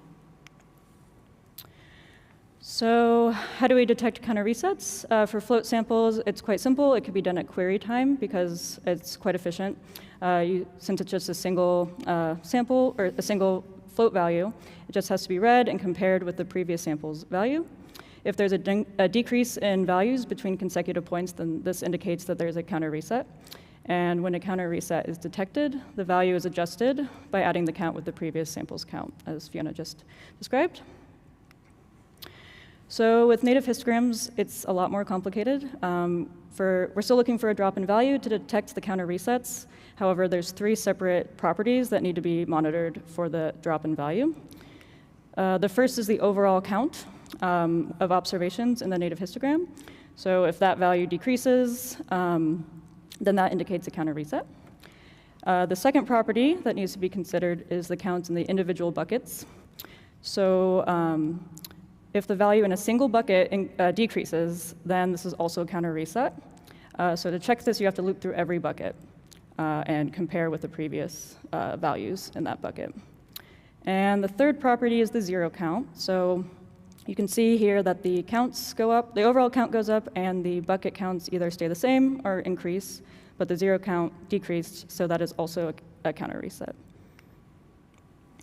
So because it's more complicated, it's slower to detect counter resets for native histograms compared to float counters. So therefore, instead of doing it all at query time, Prometheus will attempt to detect counter resets for histograms at ingest time too. So if a counter reset is detected, a new chunk is created, and histogram chunks have a counter reset header denoting whether the chunk was created because of a counter reset or not. This way, you know it's only possible for the first sample in a chunk to be a counter reset, or another way to put this is a counter reset can't happen in the middle of a histogram chunk. So the benefit of ingest time detection is that you don't need to always go through the internals of each histogram sample at query time to find the counter resets. Though this isn't all completely foolproof, because say you have overlapping chunks that you're reading, then you might have to re-figure out some counter resets there. So this change in the way that chunks work for histograms meant that some changes had to be made for both in-order and out-of-order ingestion for histograms, but just for the sake of this presentation, we'll just go through a couple of changes that had to be made for out-of-order. So a new chunk has to be created for each counter reset, and this required a change in how chunks are handled in other parts of the code. So originally, the code expected there to be a single chunk. Now, when the head chunk gets full or reaches its max capacity, and it's being written out to memory as an immutable chunk, it can be split up into multiple chunks if there's a counter reset. So in this case, there's actually 2, and so this will be split into 3 different chunks. And when there's a new chunk from the counter reset, samples will continue to be appended to that chunk until there's another, if there's another counter reset. This was a major refactor in the code because we had to update everywhere that assumed there was a single chunk to handle potential multiple chunks. Cool. So another area which was affected by counter resets was when reading from the out-of-order head. So that includes the out-of-order head chunk and also out-of-order mmap chunks. With out-of-order, you can get chunks that overlap in time since samples just can be out of order with each other. So with the original float implementation, to read from the out-of-order head and mmap chunks, all chunks that overlap the requested time range were collected together, and we pretended that they were a single chunk. This was fine to do so. It satisfied all the expectations of a single chunk when being read. One note here is also that chunks aren't rewritten into a single chunk when we gather them, they're just merged when the samples are read. So one requirement of a chunk that we've been through before is that samples should be ordered, and so the out-of-order merged chunk iterated through the internal chunks to always return samples ordered by timestamp. In this example, for example, we get T0 from chunk 1, then T1, but then we switch to chunk 2 because the next sample is T2 from there, and then back to chunk 1, and so on. Also, as mentioned before, a chunk requires there to be no histogram counter resets in the middle of the samples in the chunk.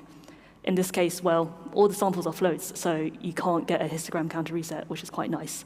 So there are parts of the code that depended on this merged chunk basically behaving like a proper chunk and could error if it didn't. Of course, once we added native histogram support to out-of-order, suddenly this out-of-order merged chunk didn't behave like a proper chunk. So samples still get returned in order, but there could be a histogram counter reset in the middle of the sorted samples, while each of the individual chunks are guaranteed to be sorted within them and not have a counter reset. If you combine them together, this might cause a counter reset. For example, say you start reading from chunk 1 in this example, and then the next sample comes from chunk 2. The first sample from chunk 2 can be a counter reset compared to what's in chunk 1. So to adapt for this, we had to extend some methods that read chunks. So originally, the chunk reader would always return a single from a chunk for a given reference. Now it can still return that, for example, for in-order stuff, but it can also now return an iterable over samples, and that can form multiple chunks, and it's up to whatever function's calling that to form the proper chunks, and that's what we use for out-of-order.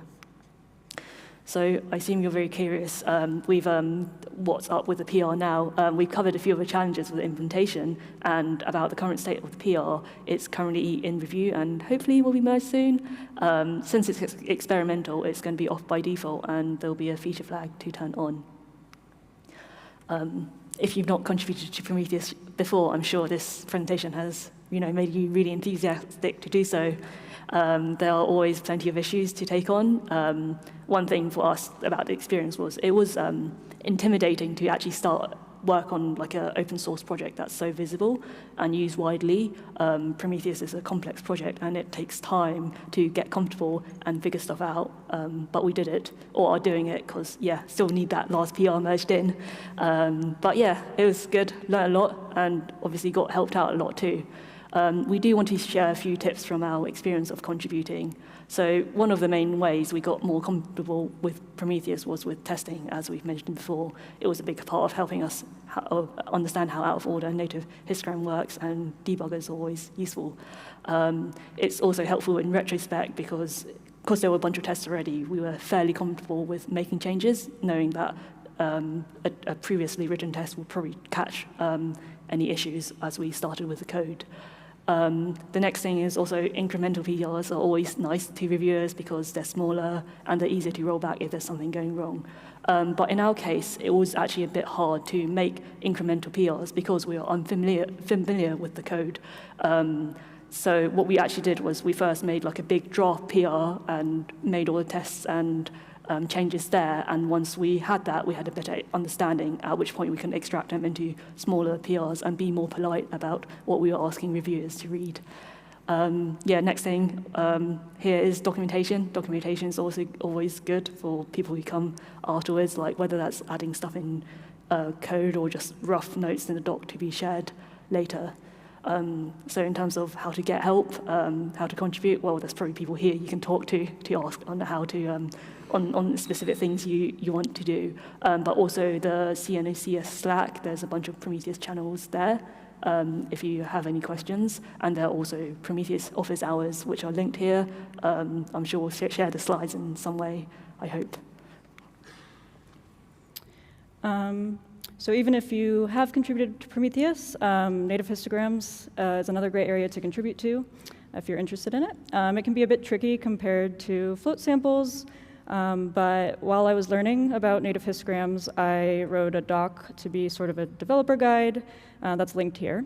This tries to explain some of the trickier concepts as well as the data structure. It's still a work in progress. I'm working on it and updating it as I have time, but feedback or questions on that would be welcome and encouraged. I also added a link for the open issues currently in native histogram, on native histograms in Prometheus. And you could also contribute to this project. There's still plenty of opportunities to improve the code through deduplication, refactoring, and optimization. So if you're interested in that, we would love to have more contributions there. I added a couple more resources here. The first is just generally a resource on Prometheus that actually lists a bunch of different resources. So you can get started on that. And then the second link is to our colleague Ganesh. He has very good blog posts on the TSDB. And more of our colleagues also did out-of-order support in Prometheus and PromCon 2022. So there's a link to that. Thank you so much for listening.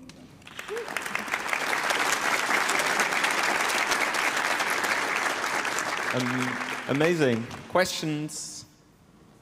Any questions that you might have? I have one. Yes. Yeah, go ahead while I walk slowly. Yeah. I noticed that there are two feature flags, one for native histograms and one for out-of-order native histograms. Why two? So we wanted to make sure that we didn't break out-of-order ingestion for float samples. So while we did a lot of testing, we just want to be careful. And so we have the feature flag for out-of-order ingestion of native histograms enabled until it's been more thoroughly tested. So yeah, that's why. Okay, thanks. I have a question regarding chunks and the fact that when they are persisted to disk, that they are immutable. Like if you have out-of-order ingestion, like how far in the past can you accept new samples? Because like if there is no limit, then if I understand correctly, you have to look forward a lot into chunks to get the data, right? Or maybe I'm just like lost. For querying? Yeah, for querying, yeah. I think there is you can configure a limit, I believe, on how far back to accept out-of-order samples. But for querying, you just can add in here, but it will pull up it'll look through all of the chunks in that time range that you're querying, and then sort the samples based on that, because you can have chunks with that are missing some, and then have a different chunk with out-of-order samples. If that helps, is there anything else you want to add? I think that's fine, unless you have a follow-up. Does that make sense? Yeah, kind of. Like, okay, yeah. Thank you.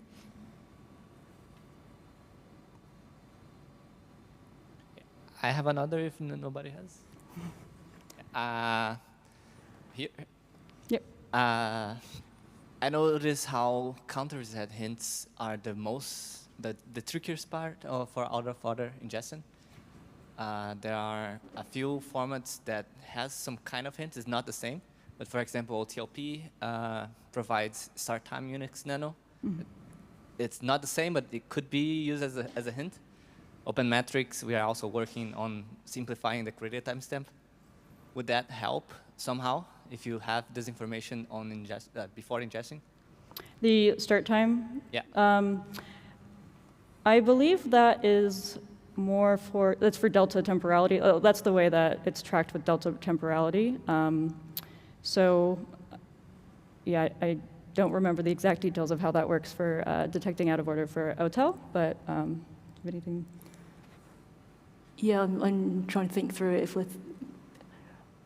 I guess it might help with the first bit of like detecting out of order, but yeah, I guess I don't know whether when you start merging chunks and there being multiple chunks, you might still have the same issue of like, oh, there's different chunks that somehow have the counter reset in them, but yeah.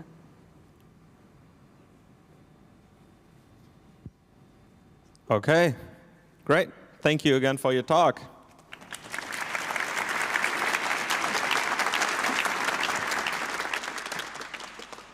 We are going to have a break now, just to mention Reddit again. Thank you for sponsoring lunch earlier. Thank you for sponsoring this break and the first break. And it's kind of the last break. We have 2 more talks, lightning talks, and then it's it. So if you want to like talk to someone you haven't talked to yet, maybe it's a good time to just like approach them and talk to them. Enjoy the food or the snacks, and see you in 30 minutes.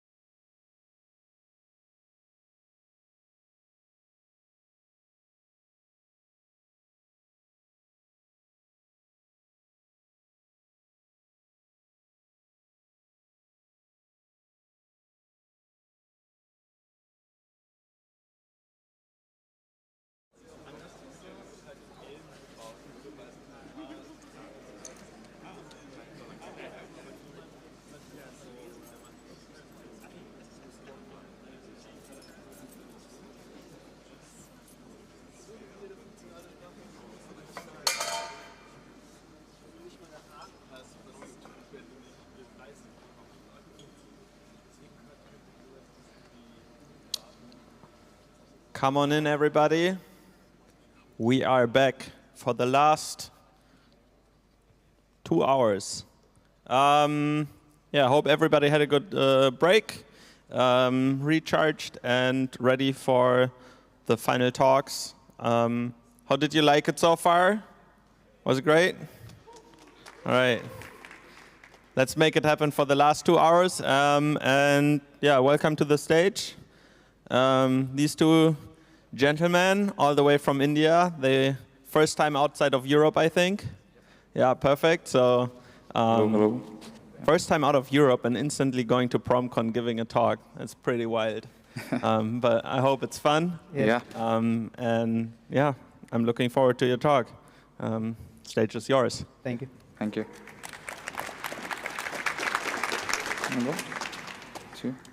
Yeah, so good to see you all. Yeah, first time here, so it's a huge honor for us coming here. Like in our university, our exams are going on. We skipped it to be here, so I hope no one sees us on YouTube or something. Yeah. Yeah. Yep. Hey everyone. The talk we have for you here today is the byproduct of a lot of discussions we've had over at Prometheus Operator about. We recently started implementing the daemon set model for the Prometheus agent, and this is the byproduct of those discussions. So, just a quick introduction. I am Vishwanath Sai Muthu. You can call me Vishwa. I am a contributor and GSOC mentee at Prometheus Operator. I worked on extending this CRD called script config. We're hoping to promote it to beta and stable soon.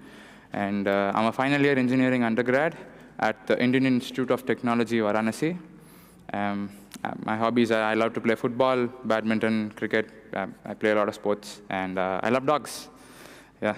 Yeah, I'm Shriram Ashwin. You can call me Ashwin. So yeah, I also worked like him as a GSOC mentee at Prometheus Operator.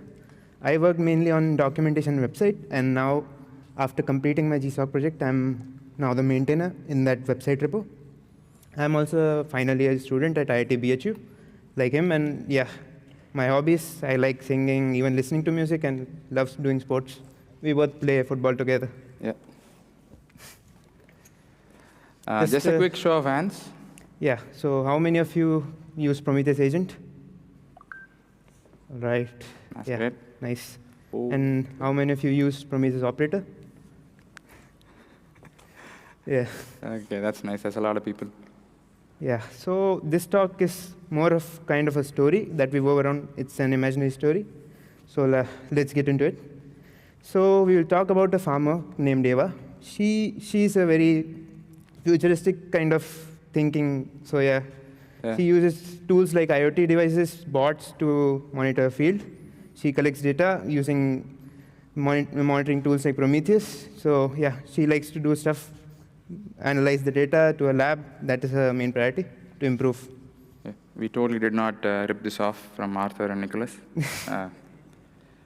So Eva has 2 farms, and to make it easier for us, we call each farms a cluster, and each acre of land in the farm will be called a node, and each individual IoT device will be a pod, from where we get collect metrics using her Prometheus server with a HA pair, each of her clusters, right? So that's what she does. She collects metrics from farms and sends it over the wire to a lab to analyze and improve her productivity.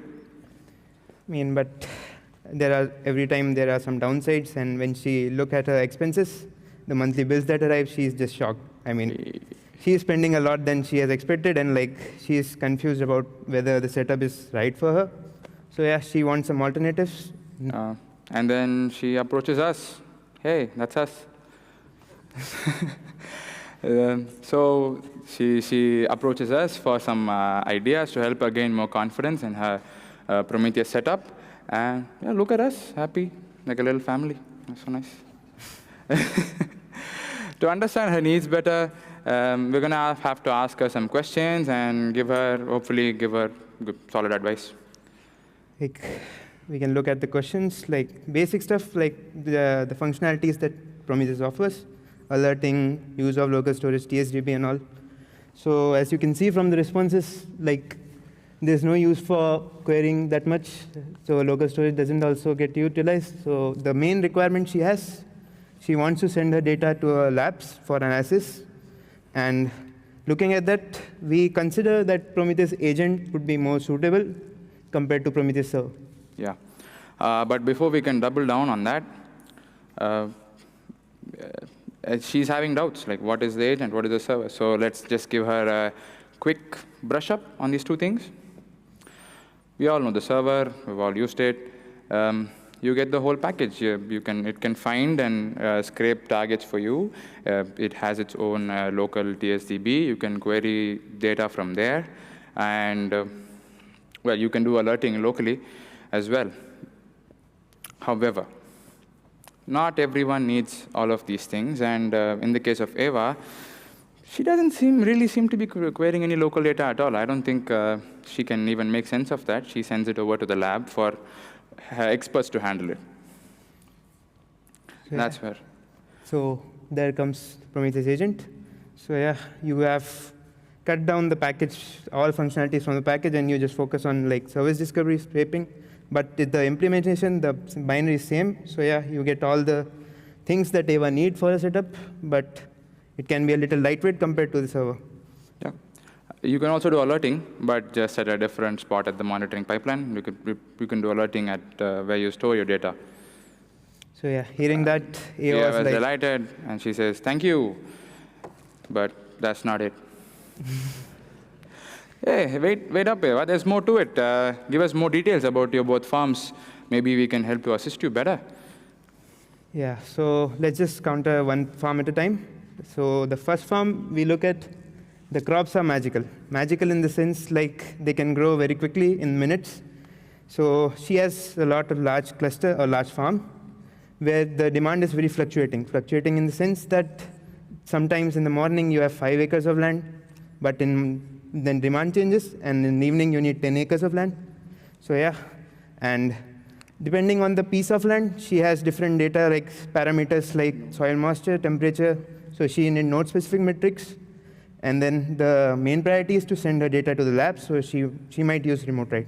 Yeah, so it looks like in a day, in a cluster, in the morning, she might only need 5 nodes, but then in the afternoon, it might spike up to 10 or 15.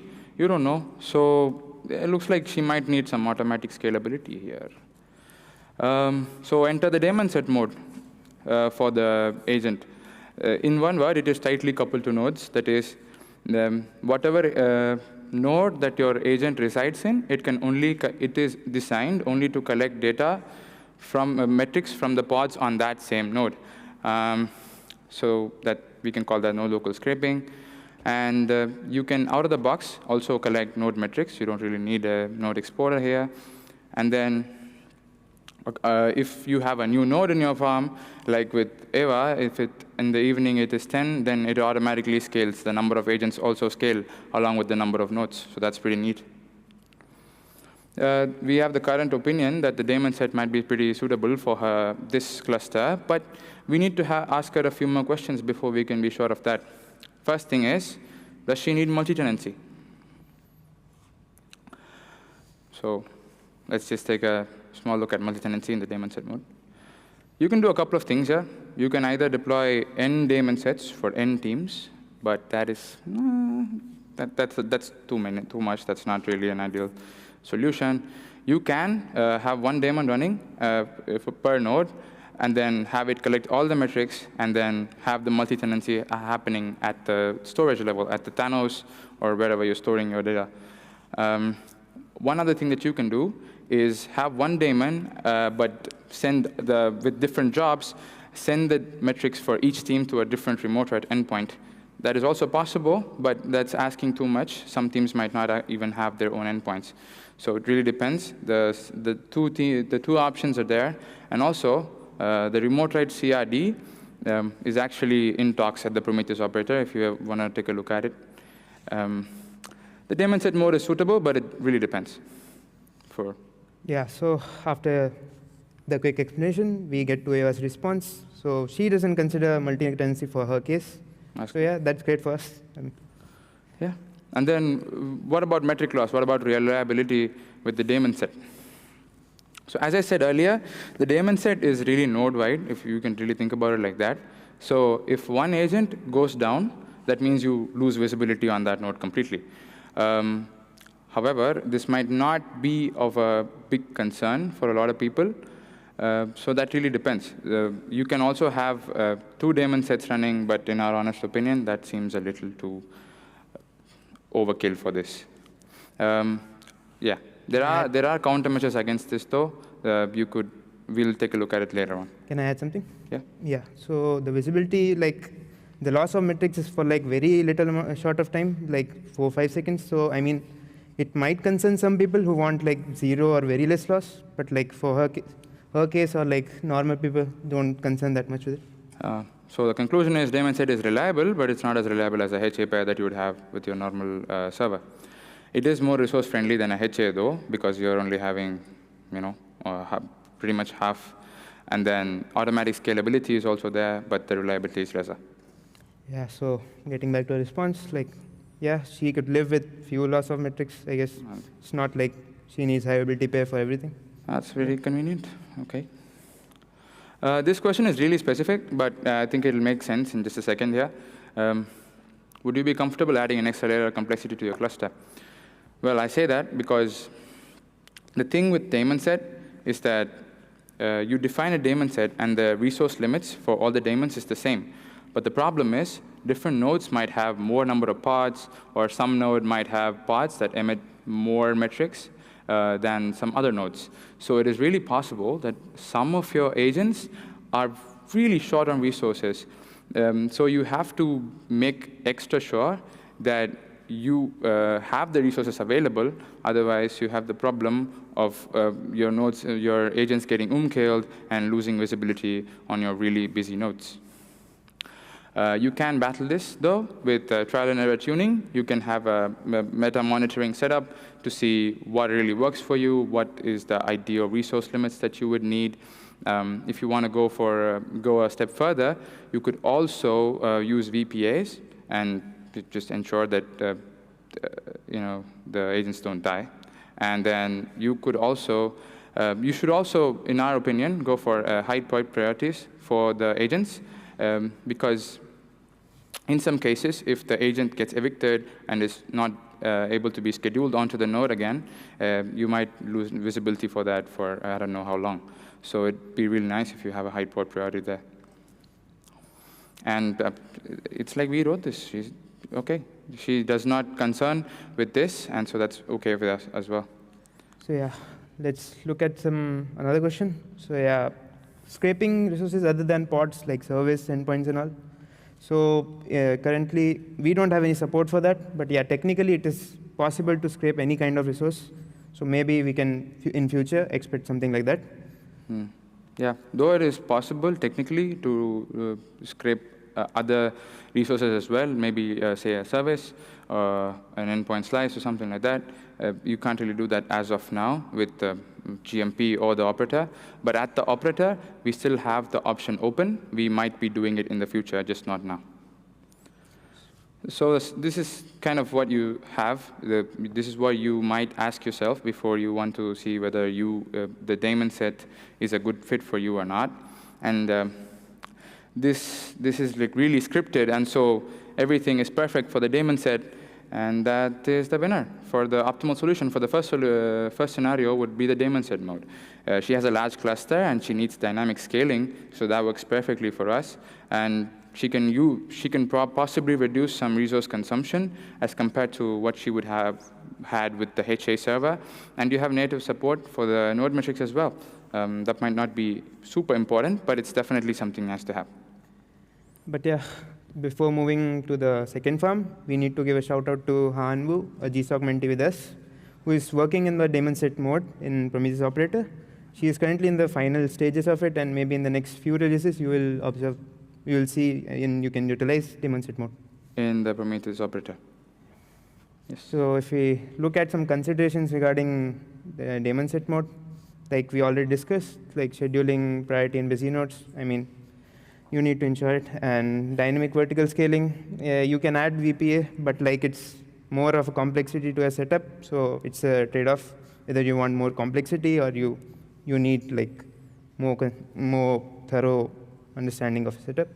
Then multi-tenancy meta monitoring, that is something like if you want visibility about what node, where is the daemon going down, you need more data. So yeah, you can do that. And multi-tenancy, like we have a bunch of methods. Yeah, the point is that it's not as simple as with your normal server where you just assign a team a namespace. With the daemon set, it's really not so simple if you're only having one daemon set per node and one daemon per node, and it cannot really scrape some of the pods which are not in the same namespace. So yeah. Yeah, so one down, let's get to the second one. Really quickly. So yeah, compared to the first one, this is like 180 degrees. So this one is pretty much stable firm. This is a main source of income. So like she wants very reliable setup. This is a large farm, large cluster, predictable demand. Like the crops are not that magical, I guess, compared to last time. Yeah. But yeah, and the final thing to send her data to the lab. So she needs remote write again. Oh yeah, this is very similar to what you have with your server. It's just that it's an agent, and you don't really have any local storage. You directly send to a long-term remote storage. And that's it. As far as the reach goes, it's cluster-wide. You can pretty much scrape anything in the cluster out of the box. There's no restrictions on that as yet. Yeah, so again, we'll come back to the questions because we need more further analysis for this farm. So yeah, first question was like, again, managing multiple teams in your cluster. So yeah, in this case, she wants because like this is the main source of income. So you can do that easily in stateful set mode because that's just pretty simple like server. You can assign one team one namespace. You can fire up an instance of agent and you can work it out easily. Then. Yeah, and same with the reliability here. If the reliability is a really big problem here, and I think high availability with your stateful set is going to be really good for her to avoid loss of metrics as much as possible because you are literally scraping the metrics twice. Yeah. So, yeah. Yeah, then again, similar to daemon set, like, do you want to scrape from other resources? Daemon set might not be suitable for that, but like stateful set is the best choice. Yeah. Yeah, you can easily, like we talked about out-of-the-box scraping, we can do it for service, ingress, and all, any kind of resource. So, yeah. So yay! Yeah. Okay. So yeah, you can use the stateful set mode for this. Yeah, so I mean, stateful set mode shines for this case, like because ensuring reliability is easier compared to daemon set mode. Set up a high availability pair. Then multi-tenancy also, you can use namespaces, or you can even do labels and scrape anything, yeah, any kind of resource. Yeah. The considerations you would have here are horizontal scaling because it's not really possible to automatically scale. It is possible, but it's not as seamless as it is with the daemon set. So that is something that you have to consider. And then node metrics. You are going to have node exporters running on your nodes to really get any node metrics using the stateful set. Yeah. So in summary, both of these are really nice modes to have, and they both have different models where they fit really well. And for the daemon set mode, it's usually when you have a very dynamic cluster and you really can take advantage of the automatic scaling capabilities that it offers. And also the failure surface is reduced here. It's only, you lose visibility only on one node, and maybe not for too long. It shouldn't take too long for your daemon to restart, to be honest. It should be pretty low for time. Depends on what you consider. And then it might not be as reliable, though that is definitely an issue. And multi-tenancy might get a little complicated for you as well. So it's really nice if you can have meta monitoring running for your daemon set mode to try to be on the front foot with reliability. Yeah, coming to stateful set, like you can imagine like the inverse scenario for daemon set. Yeah, you can ensure cluster-wide scraping, more reliable, set up easily, like a high availability pair. So straightforward, similar, but you can't get automatic scaling out of it like daemon set. It can be done, but it's pretty complicated. I don't see a point of doing that, I guess. So even the resource consumption with the high availability pair might be a problem for some people. So it's like a trade-off between both the models. So you need to make your choices depending on your setup. Yeah. Thank you. That's it. And we really like to thank our mentors, Arthur, Nicholas, Simon, and Jaipriya. Arthur and Nicholas have really been babysitting us here. Thank you really for that. And yeah, we can move on to Q&As if you have any questions. And you can get this side.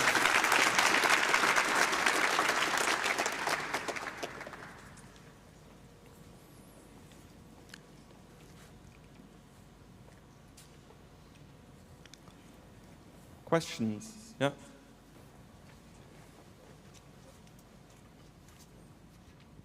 It might sound stupid, but did you play with pod level deployments as well, like sidecars?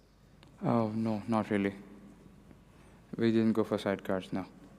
But I don't see why you would want to do that. Can you give me a use case? Yeah, I mean, I come from a tracing background, right? Okay. So there it makes some sense to have sidecars instead of daemon sets or stateful sets. Right. But for metrics, I'm not quite sure it makes sense. And I would want to hear, from you if you've played with that. Why wouldn't it make sense? Okay, that's not actually something we've considered. Maybe we should look into that later on. I can answer that for you. I have a proposal in the Prometheus Operator project proposing a sidecar, and it was widely refused because Prometheus has the idea with a sidecar is that you have a very, very small pod, and that doesn't really change the overall size of the pod. It needs to be very small. And Prometheus has some limitations. There's, for example, the wall has a very specific size. There is a few megabytes, and a few megabytes is, for the people reviewing at least, is already big enough to not consider as a sidecar.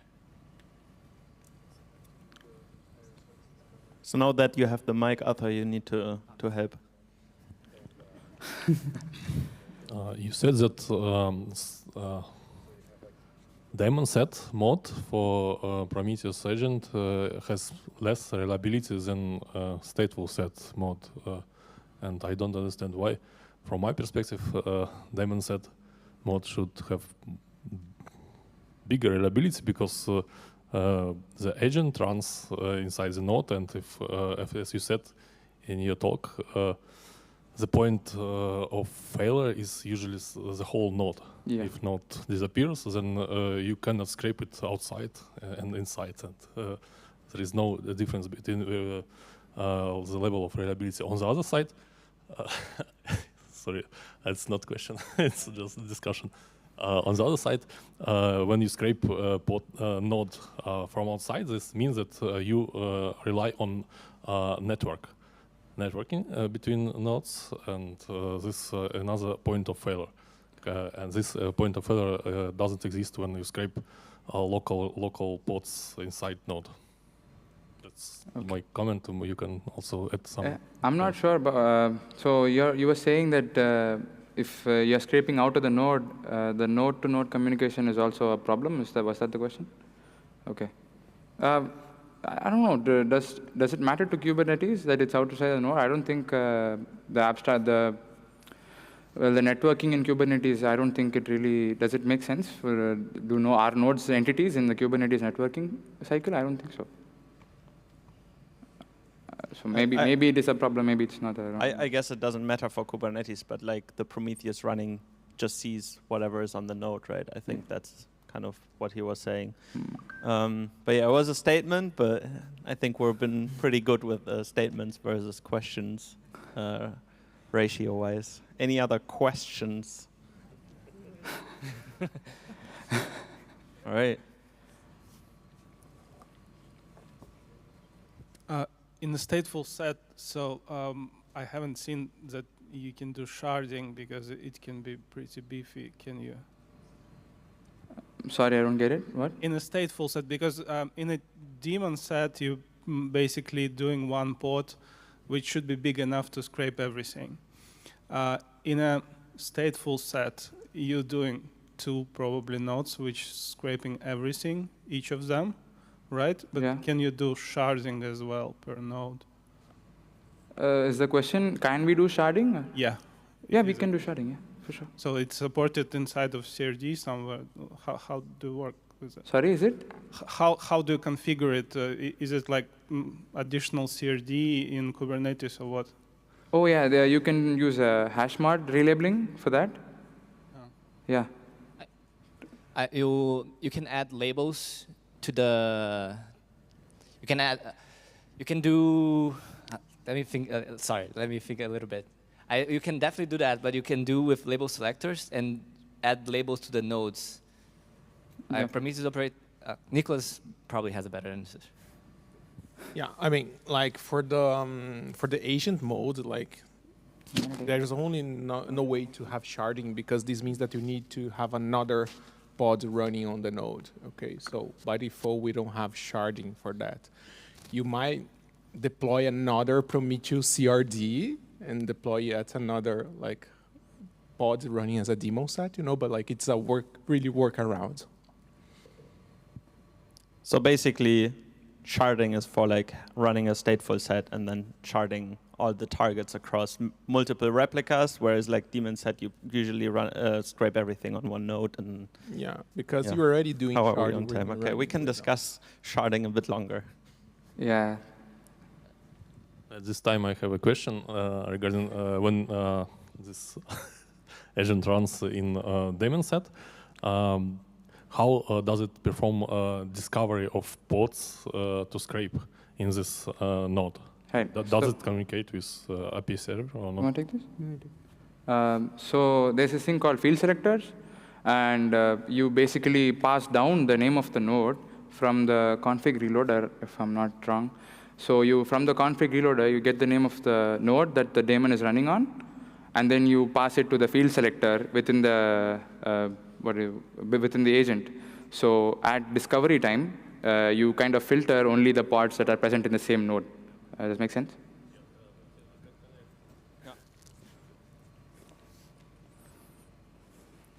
So from what you said, this means that every agent in daemon set at every node needs to query API server, Kubernetes API server for this information for pods which it needs to scrape, and this means that this doesn't scale well with the number of nodes in Kubernetes.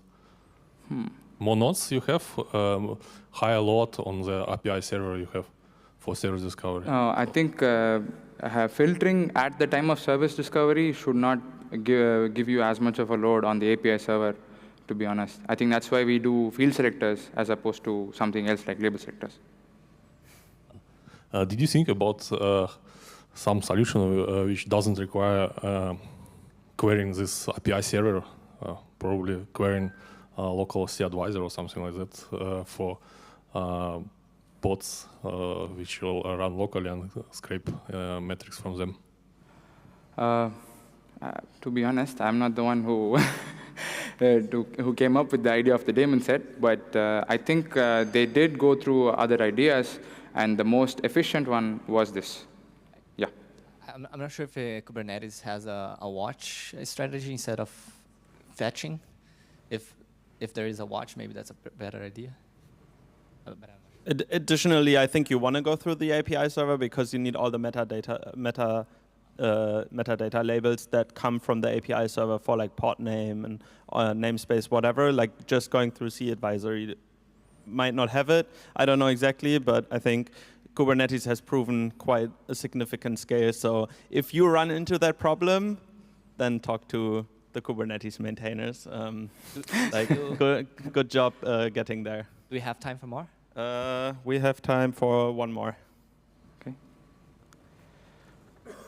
Hi, Mershad from Deutsche Börse Popular Service Bank. Really nice talk. I really enjoyed it. From the technical aspect, it looks really good.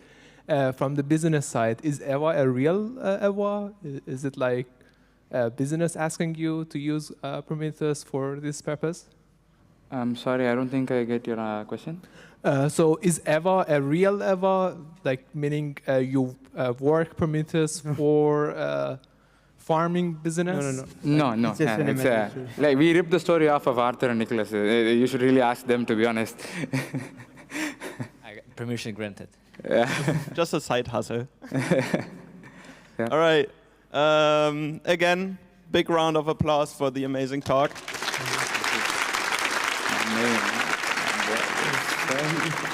All right. Nice. Thank you, guys. I hope you guys enjoy the rest of your time in Berlin. For sure. And great having you. Yeah. Cheers, guys. Thank you.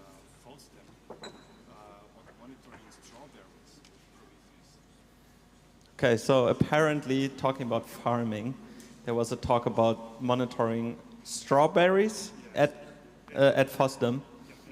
Okay, and I mean, FOSDEM 22. Like you have to also go into the archive. Yeah. 2020. Okay, I don't remember that one. I remember because of the pandemic. Yeah, it was just before COVID. Yeah, okay. I was there. I don't remember this, but I like strawberries, so I might look it up.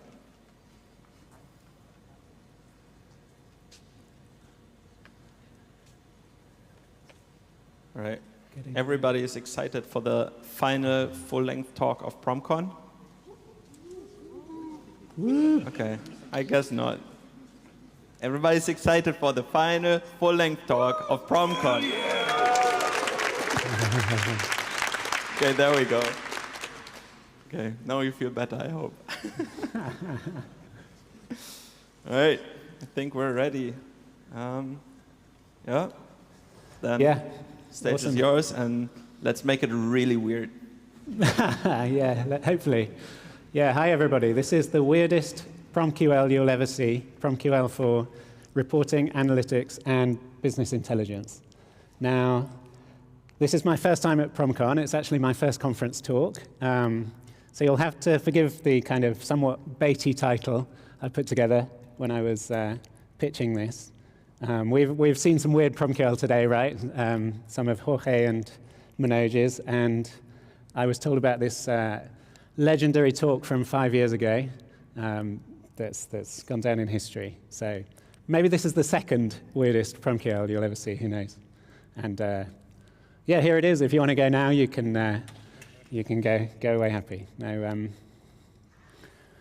so yeah, my name's Sam Jewell. I'm a senior software engineer at Grafana Labs. I've been there 3 years now. When I'm not working, I'm working hard or maybe not so hard, looking after my 2 boys. Here we're dressed up as daffodils, dressed up in yellow flowers. When I am working, most recently I've worked on cost attribution. This is helping customers to split up their bill, their Grafana Labs bill, by label, typically. And for large companies, large customers, this is pretty important. It means they can break down that huge bill and see who is sending what. And it's also important for teams. Teams can then see their own contribution to that enormous company spend and start to kind of take ownership of that. So it's pretty valuable, you know, in dollars. We dog feed this at Grafana. And in the last month or 2, we've cut metrics that were worth $25,000 every month. And we're just getting started. We plan to save even more over coming months. And we're using Prometheus and we're using Grafana to do this, which is interesting because it's not an observability use case. We're storing the data in Prometheus. We're visualizing with Grafana. And that's why I'm here talking today, to share like how we're using Prometheus and to kind of say that you too can use Prometheus for non-observability use cases. Such things as, you know, you could track DORA metrics, you could track like site activity or transactions, you could track alerts or incidents, or like us, you could track usage of like metered cloud spend, metered cloud services and save money. And we heard yesterday from Swiss Re, they described themselves, one of their functions as being a data shop, and the other teams were consuming some of their data. So why use Prometheus and why not kind of like SQL, why not some SQL data warehouse? Well, you know, you could avoid adding an additional data pipeline or database if you happen to have your data there in Prometheus. You can avoid exporting that data, which means you can avoid things like a delay or stale data in some cases. And we can lean on the ecosystem as well. You know, makes it very easy to build dashboards or alert on that data. So, you know, there's opportunities here. So my goals for the talk are to equip you to do a bit more with Prometheus and hopefully learn something new about PromQL and have some fun doing it if we can. So specifically, I've been looking a lot at usage data. That's things like the count of Prometheus time series or bytes of telemetry data ingested, bytes of logs, traces data. At Grafana, we also track our consumption of cloud compute resources, so how much CPU and memory we're computing across all our Kubernetes machines to track costs and to manage those costs. So when we look at that usage data, we've got super high, you know, Prometheus is powerful. There's a reason we love it. It's like super high frequency in the time dimension, so we can like see spikes and zoom in on those, see exactly when they occurred and correlate and figure out, you know, what caused the spike and address it, you know, and it, you know, the Prometheus label model also allows us high cardinality, you know, as high as we want or higher sometimes. So we can break down that usage in kind of a space dimension as well and track it down to an instance or a team, you know. And we can address our usage spikes, great, in kind of real time or close to it. But my goal is something pretty different to that. It's to grok those costs and view the data over a much longer time period, so like aggregate over time. So some examples of like times when you might want to do that. At the end of the month, you get sent your bill by your like cloud provider for your cloud compute, and you might want to compare that to your own data and kind of audit the bill they've sent to you, and then, you know, challenge the bill if it's wrong, or break down the bill even further than the provider allows you to do with their own data. We might want to just like grok these costs by day, you know, see like daily or weekly how these things are trending and where the sources are coming from, the changes coming from. This one I think is quite an interesting view. This is kind of like a monthly view, and it's cumulative as well. And it allows you to compare across months, you know, where the peaks are. So was this month more than last month? Which of the kind of teams, which of the instances are responsible? And also see some gradients, see some rates, you know, where is it picking up and where is it slowing down? So that's quite a rich view on the data. And then over even longer time horizons, this is like if you buy some credits up front at the beginning of the year and you're burning through them as the year goes on, you want to know, A, that you're not going to fail to spend them all and lose them once that 12 months runs out, and equally that you're not going to burn through it all in 6 months and have to like buy another contract within 6 months. So yeah, you want this view of data as well. So yeah.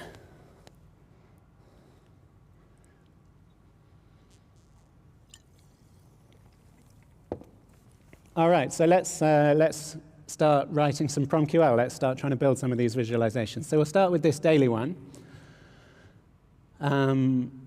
Now, the easiest way is to start from a counter metric. So here I've got traces, size, total. So that's like in bytes. And you can see if I take the sum of the rate, we can see that, you know, in August, we're seeing around 85,000 bytes coming in every second. And so the reason we've started with a counter is because this is the easiest. So you can just use increase and pass it the time period of 1 day, and it'll tell you how much that bytes counter increased over the day. So on the 17th of August, you can see 7.4 billion bytes were sent or ingested over that last day. But this is kind of continuous data, and it's actually more data than we want to see if we just want to grok this quickly. So we'll change the min step and we'll change to bars, and there we are, we've got a daily view. That's super nice. We can really quickly and easily understand that and share it around the business, you know. And if you want to do that in Prometheus, you can change the resolution input. That takes seconds, so just convert your day into seconds there. But there's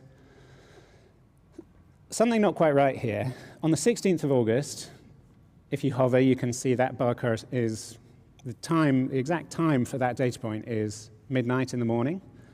And what it's done is it's calculated the increase in that count over the past 24 hours. So all of those traces were actually being recorded in the previous 24 hours, meaning the 15th of the month, not the 16th. So we'd like to fix that, fix the X labels. So we're just going to add one more thing at this point, which is to offset by 1 day. And you can see the bars move over, and they're now labeled correctly. They're labeled as for when that usage happened. All right, let's move on to something a bit more tricky. At Grafana Labs, we often find that we're working with these gauge metrics and not counter metrics. Well, specifically rates, right? Rate metrics, because we use recording rules to kind of like aggregate and relabel lots of this data. It's kind of like there are too many labels and it's too high cardinality. So we end up with metrics that are more like this, bytes received per second. And so in this case, we want to get to the same daily data, but because it's a rate, we're going to have to integrate the area under the curve. Now, interestingly, there's an open pull request. This guy, Juanjo, also works at Grafana Labs. He's proposed this in kind of July and August. So I'm interested to see where this goes. I really want to see this come in. But in the meantime, there's kind of some tricks to getting this to work properly. So if we look at the docs, we can track down sum over time, which says, it takes a range vector, and what it returns is the sum of all values in the specified interval. Let's just have a look at how that pans out in practice. So if we take this example from 1600 to 1601, we pass 1 minute into sum over time, and it's going to do what we just said, like sum all the values in the specified interval. So in this case, the values are 5, 5, 10, and 10. We get 30. OK, that's what it's giving us for the bytes received. But the trouble is the bytes received per second is exactly that. It's per second. So what it's telling us is 5 bytes were received in that 1 second, 5 bytes in that second, 10 in that second, and 10 in that second. So we've summed up the bytes received over 4 seconds and not over a minute. So we'll fix that by multiplying by the time period. We'll multiply by 15. This is not kind of in the docs. I've opened a pull request. We'll see what happens there. But in order to get a true integration and taking account of all that time, we'll have to multiply by the time period or scrape interval. Now, this isn't completely robust yet. If a scrape is missed or a recording rule fails, you might lose a data point. You might lose 2 if the scrape interval actually changes or your frequency of data changes. We can fix that by adding a subquery so that, as long as you execute a subquery, you can guarantee that it's going to evaluate at specific intervals in time, and then we'll cover the whole time range again. Great, and so we can run that. We can see the curve again, and we can present it as days. Awesome, we got there. So we'll do another one. Let's have a look at this monthly view of the data now.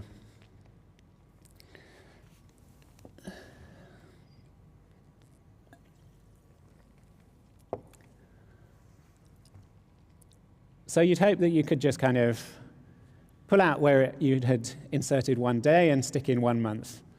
That doesn't work. We get a parsing error, bad number or duration. And presumably this is because months are different lengths, right? So it's like, what would 1 month be translated into? So PromQL doesn't accept month time durations. In some cases, perhaps you could get away with 30 days, but it's nice to have data for calendar months because, if you look at it 2 weeks later, a month later, even 6 months later, it won't have changed, right? It won't have moved around. So how are we going to do that? Well, there are some functions, some of these you've seen already today, actually. Month, day of month, days in month, and there's others like day in week, for example. There's loads in the docs. So I was just going to show what these actually do. So month will give you the value of the month index. So here you can see it takes 7 during July, 8 during August. There's also, and so you can then apply a condition if you wanted to. You could say the month has to equal 8, and you'll see no data for July and for September.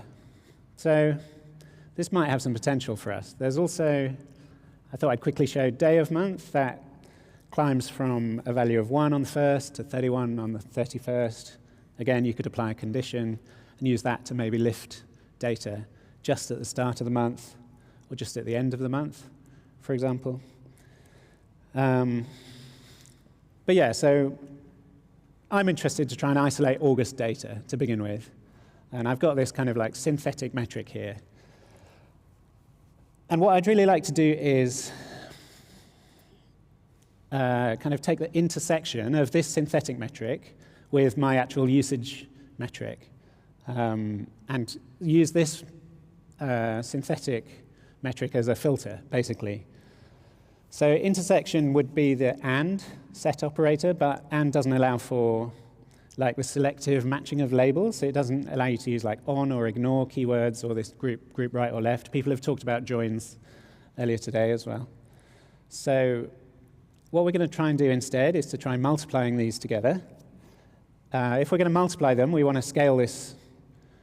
We want it to just have a value of 1, really. We don't want it to have a value of 8. And we don't want to like divide by 8 and hard code some value there because it'll be wrong for the other months, of course. So the way we're going to try and do this is we'll introduce absent. Absent always has the value 1, so it's nice in that regard. And when we put month equals 8 into absent, you can see, OK, that metric we had before was absent, and that's why we get the value 1 in July and in September. And then we can reverse the condition. If we do that, we'll say, OK, what about when the month was not equal to 8? Where is it absent? It's absent in August. Fantastic. OK, so now let's try and multiply this by our usage metric. First of all, that's the usage metric. Fine. And if we try to just multiply, we get no data. And if we check the docs, we see binary operator between 2 instant vectors. The operator is applied to each entry in the left-hand side, and it's matching element in the right-hand side. And what is a matching element? Well, for one-to-one vector matches, it's 2 entries match if they have the exact same set of labels. So we must not have the exact same set of labels, presumably. So let's have a look. We've got, our real metric on the left has like cluster ID, org ID, and on the right we have no labels. That's why it's not working. So to begin with, let's simplify a bit what we've got on the left. I'll just do a sum by ID in order to reduce the number of labels I'm working with to begin with. So that takes me down to 1, but I don't want to throw them all away. I want to keep this one because, as I said earlier, we want that data in the cardinality direction, in the space direction. We want to know which teams, which pods, which instances. Then once we've done that, we'll multiply, and this time we'll use ignoring. And there it is. We've managed to filter a usage metric to a specific month. It's working. There's one more thing I want to do before we move on, and that's to, here the label is not preserved. You can see the legend just shows the query string. But by adding group left to the join logic, we can preserve the ID and get that to come out in the result as well. OK, so this is still a rate. This is still like bytes per second. We need to integrate underneath the curve again to get this like cumulative usage and just calculate the bytes received. So we'll try and do what we did before. We'll sum over time. This time we'll use 31 days as the period. And I'm multiplying by 60 here, so this time 60 is the scrape interval, or the period between data points. This one is not working, does not work yet. It wants a range vector. So in order to give it a range vector, we'll do the same thing we did before, actually. We'll turn this into a subquery. And we'll make sure that the subquery evaluation interval, that 1 minute, is going to match the 60, so that we get the right numbers. And there we go. We've got like an accumulating usage during the month of August, and we can see like what the total was at the end of August, but also like how it was changing during the month. And this would work mid-month, right? This is nice because, you know, you load this up on the 16th of August, you can see where you are. But what's going on in September? Well, let's zoom out and have a look. If you look at September, you'll see the same usage pattern kind of in reverse. It's been flipped upside down. And so we were accumulating usage during August, and we're decumulating that same usage in September. And like, why is that happening? It's because when we sum over time, the time window we're using is 31 days long. So even on the 30th of September, we look back 31 days, we see that last day in August is still being counted to that usage calculation. We're not interested in that September usage pattern at all. That when we get to the end of August, we basically like pay the bill and we start from 0 again. So let's like try and throw that away. This is where it gets a bit more fun or hacky, or you know.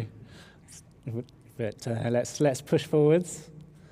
So we'll just apply the exact same filter again, and we'll cut the data off at the end of August. And there we have it. We've got like an accumulating usage for August. And now we can start adding some more months. So let's try and add July. To add July, what we'll do is we'll use the OR operator. This is the union. So we're going to like, we've got one query at the top and one query at the bottom. You can see the bottom one, I've swapped out the number 8 for 7, so I want month 7. Now when we union those two together, the labels are going to be identical, and so it's kind of like going to stick them together in time. So there we are. We've got July. Now I did promise weird PromQL. I've got a kind of like a code golf version for like all months. So once you want 12 months, you could do something like this. You could do like modulo divide by 3 and compare it to 0, 1, or 2. I'm not very proud of this, although it is what's running in the code back home. I'm going to change this when I get back to my desk. Why 3? The reason you need 3 rather than 2 is because February is too short and the other short months.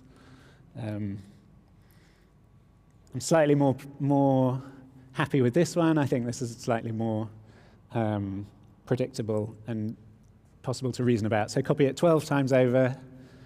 I came from a background in Ruby, and there's a great conference speaker called Sandy Metz. She wrote a book called 99 Bottles of OOP that I absolutely love. And she talks about getting to shameless green. Shameless green is the version that passes the tests with it, and it's shameless. So this is the shameless green version, you know.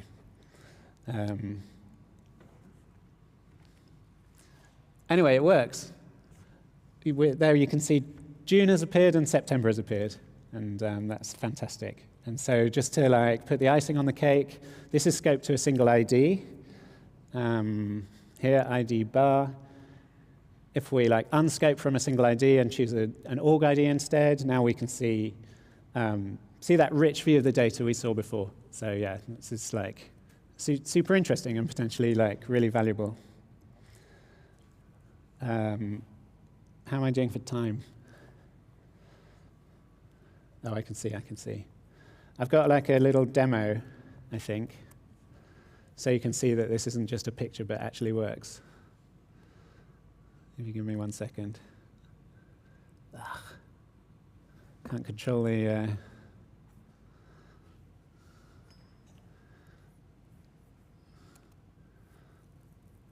The mouse is like so small.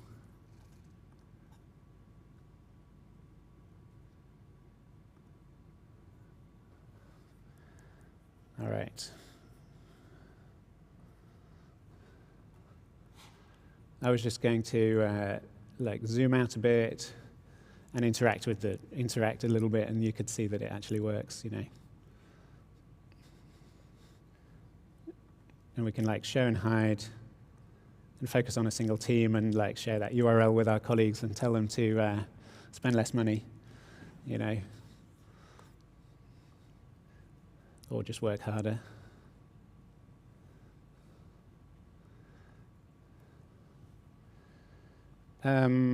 So I showed this at the start as well.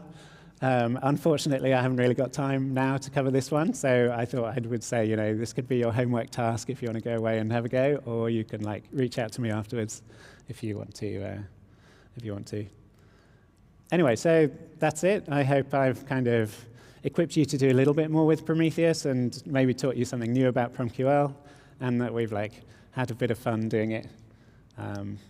That's it. Thank you, everybody, for listening, and thanks to people who have helped me out to get here.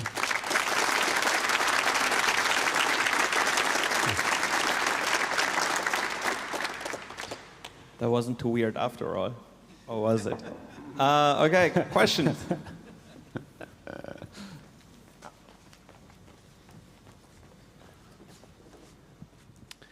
Hi, thank you for the talk. Just a quick question. Have you considered how are you going to deal with the leap year? Not yet, no. Now you made it weird. I think I mean, I guess I have some kind of answer. The beauty of using that month operator is that it knows when the month begins and when the month ends. So that's why I'm using it, right? That's why I'm using it instead of using 30 days. So yeah, I'd hope that this would like help me get there, and I wouldn't have to think about it. Can you explain again why you have to use the ignoring instead of an on parentheses for the join part to work? Yeah. Let me see if I can get back there.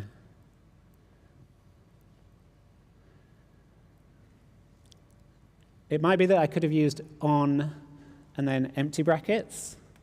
Yeah, that's the form I'm used to seeing, so I'm wondering if there's a specific reason why it had to be different. No, so typically like you've got a set of labels, you might have like 3 labels. And if you want to join on one of them, then you can either say on that one, or you can say ignoring the other 2. And yeah, both do exactly equivalent things. Yeah. Thanks for the talk. Very interesting. I have a comment and question. The comment is that it looks like that this ignoring absent code can be replaced by scalar. Did you consider scalar function? By what? By a scalar function? Scalar, yeah, scalar. That's the first question.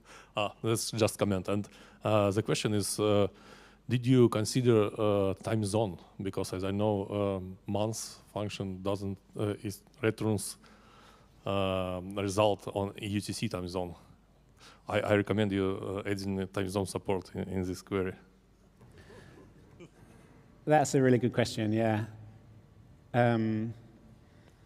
Through my work on this, I'm like, and someone asked about like a leap year. I'm often hitting time zone issues, and they kind of manifest themselves most when daylight saving occurs, actually. And so I'll get I'll get January, February, March, and then I'll get March again, and then I'll get April, May, June or something. Or I'll get a gap. And so I've like discovered and reported like quite a few bugs, actually, or at least one, probably 2 or 3 in Grafana around time zones and the way they're handled. But basically, we build dashboards for our customers that show their bills in like a billing dashboard in Grafana, and we're also building like Grafana app plugins that show how their bills break down by team. And the bills are calculated in the UTC's time zone. And so as long as we are able to like always work in UTC, then we can like show them their actual bill and label it with the right month. And it's not relevant to them to see their bill in their local time zone because it won't actually match up with what we're billing them. So mostly we, just work in UTC for this work. UTC for the win. Quick announcement, the first two Lightning Talk speakers, Kieran and Christian, please come already to the front so we can get started right after this. Yeah, hello, thank you for the talking, this is really amazing. Just a very maybe dumb question, it's like, if it's only dashboarding, doesn't work to have a variable using the days in month function and getting the return from this expression using as like the range selector for the query? The days in which month, though? Like, surely you're looking at multiple months at once in some versions of the dashboard? Oh, yeah, I mean, like, for example, creating a variable using days in month function and providing maybe like the uptime series or something like that, just to get in the month it's going to be evaluated, and then using the return from this function as the range selector, you know. Does good work or not really? Yeah, I think those kinds of solutions can work, yeah. We've done some pretty gnarly things as well with with dashboard variables. But yeah, like if you had a dashboard that's like viewing one specific month, for example, then yeah, for sure. Okay, thank you. Yeah. I have one question, if I may, on your left. Nice. Hello, amazing talk, and I'm just curious, like you do incredible analytic queries using PromQL, right? And typically, data analytics, they just prefer, maybe SQL and like other languages. So I'm just curious, like what you have been missing in PromQL that you would do easier in SQL. What could we add, or should we even? Yeah. We had a hackathon project. So before I joined Grafana, I'd never worked in observability. I didn't know what a time series database was or what, like, logs were, basically. I'd been using a tool called Looker that got acquired by Google, which is a BI tool, and I loved it. It was a dashboarding tool. I was like, oh, I love this dashboarding tool. I can go and work on Grafana on dashboarding. Anyway, how little I knew. But what there was in the SQL world, you could have like a materialized, you're writing these subqueries and subqueries and subqueries, but often like if you've got a subquery, you want to give it a name and you want to make it a source of truth for your business. So recording rule. Exactly. But there were different versions of this. You could have materialized views, or you could have views that were not materialized. Now, recording rules are like materialized views, but we don't have anything which is like an unmaterialized recording rule, where you could extract a portion of your query, you could give it a name, and then refer to it in other places, and it would become a source of truth across your team or your business. Yeah, I'd be interested to see a kind of recording rule that's not materialized. I think that might have some potential. Thank you. Yeah, I think Victoria Metrics QL, they have variable. Maybe that's kind of similar purpose. So yeah, there's some room to innovate. Thank you. Okay, then thank you again for the weirdest talk ever. And yeah, on to lightning talks. Yep. This adapter on the other side. Yeah.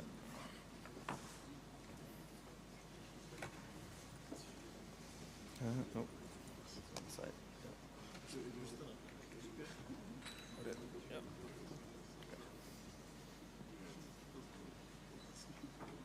Okay, again, each lightning talk is maximum 5 minutes. You can be quicker if you want to.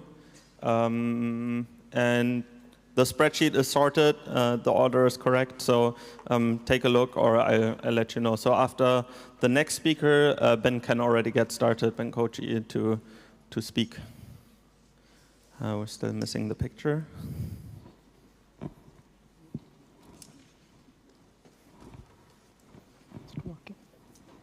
Oh no, it's not connected. We can connect it for you though.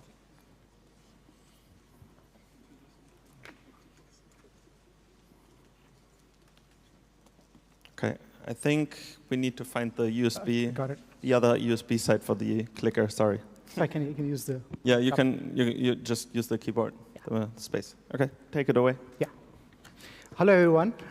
So in this, I'm Kiran Golu. In this talk, I'm going to focus on our journey of architecting Prometheus for cost efficiency.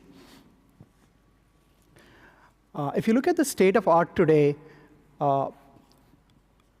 people typically over-provision the CPU and RAM in response to query timeouts, out-of-memory issues, and HA. Most observability tools were not architected for cost from day one, although there were several attempts at handling scale first, thanks to Thanos, Cortex, M3, Mimir, and Victoria metrics, primarily using disks and S3 for long-term storage. And a lot of them have also tiered storage, hot tier, expensive, and then it could be SSD-based. And if you store the data in cold tier, it could be, again, S3, but access is slow. And a lot of them have the properties of lift and shift on-prem architectures. We'll also cover the demo at the end of our product, what we launched. If you were to start from first principles, is it possible to architect for cost and scale from day one?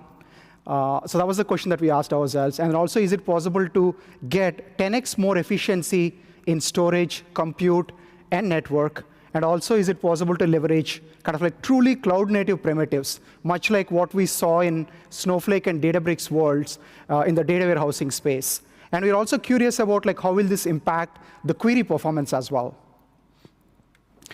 So how did we achieve 10x lower compute, primarily leveraging serverless? You don't pay for compute when you're not using it, and only when you're using the compute is being leveraged. We also leverage some caching. And on the memory front, we don't have any global indexing, and we have a custom in-memory representation. On the storage front, what we did was, what if you don't have any SSDs, just store everything in S3 or equivalent object storage, you'll be able to achieve 24x lower storage, assuming a three-way replication. So we were able to achieve downsampling as a side benefit of this.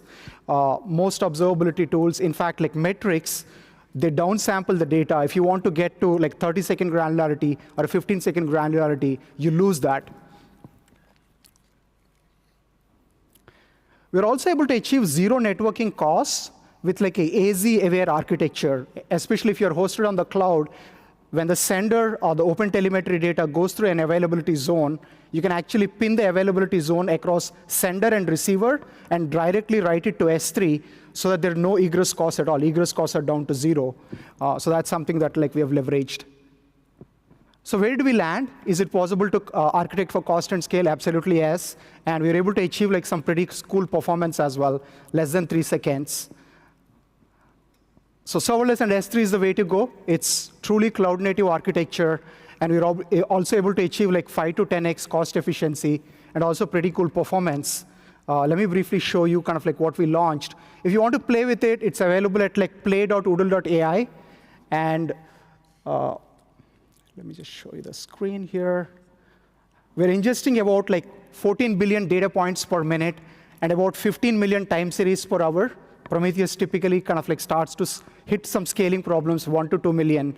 We're ingesting about 3 terabytes a day. You can see the performance is pretty snappy. You can actually play with that, different queries.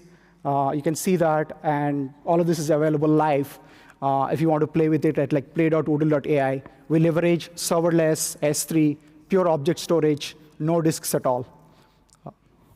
Thank you very much.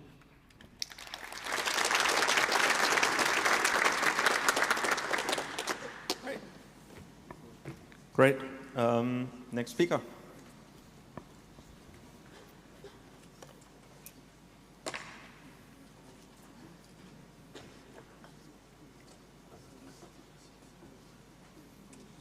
And we found the other USB side.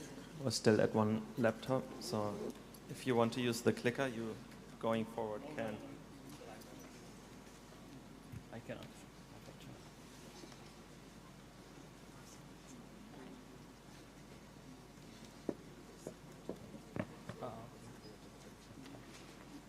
Okay.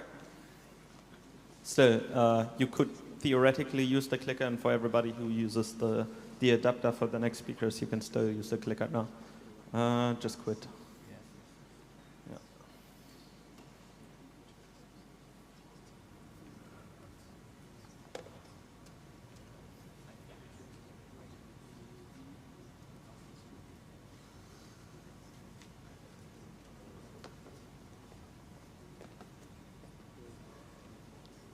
Can you make sure it's full HD that you're trying to get out of your machine? The display settings. Yeah, let's see. Yeah, because I think you are definitely sending more.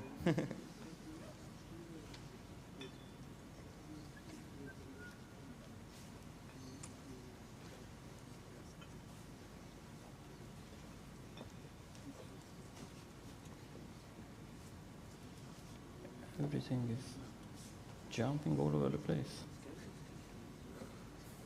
Yeah, there you go. It's pretty hard to. Can you see? Let's unplug.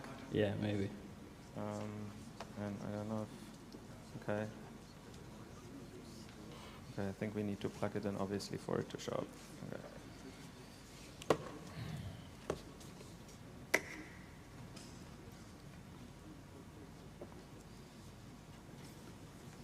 It should come up there, right? Yeah.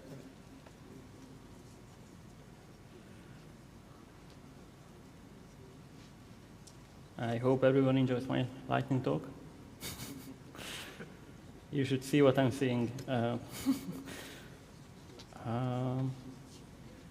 should I do?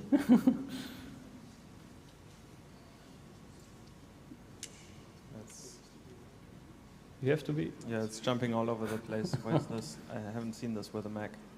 I don't know if we stop mirroring for a second. Maybe It worked fine in the morning. No, it still jumps. Whoa. Is this the same adapter that was here in the morning? Because in the morning? It was the same adapter.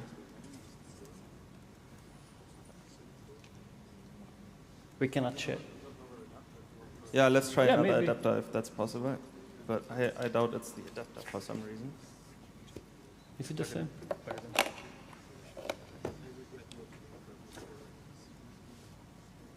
But actually, I don't even need this. I can just... Aha, no. Maybe that was, yeah. If you don't need an adapter, then let's not use it. I don't think I use an adapter in the morning. Oh. Aha. Okay. So that was my talk. No, it's still almost. I turned off the mirroring. Yeah, you need to mirror again. Mirror. Yeah. Almost there. Yeah. Thank you, everyone. That's looking good. All right. I think you still get 5 minutes. Just use Linux, it's easy. Just use Linux. It's Linux. It's actually Linux in a VM. Yeah. But that was not the problem. All right. So, thank you for your patience. Hello, everyone, again. This talk will be about a tiny CLI tool that I built out of frustration because I have been working with OpenTelemetry and I had some frustrations. The reason why I had these was that if you were here for my talk previously, we are running OpenTelemetry collectors in clusters where we don't necessarily have Prometheus. And we wanted to troubleshoot memory metrics that were exposed in OpenTelemetry collectors with Prometheus exporter. As I mentioned, we didn't really have Prometheus running in that cluster, and we needed a quick and lazy way to take a look at what kind of metrics are exposed, whether we have any cardinality issues, and things like that. So this is why I built this tool, PromStat. It's pretty simple. What it can do is that you provide a text file that's basically a matrix file that you are getting from /matrix that can be Prometheus exporter running exposed on an OpenTelemetry collector, or it can be a locally saved file. Then you can specify the number of metrics in terms of labels that you want to inspect. You can turn in and off labels, and you can print statistics. So what you can do with this silly tool is that you can provide a flag and a matrix file. Then you can do stats, and that will basically give you statistics on the actual metrics. If you have lots of metrics, it will look like this. But for example, you can see information like this that you wouldn't really, that you cannot really have otherwise just from the text file. Most frequent key value pairs, you see that, which are the most frequent key value pairs. You can see information on the metrics that you have. And the text, the actual source file for this is just like is just a regular metrics dump. It's, I don't know, a couple of hundreds or thousands lines of code. If you want to troubleshoot based on this, that's very problematic. So another use case when you are doing troubleshooting with this tool is that you can specify the number of metrics that you want to focus on. So you can do something like -m5, or let's do it with 10. That will give you the 10 biggest metrics in terms of various labels. You will see the information on those. For example, this is a not perfect example. You only have a couple of labels for these metrics, and these are the biggest ones in terms of labels. But for example, here you can see the most frequent key value pairs, and you can also see information labels with the most unique values per metric. This is similar information that you can get out of Prometheus. If you are running Prometheus, you can go to TSDB status, and this is fairly similar to what you can see there. The benefit here is that you only need a CLI. You can get a metrics dump from a customer or a user, or during local development, and even without spinning up a Prometheus instance, you can get this information. Another benefit is that if you have coordinate issues and that Prometheus is dying because of the coordinate that you are ingesting into it, you can also use this tool to find out where the coordinate explosion happened. And a couple of other capabilities, like this is the stats. What you can also do is that you can do, let's stay with 10, so -m shows you the 10 biggest metrics. And you can also do // show values. That will show you all the various labels. Making UIs that can scale to a large amount of data is a very hard task. This tool will also suffer if you try to visualize lots of data with it. But for quick troubleshooting and one-off experiments, it's fine. It's better than grabbing through all the text-based format that you have. Optimally, this would be nice to be integrated into the OpenTelemetry ecosystem in form of an exporter. That's something that I'm thinking about lately.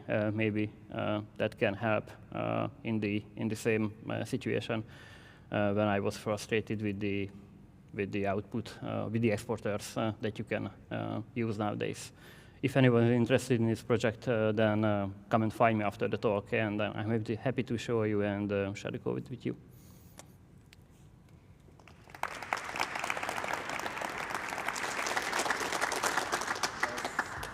Nice, that was within 10 seconds. Ah, there we go.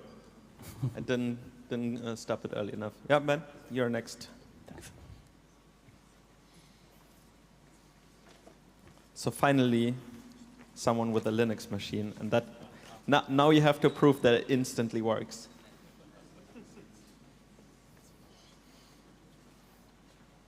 Do you need to type? You need to flip the cable. Yeah, easy enough, see? Use open source software. Perfect. You want the mic back? There you go. All right. So, welcome. What's new in the SNMP exporter? Well, who actually knows what SNMP is and uses it? Hell yeah. All right.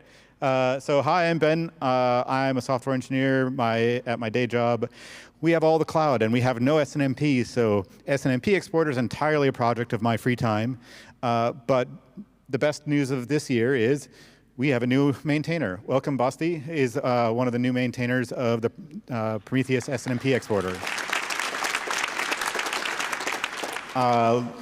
big change from last year, just a quick refresh. We refactored and redid the configuration file to split the authentication from the modules. So if you haven't upgraded your exporter since last PromCon, you should really do that. It's really nice when you can have that split and make the configuration easier. We also added multiple file support so that you don't have to put all of the auths in one file and in the same file as your modules and scrapes and the metric conversion. What's new this year? I added a little simple math thing so that you can do scale and offset for the values that come from the metric. This is really useful for some things in SNMP where it gives you an enum of 1 and 2, and they mean true and false, and that just doesn't fit with Prometheus data model where you want the 0 to be the false. And so with an offset and an invert with the scale, you can now turn that weird SNMP thing into something that makes more sense in Prometheus. We also added some interesting improvements for some weird bits of SNMP, where you won't need to daisy chain a few things in the SNMP data so that it works and you can scrape it. Also, there is some weirdness with the generator where you would get you'd get the wrong lookup because it was looking at different trees in the SNMP OIDs, and now that's a little bit better. You can look at those pull requests for the details. Then the next release, we did a little bit more rework of the net SNMP parsing. So one of the things about the SNMP exporter is it uses a C library called NetSNMP to parse MIB files and translate your need for a set of metrics into actual translation tables that the exporter can scrape and get the data. It was a big pain because you'd get 1 million parse errors and you'd have no idea what actually was wrong.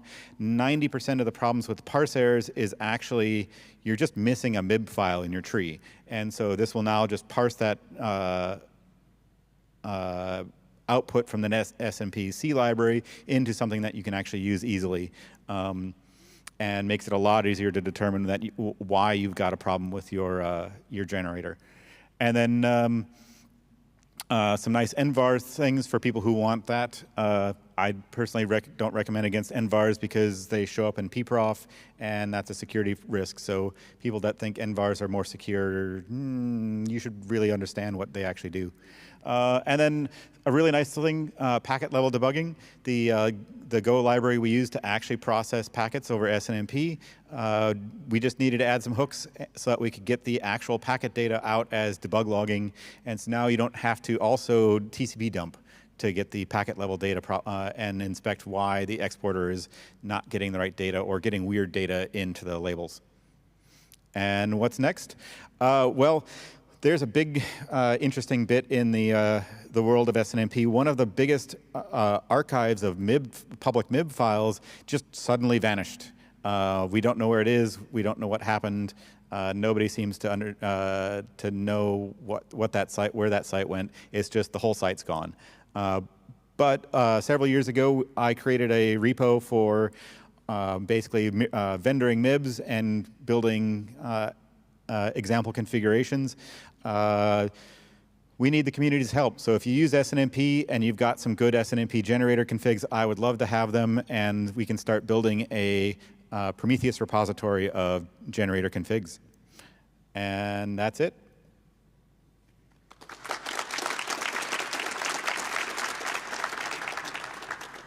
One more thing before you go, Ben. Sure. You almost exclusively maintain so many exporters. I don't know how to phrase it otherwise, but you maintain so many of them. So one more round of applause for Ben for doing this crazy amount of work all year long and all the time for like the past like almost 10 years. I don't know, you've been doing exporters. So if you want to contribute, and I had people coming up asking, how can I get involved in Prometheus servers? Don't get involved with Prometheus, get involved with the exporters. Yeah, that's... Take your domain knowledge of various things. I need people who know Postgres and MySQL and all those things to understand and translate all the world of metrics into Prometheus. Yes. So thank you, Ben.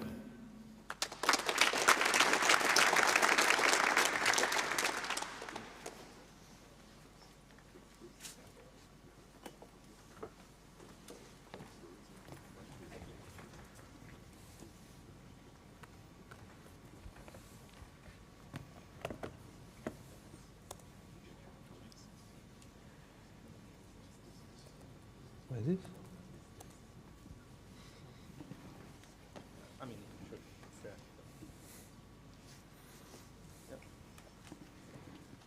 Super easy. All right, then, hey, yeah, we are Mark and Fabian from Grafana, and we would like to give you an update on Baylor, which is an eBPF-based automatic instrumentation tool. I will do a quick demo, like a Hello World example, so that you know what it is. If you have been at PromCon last year, you don't need it, because we had a real talk on Baylor. And then, yeah, this one, so watch the video, it's great.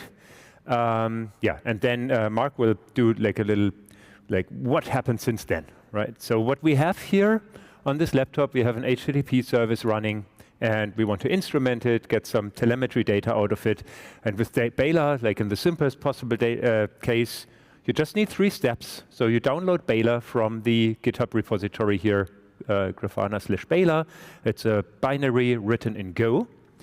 Once you have that on your laptop, you need to kind of tell it which application to instrument. There's many ways how to do that. What I'm doing here is I just tell it, find the process that is listening on port 8080, and this is the one you're going to instrument. And then Baylor supports both Prometheus and OpenTelemetry.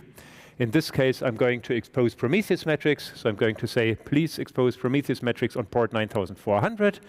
And that's it. I run Baylor, go to port 9400, and I see all the fancy, HTTP request rates, latency histograms, all the data that's there, process metrics, and so forth. So this is Baylor, and now what's new?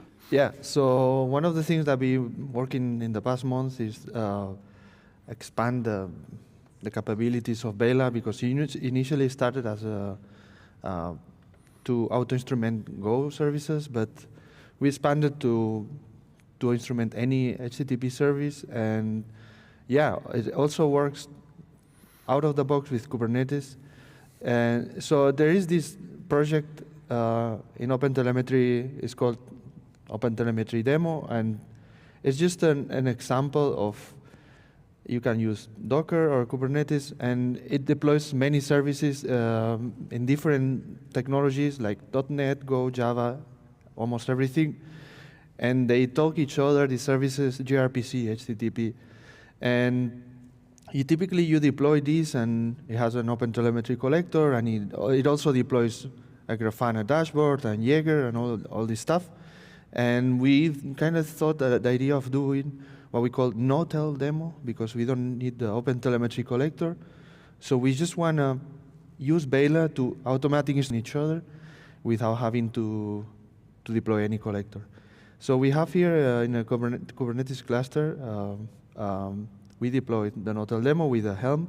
So we can see here there are many pods. Yeah. And then we have also Baylor deployed as a daemon set, which is listening in all the nodes. And yeah, so we can check here that we have Baylor running in our cluster, and we have here the list of all processes that we instrument. And you typically can visualize these metrics in a Grafana dashboard, but I can show you we have an application observability plugin. And yeah, there are all the services here. You can see the language, and yeah, we can drill down on latency, and you can see also here the list of the operations and the latency for all of them. And you can also click on upstream services and that they're using the service graph, right? We can, we can actually even here, this giant graph, and yeah, pretty much it, right? Yeah. So tons of technologies, right? Yeah. Java, .NET, PHP, Python, Ruby, Rust, everything that's in the OpenTelemetry community demo, instrumented just with Baylor, get the same signals, works as well. Yeah. So please give it a go and give us feedback if you find it useful. Thank you.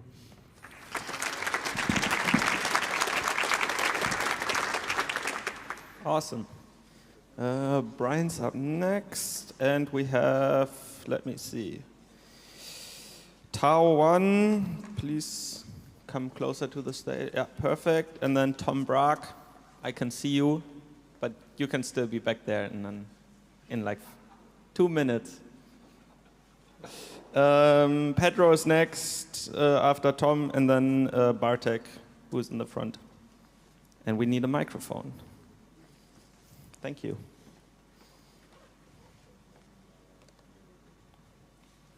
Yeah, something really bad is happening right now. Yeah, it was there. It was there. Yeah, mirror. Second. That looks bad. Yeah.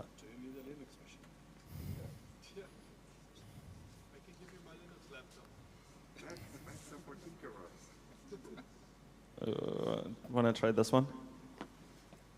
This time I can offer you an adapter the other way around. Yep. Yeah.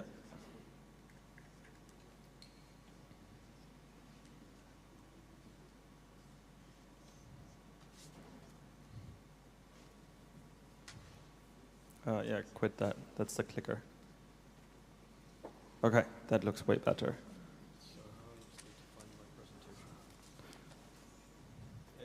Yes, perfect. And here's the mic.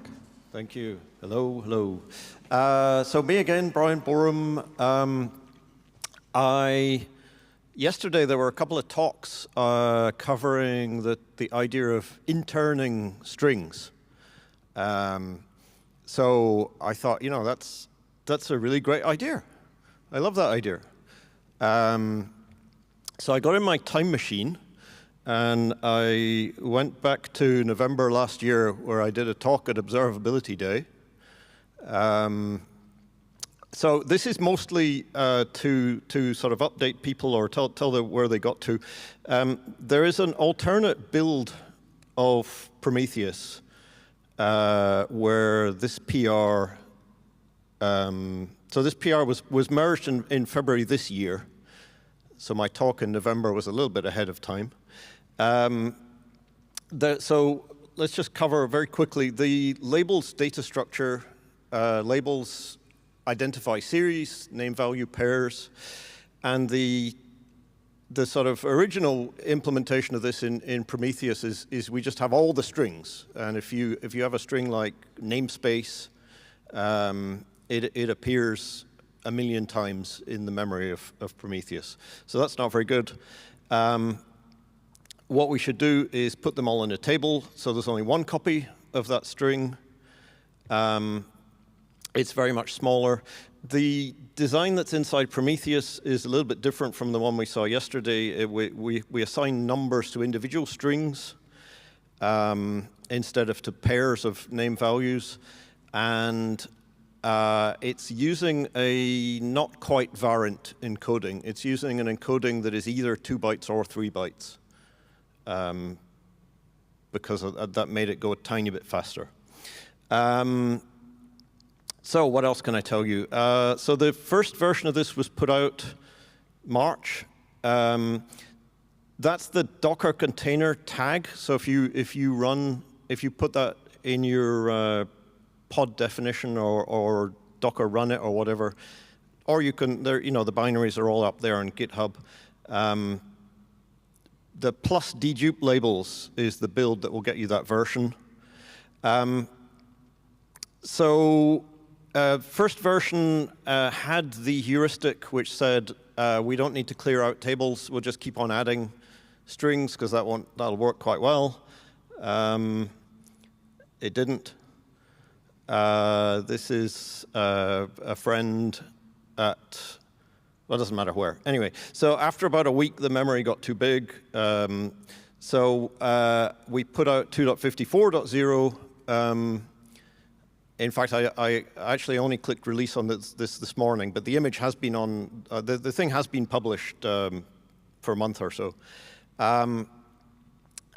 It is about 15% lower in memory, 10% higher in CPU. That's a little disappointing. I mean, if you're really, really tight on memory, yay. It's a trade, everything in engineering is a trade-off, so you can make a choice. I would invite people to try this out. There may be more things wrong with it. If you have a really, really big lot of labels, if you're one of those people that says, I need 100 labels per series, you will benefit more from this.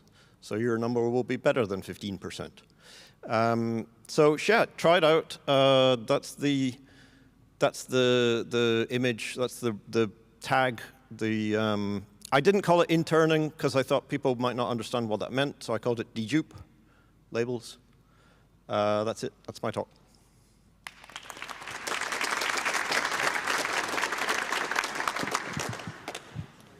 Take your computer.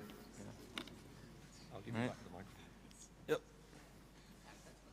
And I give you back your adapter. And then, whoops. We can get set up. Do you have HDMI? Yes.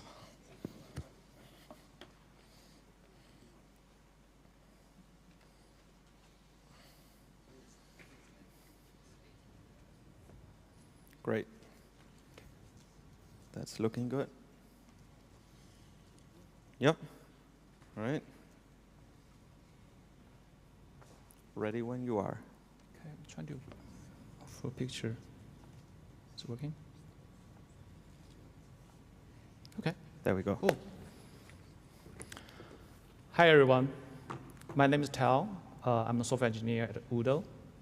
Today, I want to talk about the serverless promises and walk you through our journey building serverless promises and the challenges we faced in this journey.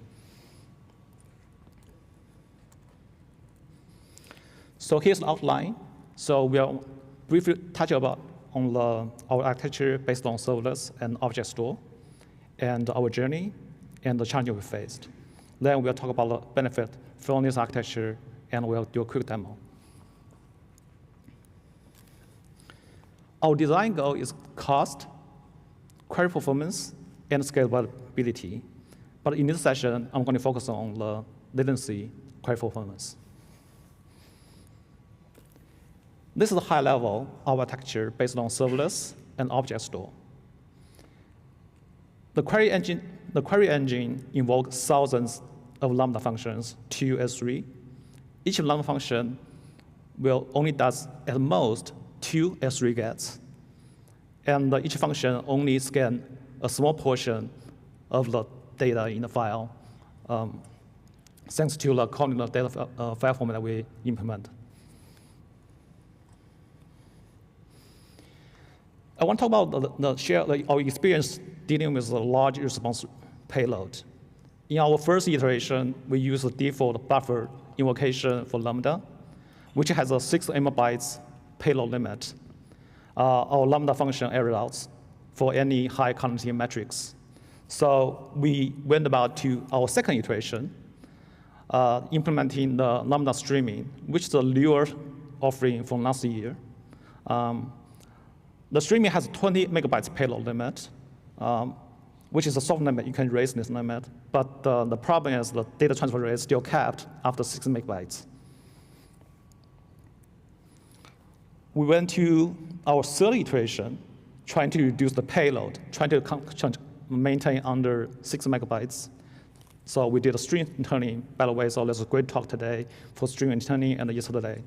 And we decided to trade off the CPU for data size. So we are going to compress and decompress during the data transformation.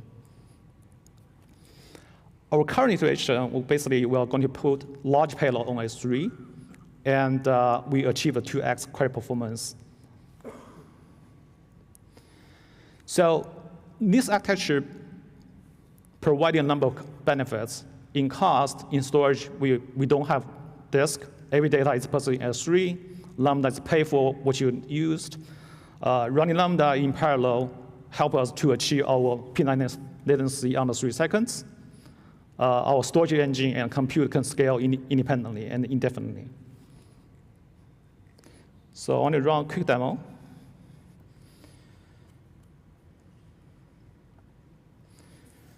So what you see here is the playground with the playground. Basically, the query is very simple, sum array function, but the metric name is different. So I want to kind of choose a random one, so to make sure this is not cached. Let's say today's lucky number 22. Let's say 12 hours. So you can see the query comes back really quickly, and we can increase the number, this temperature as well. So I'm doing 2 days now. You can see this basically was trying to meet our design goals. We can do even 7 days.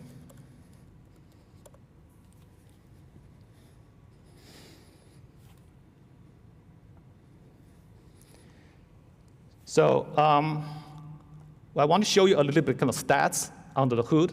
So what happened behind the scene? So this is a query from the CloudWatch. So it's not this is an old query, but because lazy, I don't have time basically to wait for the CloudWatch to generate. So basically, you can see from here, each query will invoke 1,000 Lambda functions, and quickly goes to 0 once the query is gone.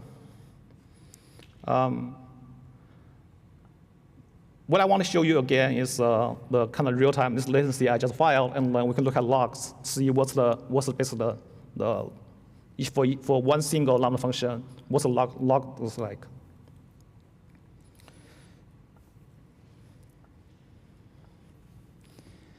So here, this is CloudWatch group, CloudWatch logs, and I'm querying this number because I know for each matrix is this is the number of time series in this matrix, and we can go into one log line. This shows the number series is this number, and the unpressed is very close to 6 megabytes, and that's why we basically have to do compress. So maintain the under 6 megabytes. So we can also just search in this string, see if we can find one single query. So we don't log a lot because we have maybe 1,000 non-functions, so we're trying to do log minimum. From here, you can see each non-function, they basically can finish in 1 second, on a second, 1 second. So in this case, it's 600. We allocating 4 gigabytes in memory, so which roughly give us 1 CPU. Okay, we're done. Okay. Thank you.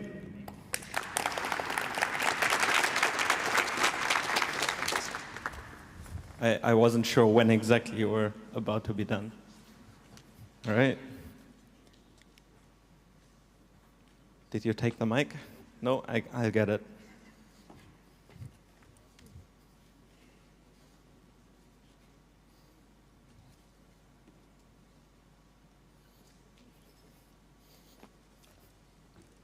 There you go. Yeah, take it away. Okay. Hello, everybody. My name is Tom Brock. I'm a software engineer at Grafana Labs, working on the OpenTelemetry team. And in those 5 minutes, I'm going to show a new piece of technology we've built over the last year that allows to ingest delta metrics into Prometheus and other backends. It's part of the OpenTelemetry collector, and it is released in the official OTel code binaries as of about 2 weeks ago. For those unfamiliar, temporality is essentially a dimension on the data you're sending, how it's aggregated. And Prometheus only supports what's called cumulative temporality, which is what you would see in the top line here. So think you do have a counter metric. It's like an aggregation over typically the process starts. So it's like a 12, a 14, a 17. In Prometheus, it usually doesn't go down. In other systems, it can, but that does not matter too much here. An alternative that has certain benefits in some areas is delta, which instead of sending a summarized value over the time, you only do send an individual change, so a +12, a +2, a -7. And even though you can send samples like that into Prometheus, you can't really do a lot with them then, because PromQL and the whole Prometheus ecosystem is not built for that type of data. So a conversion is most likely required. To showcase that, I wrote a very short OpenTelemetry SDK program that sends random values into Prometheus, or using OTLP to a collector and then into Prometheus, to be exact. I'm storing the same value as a sum and a gauge, so we can compare in Prometheus later on how the conversion actually happened and what it did. This is my Docker Compose setup for the OpenTelemetry collector and Prometheus. All of this code is public on GitHub on /talks, so you can take a look at that later on. The OpenTelemetry collector uses a pretty minimal configuration in this example, so I'm setting up the OTLP receiver to actually get the metrics in from the application. The delta to cumulative processor, the thing we're talking about here, doesn't even take any required configuration. And we do export that to a Prometheus running locally, which has the remote write receiver enabled. I ran that in advance already, and when looking at the gauge, so like the unconverted data, we can see that it looks like a random, it's the random distribution you would kind of expect to see here, and all of those are positive values, some higher, some lower. But given we are technically counting something here, this is not exactly useful. If we do take a look at the converted version, however, the random sum total here, you do see what you would expect to get when entering a bear counter in Prometheus. That's the whole talk.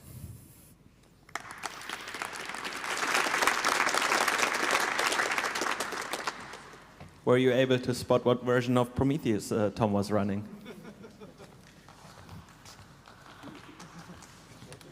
Yeah. Yeah? All right. No, I mean, it's obviously the new Prometheus 3 UI, so there we go. Why is everybody showing old UIs?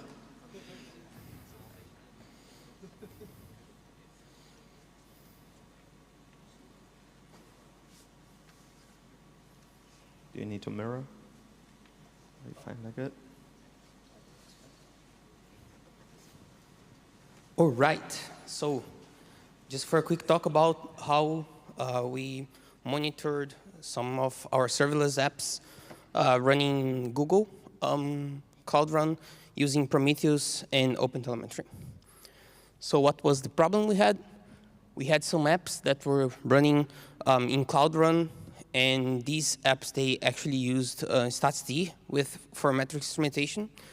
So getting out like statsd traffic from Cloud Run into the Kubernetes clusters is like a no-go, because first you can have a lot of volume and you will pay out-of-region egress and also ingress on the other side. Then you have all these problems like with authentication, how you deal with the authentication from one side to the other. Also, statsd usually sent over UDP, so you also have that problem. And then like Google came up with this sidecar model for Cloud Run, where you can simply like run something alongside your application. So we thought, well, OTel is there. We have standards, and also it has this statsd receiver, which we could leverage. So that's what we did. And we came up with our own distribution. These days is like really easy to assemble your own distribution, pick up only the components you really want inside your collector. And we decided to receive either OTLP or statsd, and then pass this through like memory limiter, cumulative to delta. This will come later on. Like we didn't want to receive cumulative metrics because we needed to filter them out later on and batch them and then send to via OTLP. So that's the kind of the overall architecture that we ended up with. We have this custom application that we wrote to control cardinality, and which we already have filtering enabled via an UI. So we wanted to pass all the OTLP metrics also through that, and we decided to send the OTLP metrics to this component, and then go again to the statsd agent, statsd exporter, and finally get some Prometheus metrics. But the same thing to do would be actually to, now that Prometheus has support, especially in 3.0 version, you could simply set up this sidecar to send OTLP directly to Prometheus and have your metrics enabled, available in Prometheus. Yeah, that was what I had. Thank you.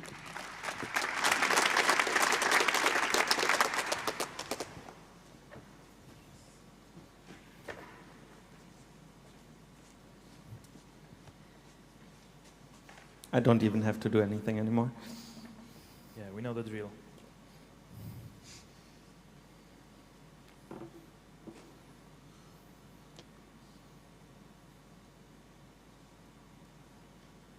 Okay, good. Amazing. Okay, so hello everyone. I'm Bartek. I was speaking 2 days ago, and the one feedback I got is that I'm speaking too fast and there is too much content.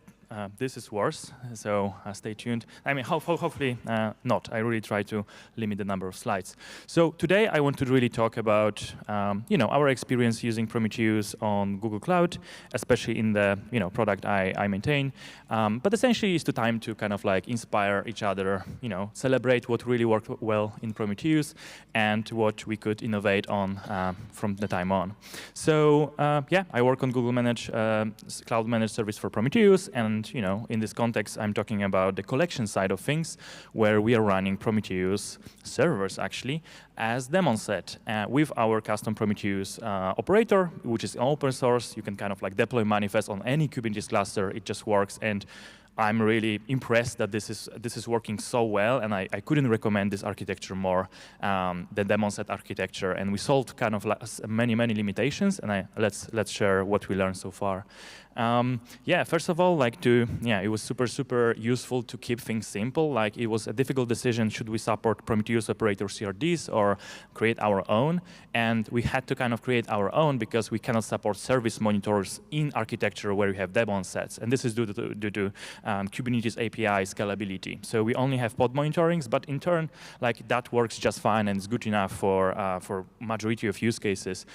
So yeah, it's actually we are able to simplify the configuration, no relabeling before metric scraping, but there is some kind of our own simpler kind of relabeling configuration for adding and removing labels. There is some other relabeling after. So anyway, we were able to simplify, so on scale we had less issues, and yeah, it's sometimes good to do. Then of course efficiency is super important. Obviously on such a scale, and I forgot to mention, but we have literally millions Prometheus instances running on production, and trillions of samples per day. And in this case, if we save hundreds of megabytes of memory, that's hundreds of terabytes, right? So literally it's super important. That's why we run servers, which are very fine-tuned with those dangerous flags like block durations set to 10 minutes and the retention to 30 minutes. We are kind of playing with agent mode, but we're not super decided yet. But I would like to inspire us to really thought about something more. more innovative, like maybe pass-through mode, which is, well, kind of like removing the durability of wall and like not having a wall and simply focusing on sending. And this is what we use. We don't have HA because we cannot afford adding yet another, potentially 1 gigabyte of memory for those millions of instances. So we just have a very fast instant startup because we don't have persistence. We don't need to wait for replies. So the moment Prometheus is down and up, like it's literally between scrapes or maybe missing one scrape, so it's totally fine. So generally, in practice, that model works pretty well. So I encourage you to try and not always be forced to persist every single sample. Like we have counters for a reason. So anyway, this is what we our experience so far. And I would love to experiment with Prometheus to have the super fast mode without persistence. And then of course we are working on PromBench, like our benchmarking tool to include remote write or those export agent mode benchmarks. Then of course, out of memory and VPAs. So VPA is amazing and it's needed because, as we said, like some nodes have bigger amount of targets and some nodes not. We are working with Kubernetes to kind of like improve VPAs in general for daemon sets. It was pretty bad, but now the changing limits is actually not restarting container, which is amazing. And then the second thing is that we are kind of like trying to propose daemon sets being able to have different memory limits per different, agent, per different node, which would be amazing. And I would like to inspire you to think, and together the community, about some remediation. So OTLP has already a memory limiter processor, which essentially kills certain OTLP pushes if there is, threshold of memory hit. And in Prometheus, we don't have anything like that. And it would be amazing to really, experiment with something that disables certain targets if you have too many targets for the certain collector, right? Like it's better than crashing the whole collector. So that would be amazing. Let's innovate here. And finally, we are working with Prometheus as well. We already have that in our fork. Scalable secrets. At the end, you cannot, as a daemon set, you cannot pull all the secrets from 1,000 nodes, and every single node would have access to all the secrets to every application. So there are remote secrets coming, and it's as easy as referencing a secret from your secret provider, for example, Kubernetes API directly. So that's kind of solves this. So it's in progress. We're working on it. And then remote write 2.0 and OTLP, we need structure exports for efficiency and integrating with OTLP. So that's kind of like what's kind of like on the table right now, important to add.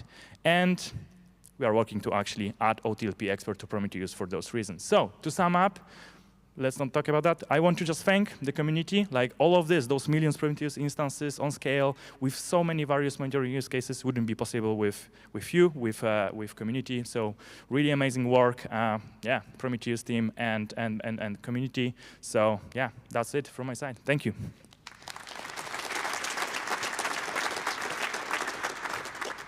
That was pretty fast. Next time, you should practice rapping. Limit of 3 slides, right? No, you should practice rapping so you can have even more content and speak faster.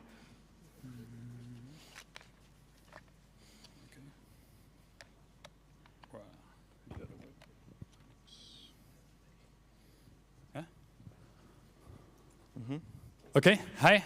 I want to tell you a sad story with happy ending. It will be about scaling Mimir. Just out of curiosity, how many of you are using Mimir? Okay, it's quite a lot. It might interest you. So, just quick sum up of the architecture. The Prometheus is using remote write. It sends the data to distributors. Those distributors sends the data. It sends the data to at least 3 ingesters. Yeah, and the ingesters, they have hash rings, so they split the job, split the series which are sent to them. Sorry, I wasn't heard, probably. The hash ring decides where the series goes to which ingester.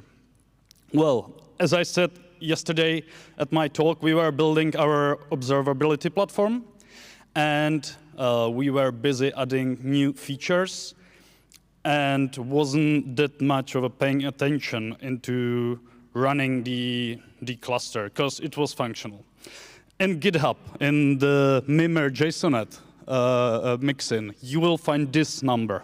This is targeting, they're targeting 1.5 million time series per ingester.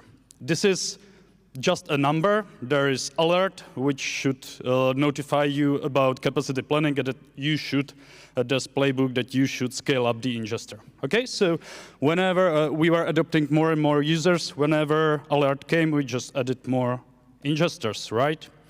As I said, we have 200 millions of series.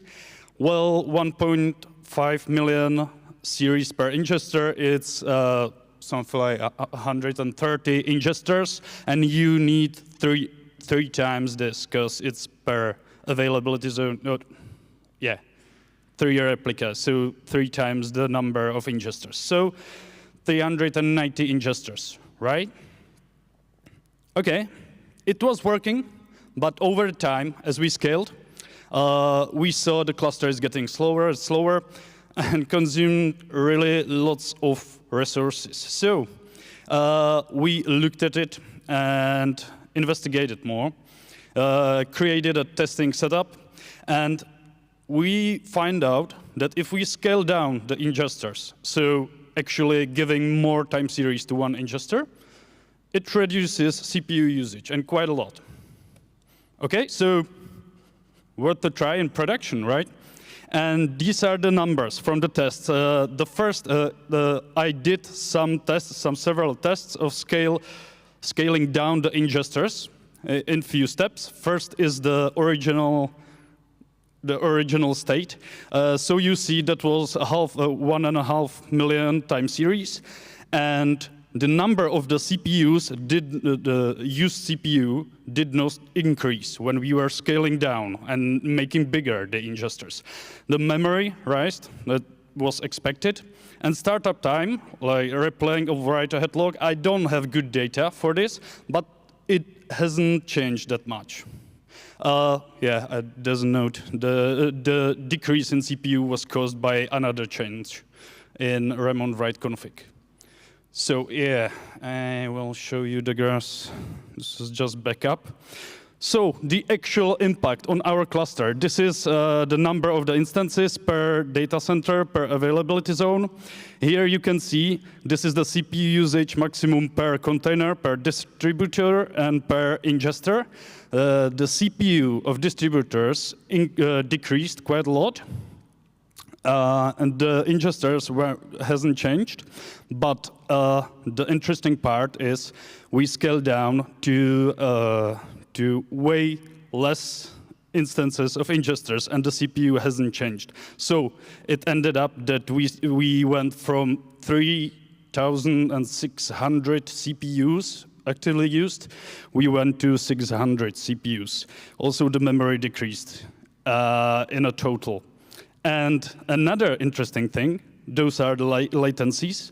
Latency of querying was formerly for 0.5. Quantile was 400 milliseconds, and now we are at 39 milliseconds.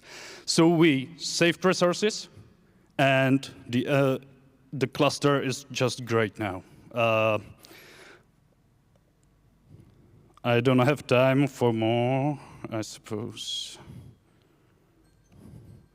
Yeah, so it is. That's it. There are some possible clues.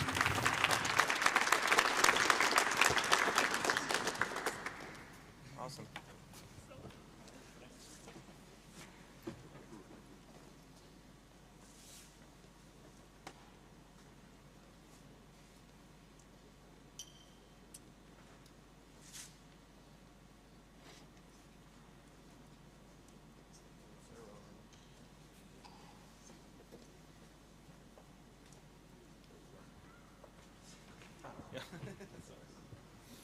Hello.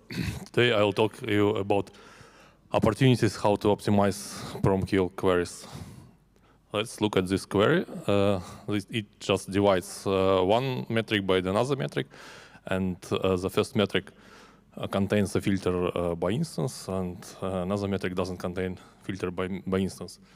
Do you know how this query works? Let's look. At first, Prometheus executes the first part of the query, selects all the time series, and this is actually a one-time series because node metrics are per instance. The second part selects many time series. The number of selected time series equals to the number of instances you monitor. Then Prometheus finds the metric with the instance from the top of the query and divides the number from the first time series to the number to the second time series. And after that, it drops everything else, other hundreds or thousands time series selected for the remainder of this query. And as you guess, we waste a lot of CPU, memory, and disk I/O during executing this query, because the results for the denominator were just dropped. How to improve this? The most obvious solution is to copy-paste every filter in both into the denominator or in both parts of query. Just manually copy-paste this, and the query instantly works much faster and uses less resources. Probably there is a better solution. Yes, how about make this automatically during parsing of PromQL? Is it possible? Let's look. So, it's possible, but let's look at some examples. The first example is we have some PromQL queries which sums one set of time series with another set of time series with different sets of labels, label filters. And we can optimize this query, add these filters between these queries automatically during PromQL parsing. The second query is the same as the first query. Query results is the same, but the performance of the second query is usually much faster. This pushdown can be also applied to across function calls. Like in this example, we use sum to executions of rate, and this automatic label filter propagations also can be applied here at PromQL parsing time. The same applies to aggregation functions. It's more tricky, but it also works at PromQL parsing time. And the same also applies across complex joins, like this one. It's also tricky, but it works. And bonus point that such pushdown can be also applied not only at parsing time, but also at query execution time. For instance, let's look at this query. This query is typical when you want to enrich your query results with some information, metadata information from info metrics. And let's look how this query is executed in Prometheus. It first selects all the time series for container CPU usage with this label. There are only a few time series usually for alert manager, because in typical Kubernetes installation you have a few alert managers. After that, Kubernetes selects all the time series for kubepod info, and the number of such time series is usually more than 1,000 or 10,000, depending on the number of pods in your Kubernetes, which are currently running or were previously running and stopped. So after that, this query is executed, and Prometheus just drops everything except the join on this pod from the kubepod info. So we cannot apply this optimization at query parsing time, but we can apply this optimization during query execution. How it's applied? Just execute the first part of the query, select matching time series, then detect common labels for the selected time series, compose filters from the common labels and apply these filters to the second part of the query, and then select only the needed time series from the second part. That's let's set these optimizations to Prometheus.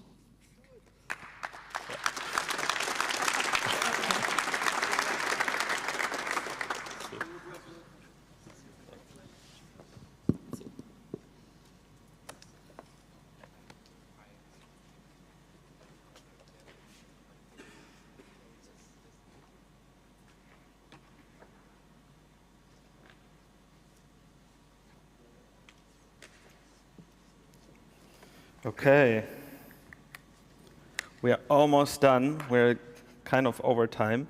But here I am. I also want to do a lightning talk and talk about tech once this PromCon. So give me a minute, or maybe even like maybe a minute or two, but I don't need long. Let's see if the adapter works. Otherwise, I use the HDMI directly, but I want to use the clicker next. Okay, there we go. Okay, so who has used Home Assistant? Given it's like somewhat like similar, you run your own stuff. Okay, a couple of hands. So like anecdotally, last year when I was organizing PromCon for last year, I also moved, which was a great timing because like I got to organize a conference, but also like take over keys and whatever. And back then I kind of like, okay, now that I moved, I want to like do the smart home thing and try it out, right? So I added sensors. As you can see, I got like a bunch of like sensors for like temperature, humidity. I also have like motion sensors for kind of like the lumen in each room, and if there's like people moving around. So that was all fun, but eventually I wanted to use the temperature on the outside and on the inside to basically say, because we don't have AC in Europe, right? I wanted to say if it's like above 24 degrees on the inside or like 25 degrees, please alert me if it's colder outside so I can open all the windows and be nice and cold again. And I started with this. I used the when the temperature is above 24 degrees, please give me an alert in the app. Turns out it's super flaky, and that's not great. So I was like, let's use Prometheus. And thankfully, somebody has thought of that. And literally with like this one line of configuration, so Home Assistant is configured in YAML, so it's super familiar. And I even thought about configuring my home with JSON, but another story. So yeah, I added the Prometheus thing. There's a bunch of other stuff. I don't even think I use it. And voila, given I also had Prometheus running on the same machine, I'm now scraping Home Assistant, and I get all of these wonderful metrics for free, basically. So I can use the integrations of Home Assistant to get all the sensor data, and I don't even need to run any exporters. I have like 100 gigabyte storage retention. There's just a few metrics, so it's really not too difficult to like store all of this for years, probably. So this is what I get. Home Assistant sensor, temperature Celsius, and then I get like a friendly name, and I can basically for each room put in the name of the sensor, and I get like the, in this case, 8-week temperature, and kind of, okay, let's do 16 weeks. So the maximum temperature over 16 weeks, and now it's kind of interesting because for some reason, I was like super interested the last couple of days when it was so hot in Berlin if we have a new record, right? And as you can see, we're like climbing and climbing with the maximum temperature we had. And eventually, we got to 34 degrees. And I think like a week and a half ago, we got to 37 degrees on my balcony, which is insane. And I definitely didn't open the windows. I don't think there's, yeah, we can see the lumen or the looks that each room kind of has. I'm thinking about maybe using the looks that are in my office to kind of like automatically from Prometheus get the data and dim my screen based on how bright the room is, stuff like that. I don't know, whatever. Maybe we can use predict linear to alert if like batteries of the sensors are empty in the next week or two. so we never actually run out of battery. And then most importantly, this is kind of why I was kind of like starting this thing in the first place. The sensor is pretty much unreliable, so now I can use the alerting rule to kind of tell me if it's like, I think for 6 hours unavailable, then I get like an alert and it actually works, and I don't even need to like look into Home Assistant alerting any further. And then more importantly, this is kind of like an alerting rule that I now use to alert, and it's not as flaky anymore. It still like tells me once or twice a day when it's like colder or warmer outside to close open the windows, and that's great. Last thing, kind of missing piece was I don't want to like send alerts to me and my girlfriend, and more importantly to my girlfriend, like looking super nerdy, right? Like, yeah, no, you're on call for opening the windows and closing the windows. That's great. So I thought maybe we can integrate Prometheus with Alert Manager and with Home Assistant. So I have do I have it here? Like, I think it's not even that important. It basically receives a webhook from Alert Manager, does a bunch of things with the JSON, and then sends it off to the Home Assistant instance I have. It's, I think, written in like less than an hour, deployed, and it's still running. And every now and then I get these like notifications like native to Android, iOS, and I get then yeah, nicer looking alert, and maybe my girlfriend doesn't even realize she's on call for the Windows now. And that's my lightning talk.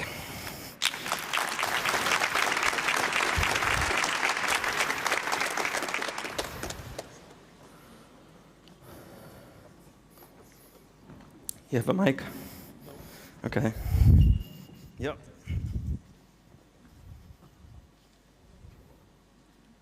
I am giving you the mic.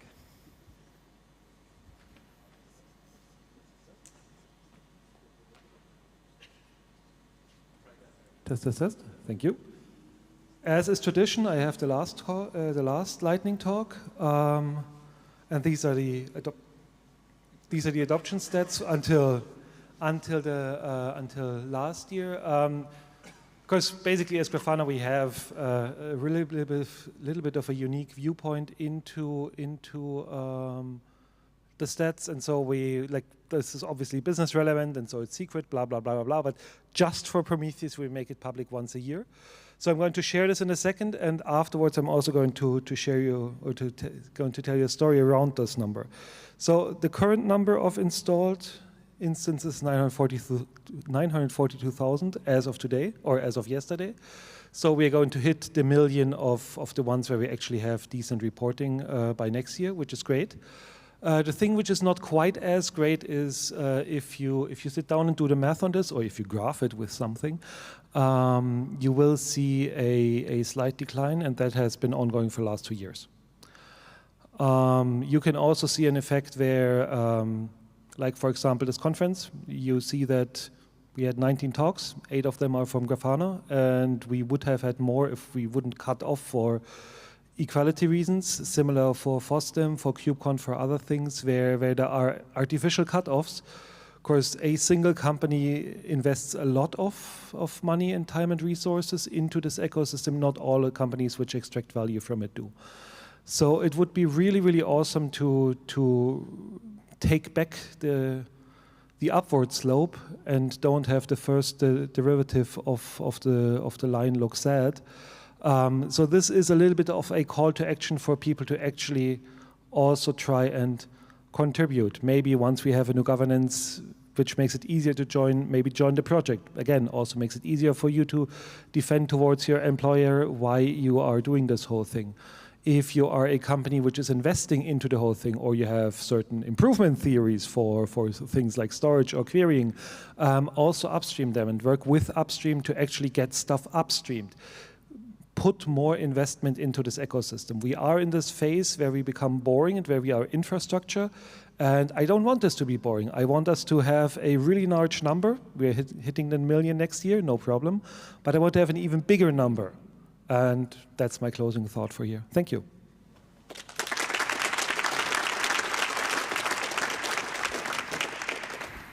Yep. So I guess Gautam and I have some work to do to ship the governance. But first, let's finish this conference. And then I can go back home and work on the governance another day. OK, so that's a wrap. My joke was too soon. Aha, ta-da. That's a wrap. Was bad last year, but here we are.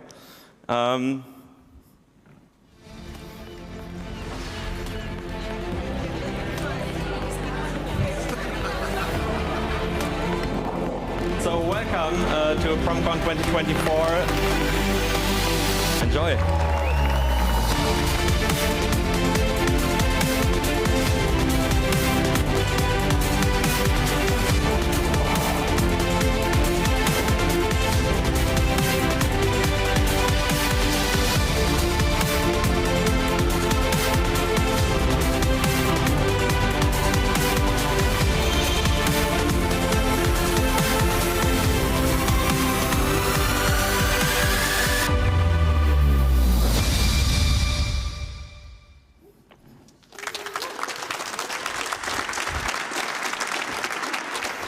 That's pretty amazing, is it?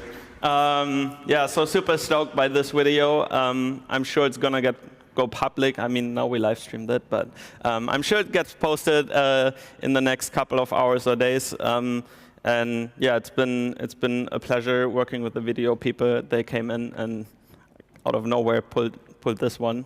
Again, thank you for Chronosphere, Grafana Labs, Oodle AI, and Victoria Metrics as Diamond sponsors. They've contributed a lot to this. Round of applause for them.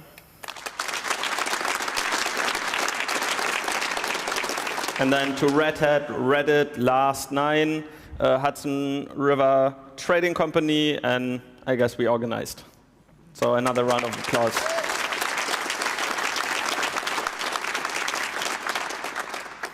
Thank you to all the speakers.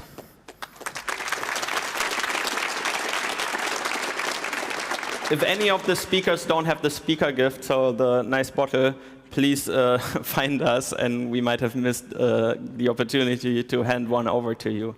The talks, all the talks, they were live streamed. They are in like 8-hour-long live streams on YouTube already. So if you look for that one specific thing that you need today and kind of like rewind, that's doable, I guess. But we are going to like cut all of those talks into like smaller pieces of digestible videos and then upload them to YouTube soon. So I mean, I need a weekend and then get started with this, and they should come in the next week or two. Please, please, please, as Richie said, submit talks. You've seen a lot of like inspirational things. You can, again, what was I gonna say? I don't know.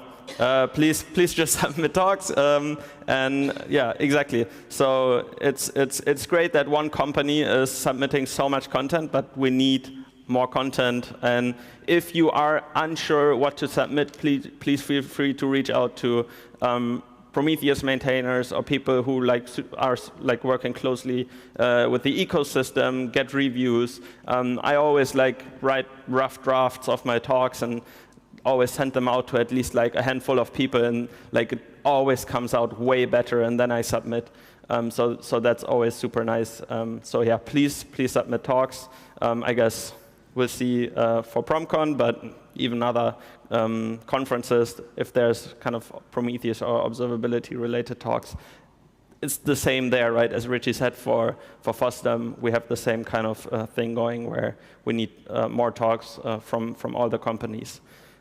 Contribute, and I guess that's kind of like writing code, but also contribute documentation.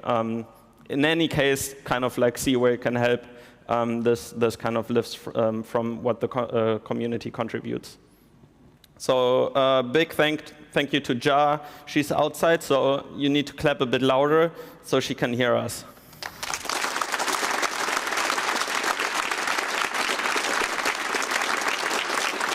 Ja was kind of crazy enough to organize PromCon twice with me, and yeah, I know the drill now, and it's intense, especially the last couple of weeks were quite intense. So yeah, it was a good partnership with Ja going through this. And I also want to thank Celia from CNCF. I want to thank Iman from CNCF and Katie from CNCF for all the back and forth and yeah, trying to make it happen, and we did, and here we are, and it's gone great, and it's over, and yeah, thank you to them.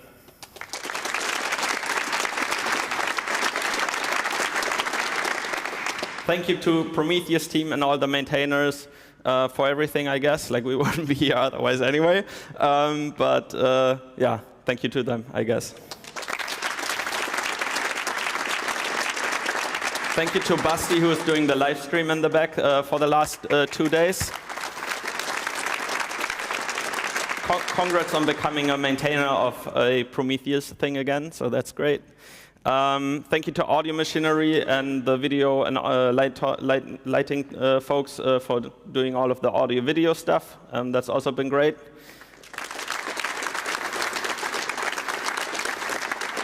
Thank you to you video people for coming along and like creating this super nice video. And yeah, I'm definitely gonna watch it again and kind of like revamp in a couple of days to process what has happened.